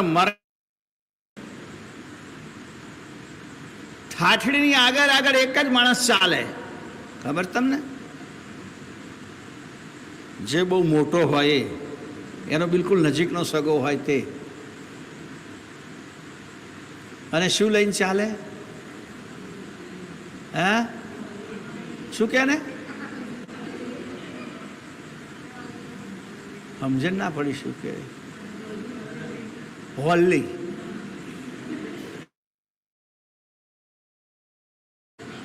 હા, શું લઈ જાય? દેવતા, અગ્નિ.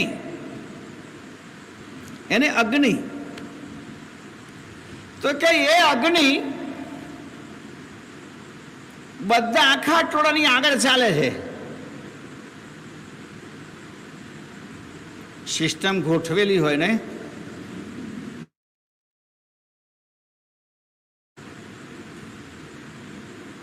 એટલે મોટી છે. પણ એ અગ્નિ એમ જતો હોય માણસ લઈને અને ટોળામાં જ કોઈકને એમ થાય કે હારી બીડી પીધા વગર ચાલે એમ નહીં, તો પેલા કે જ્યારે ઊભો લઈને સળગાઈ લો.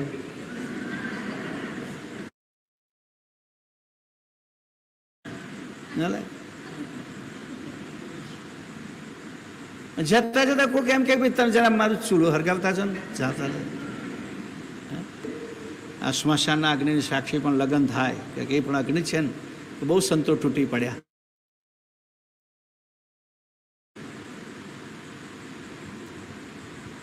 અગ્નિ કશા કામનો નહીં.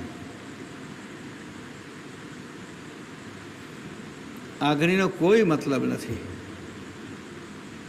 જો કે અમે એક વખત આ અગ્નિમાં તાપવા ગયેલા.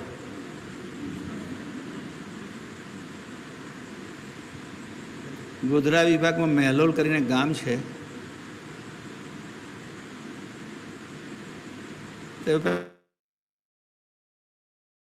અમે જંગલમાં રાખતા હતા. 1984-85ની વાત, અરે 1978-79-80ની વાત, 82ના મહોત્સવ પહેલાં. એક કેમ્પ જંગલમાં જ રાખવાનો, રાત્રે બધા ત્યાં જ રહેવાનું. એવો અમારો મહેલોલમાં કેમ્પ હતો. એટલે મહેલોલ ગામથી દૂર એક નદી છે, ત્યાં લોકો પસંદ કરી કે આ જગ્યાએ કેમ્પ કરીએ. આગલા દિવસે જતું રહેવાનું બપોરે, રાત્રે ત્યાં જ રસોડું બનાવીને ખાવાનું, ત્યાં જ રાતે સૂવાનું, આખી રાત ત્યાં રહેવાનું. સવારે બપોરે 12 વાગ્યા સુધીના પ્રોગ્રામ હોય. અને નસીબ એવું પડ્યું કે અમે 4-5 વાગે કે 2-3 વાગે ગયા છે, માવઠું પડ્યું. પલળવા માંડ્યા, ટાળવા માંડી. ત્યાં તો નજીકમાં સ્મશાન હતું અને કોક લોકોને બાળીને લોકો ગયા હતા. મેં કહ્યું ટાળી મળ્યું ના કરતા ત્યાં જઈને બેસવું સારું. કે એ વખતે છોકરા હતા તો બધા મારા જેવા ગરડા થઈ ગયા. મોટા મારા કરતાં મોટી ઉંમરના આવતા તે વખતે. કારણ કે 78-79ની વાત કરું તમને હું. એટલે આપણી ચડીને 27-28 વર્ષની ઉંમર. એટલે મરકટનો અગ્નિ, મરકટ એટલે સ્મશાન. પણ એમ અગ્નિ કોઈ કામનો નથી. એમ તો કઈ મોટો હાવ, ગમે એટલો મોટો, અમારા ગામમાં સૌથી મોટો, બહુ પૈસાવાળો, પણ જ્યાં સ્મશાનનો અગ્નિ કશા કામમાં આવતો નથી, એમ તારી મોટાઈ પણ કોઈના માટે લાભદાયી નથી. મોટો ખરો, પણ મોટો કોને કહેવાય? ઝાડ મોટું હોય તો કેવું થાય કે જેના છયા નીચે 2-5 માણસો આવીને બેસે, 5-10 પશુ આવીને બેસે, અથવા એના પર 25-50 પક્ષીઓ માળો કરે, તો એના કારણે કોકને રાહત મળે, એને ફળ લાગે માણસ. પણ તો કશાય કામની નહીં એની મોટાઈ. એટલે કશા કામની એની મોટાઈ નથી. એની કોની સાથે સરખાવવી? તો કે સ્મશાનના અગ્નિ સાથે સરખાઈ. પરમ ગુરુ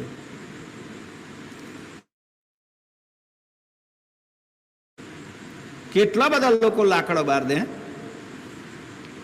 કોલસાવાળા નહીં જોતા કાદ કચરો હોય તો ભર લઈને કોથરામાં શિયાળામાં સગરી મૂકવા કામ લાગશે. કોઈ જાય જ નહીં, કોઈ અડે જ નહીં. તો તું મોટો છું, પણ તારી મોટાઈ સ્મશાનના અગ્નિ જેવી છે. શલ્યા શાણપણામે. તું બહુ ડાયો છું એમ તારી જાતને માનું છું, બહુ શાણો છું, પણ તારા શાણપરમાં શલ્યા એટલે બહુ મોટો પથરો. કે ડાયો થઈને ત્યાં કર્યો શું? આત્મકલ્યાણની કોઈ પ્રવૃત્તિ ના કરી શક્યો, ધર્મનું કોઈ કાર્ય ના કરી શક્યો, ગુરુના શરણે ના જઈ શક્યો, તો પછી ડાયો કહેવો કેમનો? આ કઈ જાતનો ડાયો? કઈ બાજુથી ડાયો? તારા ડાફણમાં પણ મોટો પથ્થર પડ્યો એમ કહી શકાય, કારણ કે તારું શાણપરું, તારું ડાપણ કોઈના માટે કામ લાગ્યું નહીં. ડાયો માણસ તો જેની પર બુદ્ધિ હોય તો બુદ્ધિ વડે કોકનું કલ્યાણ કરે, કોકને મદદરૂપ થાય, કોને સાચી સલાહ આપે, કોકને કંઈક સારા માર્ગે વાળે કહેવાય. તું ડાયો છું તો તું પોતે પણ ધર્મ માર્ગમાં વળ અને બીજાને પણ વાળ, તો તું ડાયો કહેવાવ. તઈ દિવ્ય પરમ ગુરુ કહે છે કે બધું નકામું છે. આ મોટો ધનવાળો હોય તો એ ધન ધિક્કારને પાત્ર છે. આગેવાન બન્યો હોય નાતનો તો પણ એના પર ફિટકાર પથ્થર પડે સમાન છે. એ સૌથી મોટો પોતાની જાતને માનતો હોય તો સ્મશાનના અગ્નિ સમાન છે. તારા મોટપણમાં સ્મશાનનો અગ્નિ જ પડે એમ કહેવાય. અને બહુ શાણો હોવ તો પણ એમાં શલ્યા પડી છે, કશા કામનું નહીં કહે છે. રાજપણામે તે ભૂંદુ અપરાધી અંધુ બૂચટ કાંઈ ન. રાજપણામે રસ રસ્તાની રજ રસ્તાની રસ્તાની રજ તારા રાજપણામાં રાજા હોય તો શું કહે છે? આમાં ધૂળ પડી એક જાતની. રસ્તાની ધૂળ બહુ ઝીણી હોય, વારંવાર તેને ગાડા જતા હોય, આ જતા કે પહેલાં તો ગાડા જ જતા હતા ને, તો આમ મહીન મહીન થઈ ગઈ હોય, એટલે દેખાય નહીં પણ મેં પડેલી હોય. કેમ? કે જગદીશને ના જાણ્યા. જો તું શાણો હતો તો ભગવાનનું ભજન કરવો જોઈતો હતો, ધનવાન હતો તો પણ કંઈક ધર્મમાં આવ્યો હતો કે પુણ્યદાન કરત, તારું ધન સારા માર્ગે જાત. કોઈ જ્ઞાતિનો આગેવાન હોત તો તારી પાછળ પાછળ અનેક લોકો. રાજા જો ધાર્મિક હોય તો આખા રાજ્યને ધાર્મિક બનાવે, બધી પ્રજાને ધર્મ તરફ દોડે. પણ એ ધાર્મિક ના હોય તો એનું રાજપાટ પણ કશા અર્થનું નહીં. આ પ્રમાણે આ ભૂંદુ અપરાધી અંધ અને બુચટ એને કાંઈ સમજ પડતી નથી. પઢિયા ગુણિયા હોય વ્યાકરણી જોશી જોશ જોવંતા નિજ અનભે બિન કાજ સરત નહીં વરથા વાદ વદંતા. પઢિયા ગુણિયા હોય વ્યાકરણી, બહુ ભણેલા હોય, લોકો એમને બહુ ગુણવાન માનતા હોય, અને બહુ વ્યાકરણી હોય, વિદ્વાન હોય. જ્યોતિષી એવા હોય કે બધાના જોશ જોતા હોય, પરંતુ અને અનુભવ એટલે અનુભવ, નિજ ચૈતન્યનો અનુભવ જ્યાં સુધી થાય નહીં ત્યાં સુધી એમનું મોક્ષરૂપી કાર્ય બનતું નથી, મોક્ષરૂપી કાર્ય સિદ્ધ નથી થતું, તત નહીં. અને આ જેમ જેમ બહુ મોટા ભણેલા ગણેલા હોય ને, અને આ વિદ્વાનો જ્યોતિષો એ મિથ્યાવાદમાં બહુ ઉતરી જાય. વાદ વિવાદમાં બહુ રસ હોય. આપણે તો એવા કેટલા છે, 2-5 ગ્રંથોની ચોપાઈ આવડી ગઈ, થોડુંક જરા ભણ્યા અથવા થોડો ગ્રંથોનો અભ્યાસ કર્યો, તને આવડે કે નહીં જાણવા? તમે જવાબ આપો કે ના આવું નહીં, આમ કરવાનું. તાકે તું જાણે તો શું કા પૂછતો જ? આ વાદ વિવાદ કરનારા લોકો એટલે વૃથા વાદ વદંતા, વૃથા મિથ્યાવાણી. કે પેલા શક્તિ પરેશાન પરિપીડનાય, આ દુષ્ટના માટે, વિદ્યા વિવાદ માટે, ધન રોજ નવા નવા કપડાં પહેરી બતા જો આજે ફલાણા મોલમાંથી લાયા આટલું,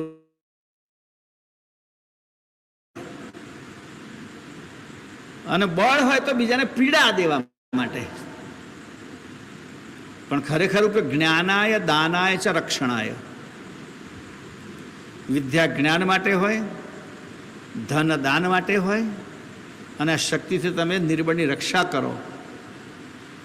આ રીતે જેનો ઉપયોગ થાય એ માનવ સજ્જ. પેલા વાદ વિવાદમાં બધું વાપરે એ જ્ઞાની ન કહેવાય, દુષ્ટ કહેવાય. બાપજીની ભાષામાં કહું તો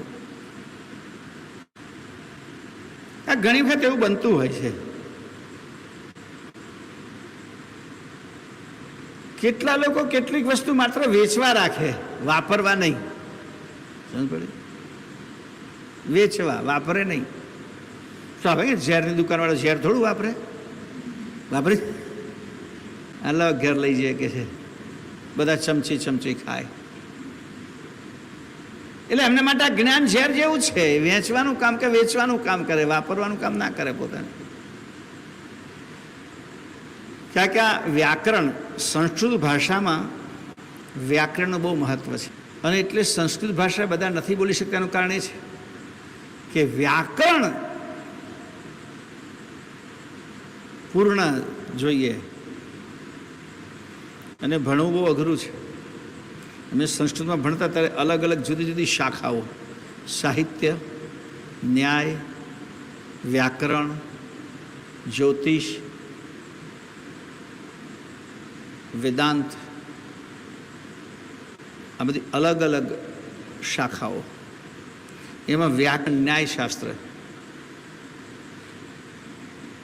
એટલે અમુક જ વિદ્યાર્થીઓ એમાં જાય. જેમને ખાલી ગ્રેજ્યુએશન કરવું, સર્ટિફિકેટ જોઈએ, શાસ્ત્રી કે આચાર્ય બનવું હોય, એ ગમે તે સાહિત્ય લઈને કરી દે. કે સાહિત્યને સારું પડે. સાહિત્યમાં બધા ગ્રંથો એટલે કથા કરવામાં ફાવે ને. પછી પુરાણો બધા સાહિત્યમાં આવે. કથાકાર બનવું હોય મોટે ભાગે, ભણી ગણી સુધી કથાકાર બની જાઓ. એ આ વ્યાકરણ અઘરું છે, પણ છતાં અઘરું છે છતાં કેટલા લોકો વ્યાકરણ વિદ્વાન હોય છે. પણ આ બધા નિજ લક્ષ્યવાળા નહીં,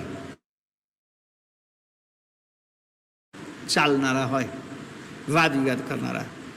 પંડિત હોય તો પશુ સરીખા, વેડ પદંતા વછવા, ગાયત્રી જપિયા જંગલ જટ, જે જ્ઞાની દ્રોહી સરવા. પંડિત હોય તો પશુ સરીખા, આત્મલક્ષ્ય વગરના. પંડિત હોય તો પશુ જેવા, ઢોરને કશી ખબર ના પડે બસ. અને વેદ ના વિદ્વાન હોય, વેદ વાંચક હોય, વેદ પાઠી હોય. વેદ પઠનતા એટલે વેદ પાઠી. વાછડા જેવા છે. જેમ વાછડું ટાઈમ થાય એટલે મોગળવાનું ચાલુ કરે, બીજું કશી ખબર એને પડે નહીં. વેદ બોલેલા આપણને કંટાળો, હું હા કરી મૂકે. અને ગાયત્રી આદિ મંત્ર જપવા વાળા જંગલી જેવા છે. જટ, અનાડી. જટ એટલે જિદ્દી, જિદ્દી સ્વભાવના. અને આ બધા ભેગા થઈને જ્ઞાનીઓનો દ્રોહ કરે. ઈર્ષ્યા ને દ્રોહ. અક્ષતબાને રોકનારા બધા કોણ હતા? કે આ બધા પંડિત પઢિયા, જ્યોતિષી, અને આ બધા છે કે વેદ ગાયત્રી બધું કહ્યું તેમાં ના જતા. બધા કેમ રોકતા હતા? કે જ્ઞાનીનો દ્રોહ કરતા હતા અને ઈર્ષ્યા કરતા હતા. મોટા ભાગની ઈર્ષ્યા, મોટા ભાગે ઈર્ષ્યા કરનાર. કારણ કે ઈર્ષ્યા કેમ થાય? કે આમણે બધાએ ધર્મને પોતાની આજીવિકાનું સાધન માન્યું છે, અને આજીવિકાનું સાધન માન્યું એટલે એમને બહુ જ ચિંતા થાય કે આપણી આજીવિકા કોઈ લઈ ના લે. બીજા બધા મૂડી રોકીને ધંધો કરતા, એટલે એમનો કોઈ હરીફ આવે તેને એટલી મૂડી રોકવી પડે. કોઈ વેપારી મોટો વેપાર કરતો હોય, બીજો આવે તને ઈર્ષા ના થાય. કેમ થાય કે પેલો જૂનો જામી ગયેલો હોય ને, એના ઘરાકો બંધ ગયાની મૂડી એટલી હોય કે પેલા જેટલું કામ ના કરી શકે. કોઈ ખેડૂત બીજો ખેતીવાળો ઈર્ષા ના કરી શકે. કેમ થાય કે એની પાસે જેટલી જમીન છે એમાં ખેડવાનો છે, ગમે તેમ કરે તો. પણ યજમાન વૃત્તિવાળા ચોક્કસ ઈર્ષા કરે. કેમ થાય કોઈક બીજો આવે અને જેમ તેમ ફરી સસ્તામાં કરી આપે તો પેલાને બીજાનો પ્રોબ્લેમ, અથવા વેચાઈ તો જાય કમસે કમ. કે એમણે તો કોઈ મૂડી વગરનો ધંધો છે. અત્યારે મોંઘી છે, 20-22 રૂપિયાની ચોપડી મળે અત્યારે વિધિ કરાવવાની. અંતે તમે જોજો, બહુ ધ્યાન રાખીને જોજો. તમારે તો કદાચ કોઈ વિધિ કરાવે બ્રાહ્મણ તો જોજો એની ચોપડી એટલી જૂની ફાટલી થઈ, એના દાદા વાપરતા ત્યારની હોય, એ નવી લાવે જ નહીં. એના પર એનો બધો વેપાર ચાલે કે છે. એટલે આગળ તારણ તરણ પ્રતાપ પુરુષની ગતિ ન પ્રીછત ગેલા, અંતરના અભિમાન ભરેલા, મધુ ભુગતાવત મેલ છે જ્ઞાનીઓની. તો જ્ઞાની પુરુષો તરણ તારણ છે. તરણ તારણ, તરણ તારણ તેને કહેવાય છે પોતે તરે અને બીજાને પણ તારે. એ તરણ તારણ છે. એની ગતિને આ ગહેલા, ગહેલા એટલે ગોંડા, ગોંડ પણ વલણ કરવા વાળા, જડ બુદ્ધિ વગરના, એમની ગતિને ઓળખતા નથી, જાણતા નથી, એટલે જ્ઞાનીનો દ્રોહ કરે.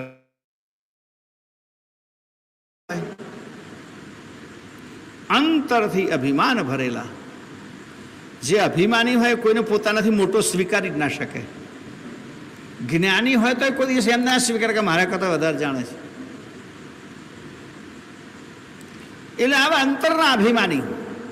અને પાછું મધુ ભુગતાવત મેલા, એ મધુની વાત કરી છે. દારૂ પીતા હોય, યુપીમાં તમે જાઓ, મથુરાની અંદર તો મથુરા અમે બદ્રીનાથ જઈએ, કેદારનાથ જઈએ, એ બ્રાહ્મણ એટલી બધી આવક હોય, બધા જ ગાંજાખોરિયા, બધા જ ભાંગ અને ગાંજો તો લેતા જ હોય. અને આપણે ત્યાં મોટા ભાગના મસાલાવાળા, જોજો તમે, મસાલાવાળા જ હોય. એટલે મેલા કે જે કંઈ વ્યસની હોય કોઈ દાડો સદાચાર પાડી જ ના શકે વ્યસની માણસ. તમાકુ મોઢામાં હોય, એ મંત્રોચ્ચાર બોલે તારે ચોપડી અડધી તો પલળી જાય. વાજરોટ આવે ને, નિયમ તો એવું છે કે ભાઈ આપણા મોંની મોઢાને અડ્યો હોય ને. અમારે તો નિયમ હતો, નેમી મહારાષ્ટ્ર વખતે જ્યારે જમવા જઈએ અમે, ત્યારે અમારો પોતાનો લોટો અને પોતાની થાળી વાડકી લઈને જવું પડે. અને દરેકને લોટા ઉપર પ્યાલો હોય, એટલે લોટામાંથી સીધું પાણી કદી ના પીવાય. ગોળ નાનો પ્યાલો, લોટા પર ઊંધો પાડેલો હોય અને બે કામ, એટલે એમ લોટો પકડીએ ને પ્યાલો અંદર પકડાઈ જાય. અને જમવા બેસે ત્યારે ઉપર લોટા પર પ્યાલો રાખવાનો જ, ઊંધો પાડેલો. એક તો એક ઉપર પડે તો પાણીમાં કશું પડવું ના જોઈએ, અને લોટામાંથી પ્યાલામાં પાણી પાડીને પછી જ પીવાનું. એટલી બધી ચોખ્ખાઈ. એક વખત મારે ત્યાં બનારસમાં શું થયું, અહીંથી બધી થાળીઓ બાળીઓ ગુરુજી લઈ ગયેલા જૂની બધી, એટલે બહુ વપરાયેલી હોય ને, જર્મન સિલ્વરની થાળી મોટે ભાગે હોય, બહુ વપરાયેલી હોય અને બધું. એટલે વચ્ચેથી પાછી ગોળ થઈ ગઈ હોય. હવે આમ દબાઈએ તો ઠુક એ બાજુ બોલે, આ બાજુ ઠુક આ બાજુ બોલે, ડખુક ડખુક જોડે સાથે બાજુ વાગે જ. તો હું જમવા બેઠો એક હાથે હું આગળ આમ પકડી રાખવાનું, આ ડખક ડખક ના થાય. બાપજીએ તરત ઊભો કરી દીધો. હું આમ બતાવું કે નથી થયો ગુરુજી જીવન, મેં એવી રીતે આમ ચપટીથી પકડી છે થાળી કે મારો હાથ એઠો થયો જ નથી. મને કે એઠા વાસણને પકડી એટલે હાથ એઠો ગણાય, એ કે ચોટી હોય તો જ એઠો થયું માનવાનું નહીં. હવે આટલી બધી ચોખ્ખાઈ ને આટલી બધી પવિત્રતાની ને આચાર વિચારની વાત હોય તો આ તમાકુ ખાવાવાળો શું કરે કહો? તમાકુ વાળો માણસ એટલે મેલો કહેવાય, ગંદો. આપણે તો કહેવત છે, પહેલા તમાકુનું 3 રીતે સેવન થતું હતું. એક ધૂમ્રપાન, બીજું ખાવાનું, અને ત્રીજું અમારી મહિલાઓ કરતી હતી ગરડી. હે આમ ખેંચે તે તમારા જોવા તો છેક ત્યાં ચોટીએ પહોંચે. અત્યારે ઓછું થઈ ગયું. એની જગ્યાએ બેનો મસાલા શોધી કાઢ્યા. હવે બેનો મસાલા ખાયો.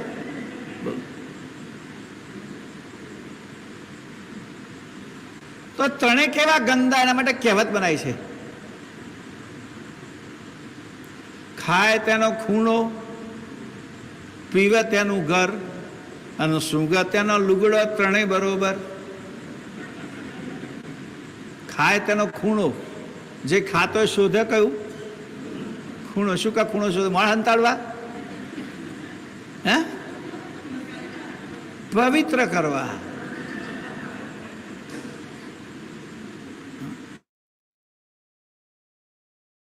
આપણે ખબર આપણે હોસ્પિટલમાં જોજો, આઈ હોસ્પિટલ દાદરો ચડજો તમે, બધા ખૂણામાં દેવતા બેહાડી દીધા છે. હનુમાનજી બેહાડ્યા છે, કોઈ કે રામજી બેહાડ્યા છે, ક્રિશ્ચનોનો ક્રોસ એવો બેહાડ્યો છે, મિયાની પેલી ઉર્દુ લખેલી ટાઇલ્સો મારી છે કે દેવો છે. બધા ખૂણા હાચવે, તમારી રક્ષા કરે. અમારા ખૂણાની રક્ષા કરે છે. ક્યાં કોઈ આમ કોણ છો તો પેલું ચાલ્યા હનુમાનજી છે.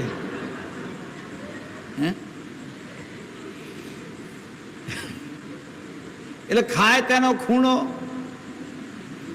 આ હું બેઠો છું એની પાછળ દિવાલ છે, એની પેલી બાજુ જોઈ આવજો શું છે. દિવાલની રક્ષા માટે બધા દેવતાઓ બેહાડી દીધા આપણે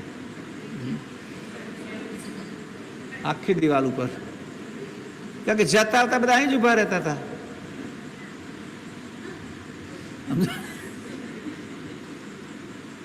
તો ખાય તેનો ખૂણો, સૂંઘે તેના લુગડા.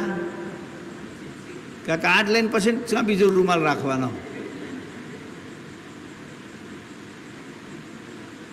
અને પીવે તેનું ઘર, આખા ઘરમાં ઠૂંઠા પડ્યા હોય.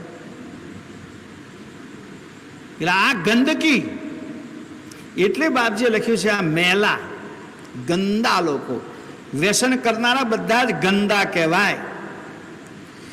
76 સત જુગત રહેતાની, ઈષ્ટ પરી જે પૂજે, તે ભોંદુ અપરાધી અંધુ, બૂચટ કાય ન બૂજે. 76 સત ગુરુ ત્રેતાની, સતયુગ ત્રેતાની. સતયુગ અને ત્રેતા એની 76. આ 76 નો અર્થ શબ્દકોશમાં કેવો આપે છે ખબર છે? ડિક્શનરીમાં 76 એટલે તેનો અર્થ માતા કે દેવી એવું નથી કરી શબ્દકોશમાં. સ્ત્રી પ્રેતાત્મા એવો અર્થ શબ્દકોશમાં કરેલો છે.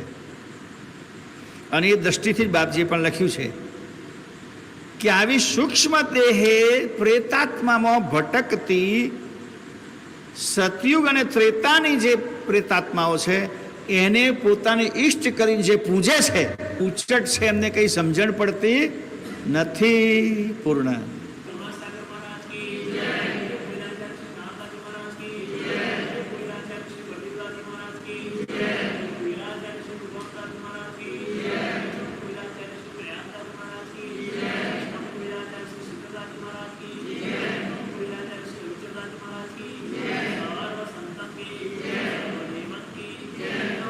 सत केवल साहे।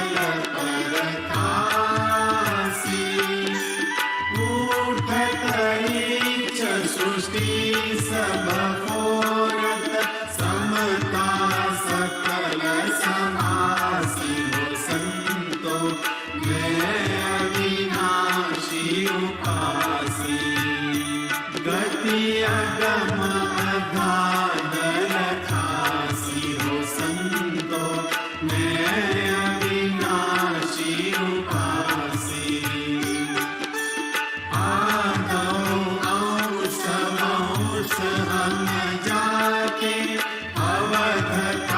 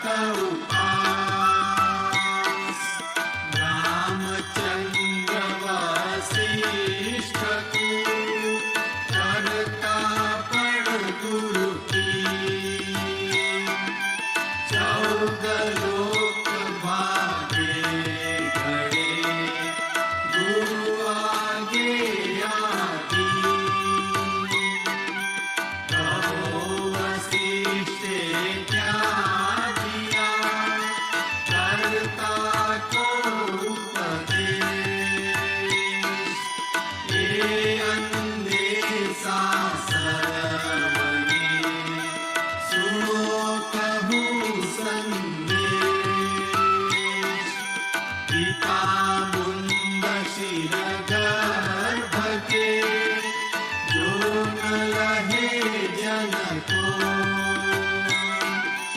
कहे राजा के रंग कही करा अजाया दो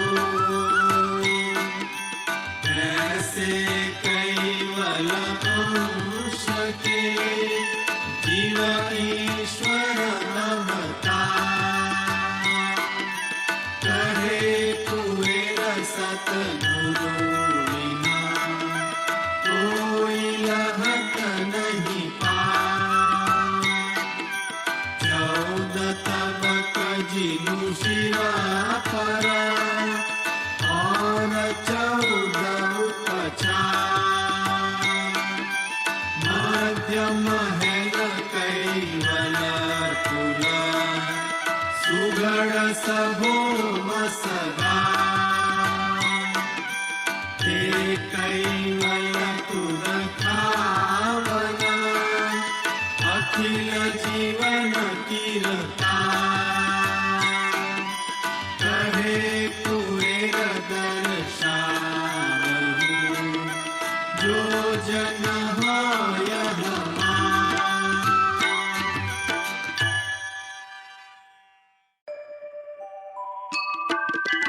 पहली आरती प्रेम हुलासा अनंत कोटि जाकरत विलासा आरती करत निगम हरिदासा हरि हरि अगम अगोचर अविगत वासा दूसरी आरती दीर्घ मूरत की देव सकल दिव्य मंगल मूरत की आरती करत निगम हरिदासा हरि हरि अगम अगोचर अविगत वासा तीसरी आरती सकल सुमत की ब्रह्मा विष्णु महेश्वर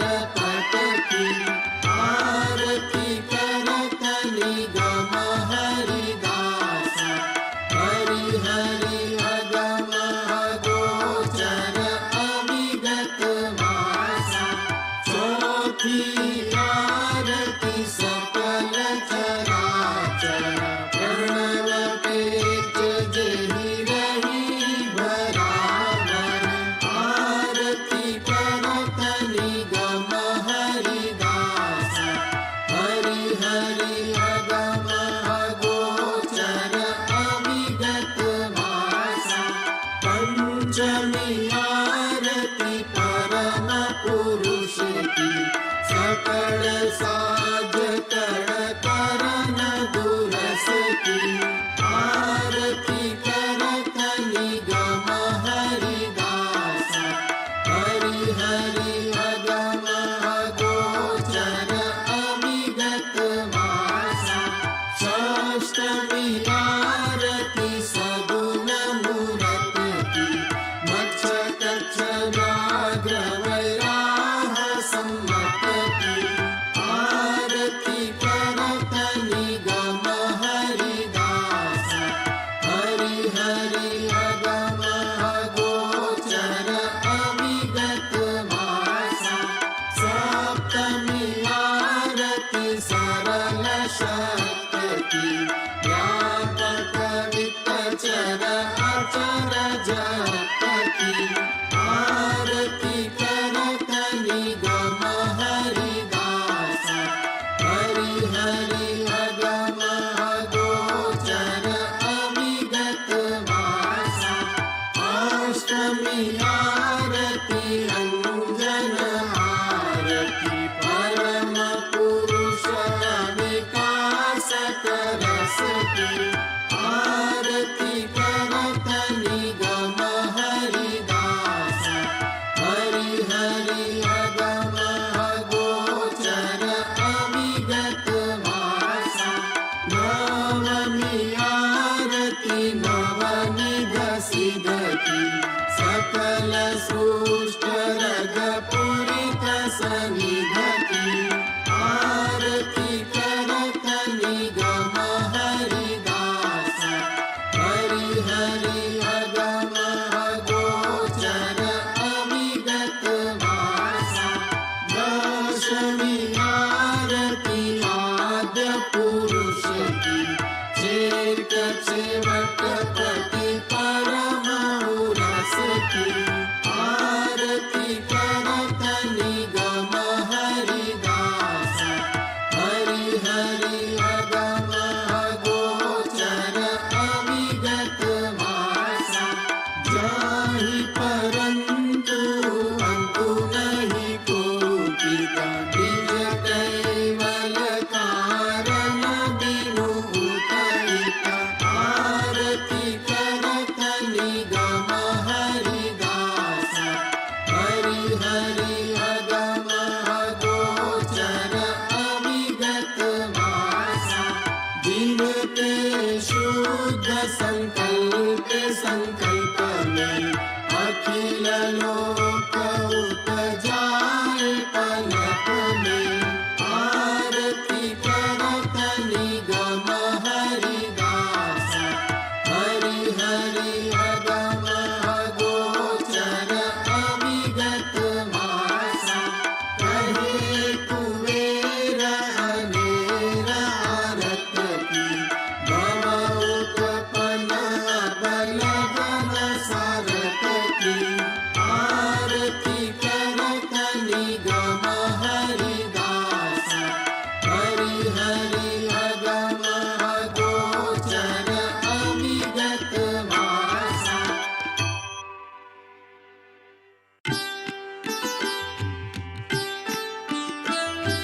सस्वयंग सदपदंग सर्वमोक्षदायकम् अद्वैतंग अनुश्रुतंग भववितंग ईश्वरे तत्त्विताय तदपदंग साम्रताय साक्षियम् मंगलाय महद्गतंग अहं नमामि गणपति देवादियंग चैतनंग यदलोकं सहितयं व्यापितंग विश्वयंग अकलिदंग अनुरणे नवगतंग अनुभवे नवार पार अन्तयं सर्वमे स्वच्छन्दनंग जय जय श्री कुबेर कैवलम् आद्य सकृत स्वराज करुणेश कैवल करता की जय। श्री कृष्ण स्वामी महाराज की जय। परम गुरु श्रीमद करुणा सागर महाराज की जय। द्वितीय कुबेराचार्य श्री नारायणदास जी महाराज की जय। तृतीय कुबेराचार्य श्री बलदेवदास जी महाराज की जय। चतुर्थ कुबेराचार्य श्री भगवान दास जी महाराज की जय। पंचम कुबेराचार्य श्री प्रयागदास जी महाराज की जय। षष्ठम कुबेराचार्य श्री शीतलदास जी महाराज की जय। सप्तम कुबेराचार्य श्री अविचल दास जी महाराज की जय। श्री सब संतन की जय। श्री सब देवन की जय। श्री ज्ञान संप्रदाय की जय। श्री गुरु गादी सारसापुरी की जय। श्री कैवल धाम की जय। संध्या आरती पूर्णावर्ती का सत कैवल साहेब।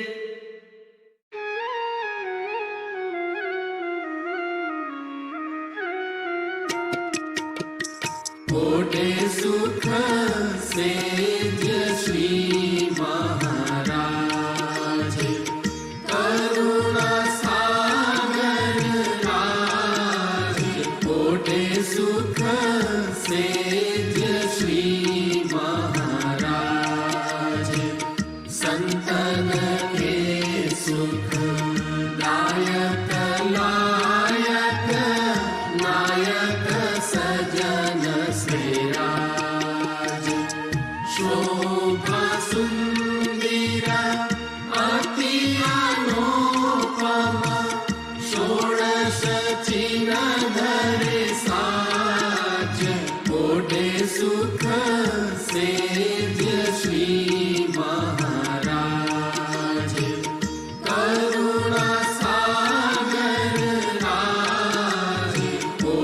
सुख सेव्य श्री महाराज कला खटदश विभूति पूरण परम गुरु जग काज लाए लक्ष्य अलौकिक अनुभव सुरगति नाही समाज ओढ़े सुख सेव्य श्री महाराज करुणा सागर राज ओढ़े सुख सेव्य श्री महाराज नवघन श्याम स्वरूप स्वामी दामी कहत दलदाज तेज पुंज प्रकाश पावन करत रहत जन लाज ओढ़े सुख सेव्य श्री महाराज करुणा सागर राज ओढ़े सुख सेव्य श्री महाराज चंदन सेज जड़ित्र सोवर्ण पुष्प पिछोड़ी बिछाद अत्तर अरग की लपट लगावत सुगंध केशर ताज ओढ़े सुख सेव्य श्री महाराज करुणा सागर राज ओढ़े सुख सेव्य श्री महाराज सेवा करन सब सूर आए संत सजन को समाज आनंद को अति होत को लाभन हर के गरीब नवाज ओढ़े सुख सेव्य श्री महाराज करुणा सागर राज ओढ़े सुख सेव्य श्री महाराज श्रीमत कुबेर सब दास को दल देखी उचरे आवाज नारायण दास आशा पद रजती पूरे पूरण काज ओढ़े सुख सेव्य श्री महाराज करुणा सागर राज ओढ़े सुख सेव्य श्री महाराज आद्य सकृत स्वराज करुणेश कैवल करता की जय श्री कृष्ण स्वामी महाराज की जय परम गुरु श्रीमद करुणा सागर महाराज की जय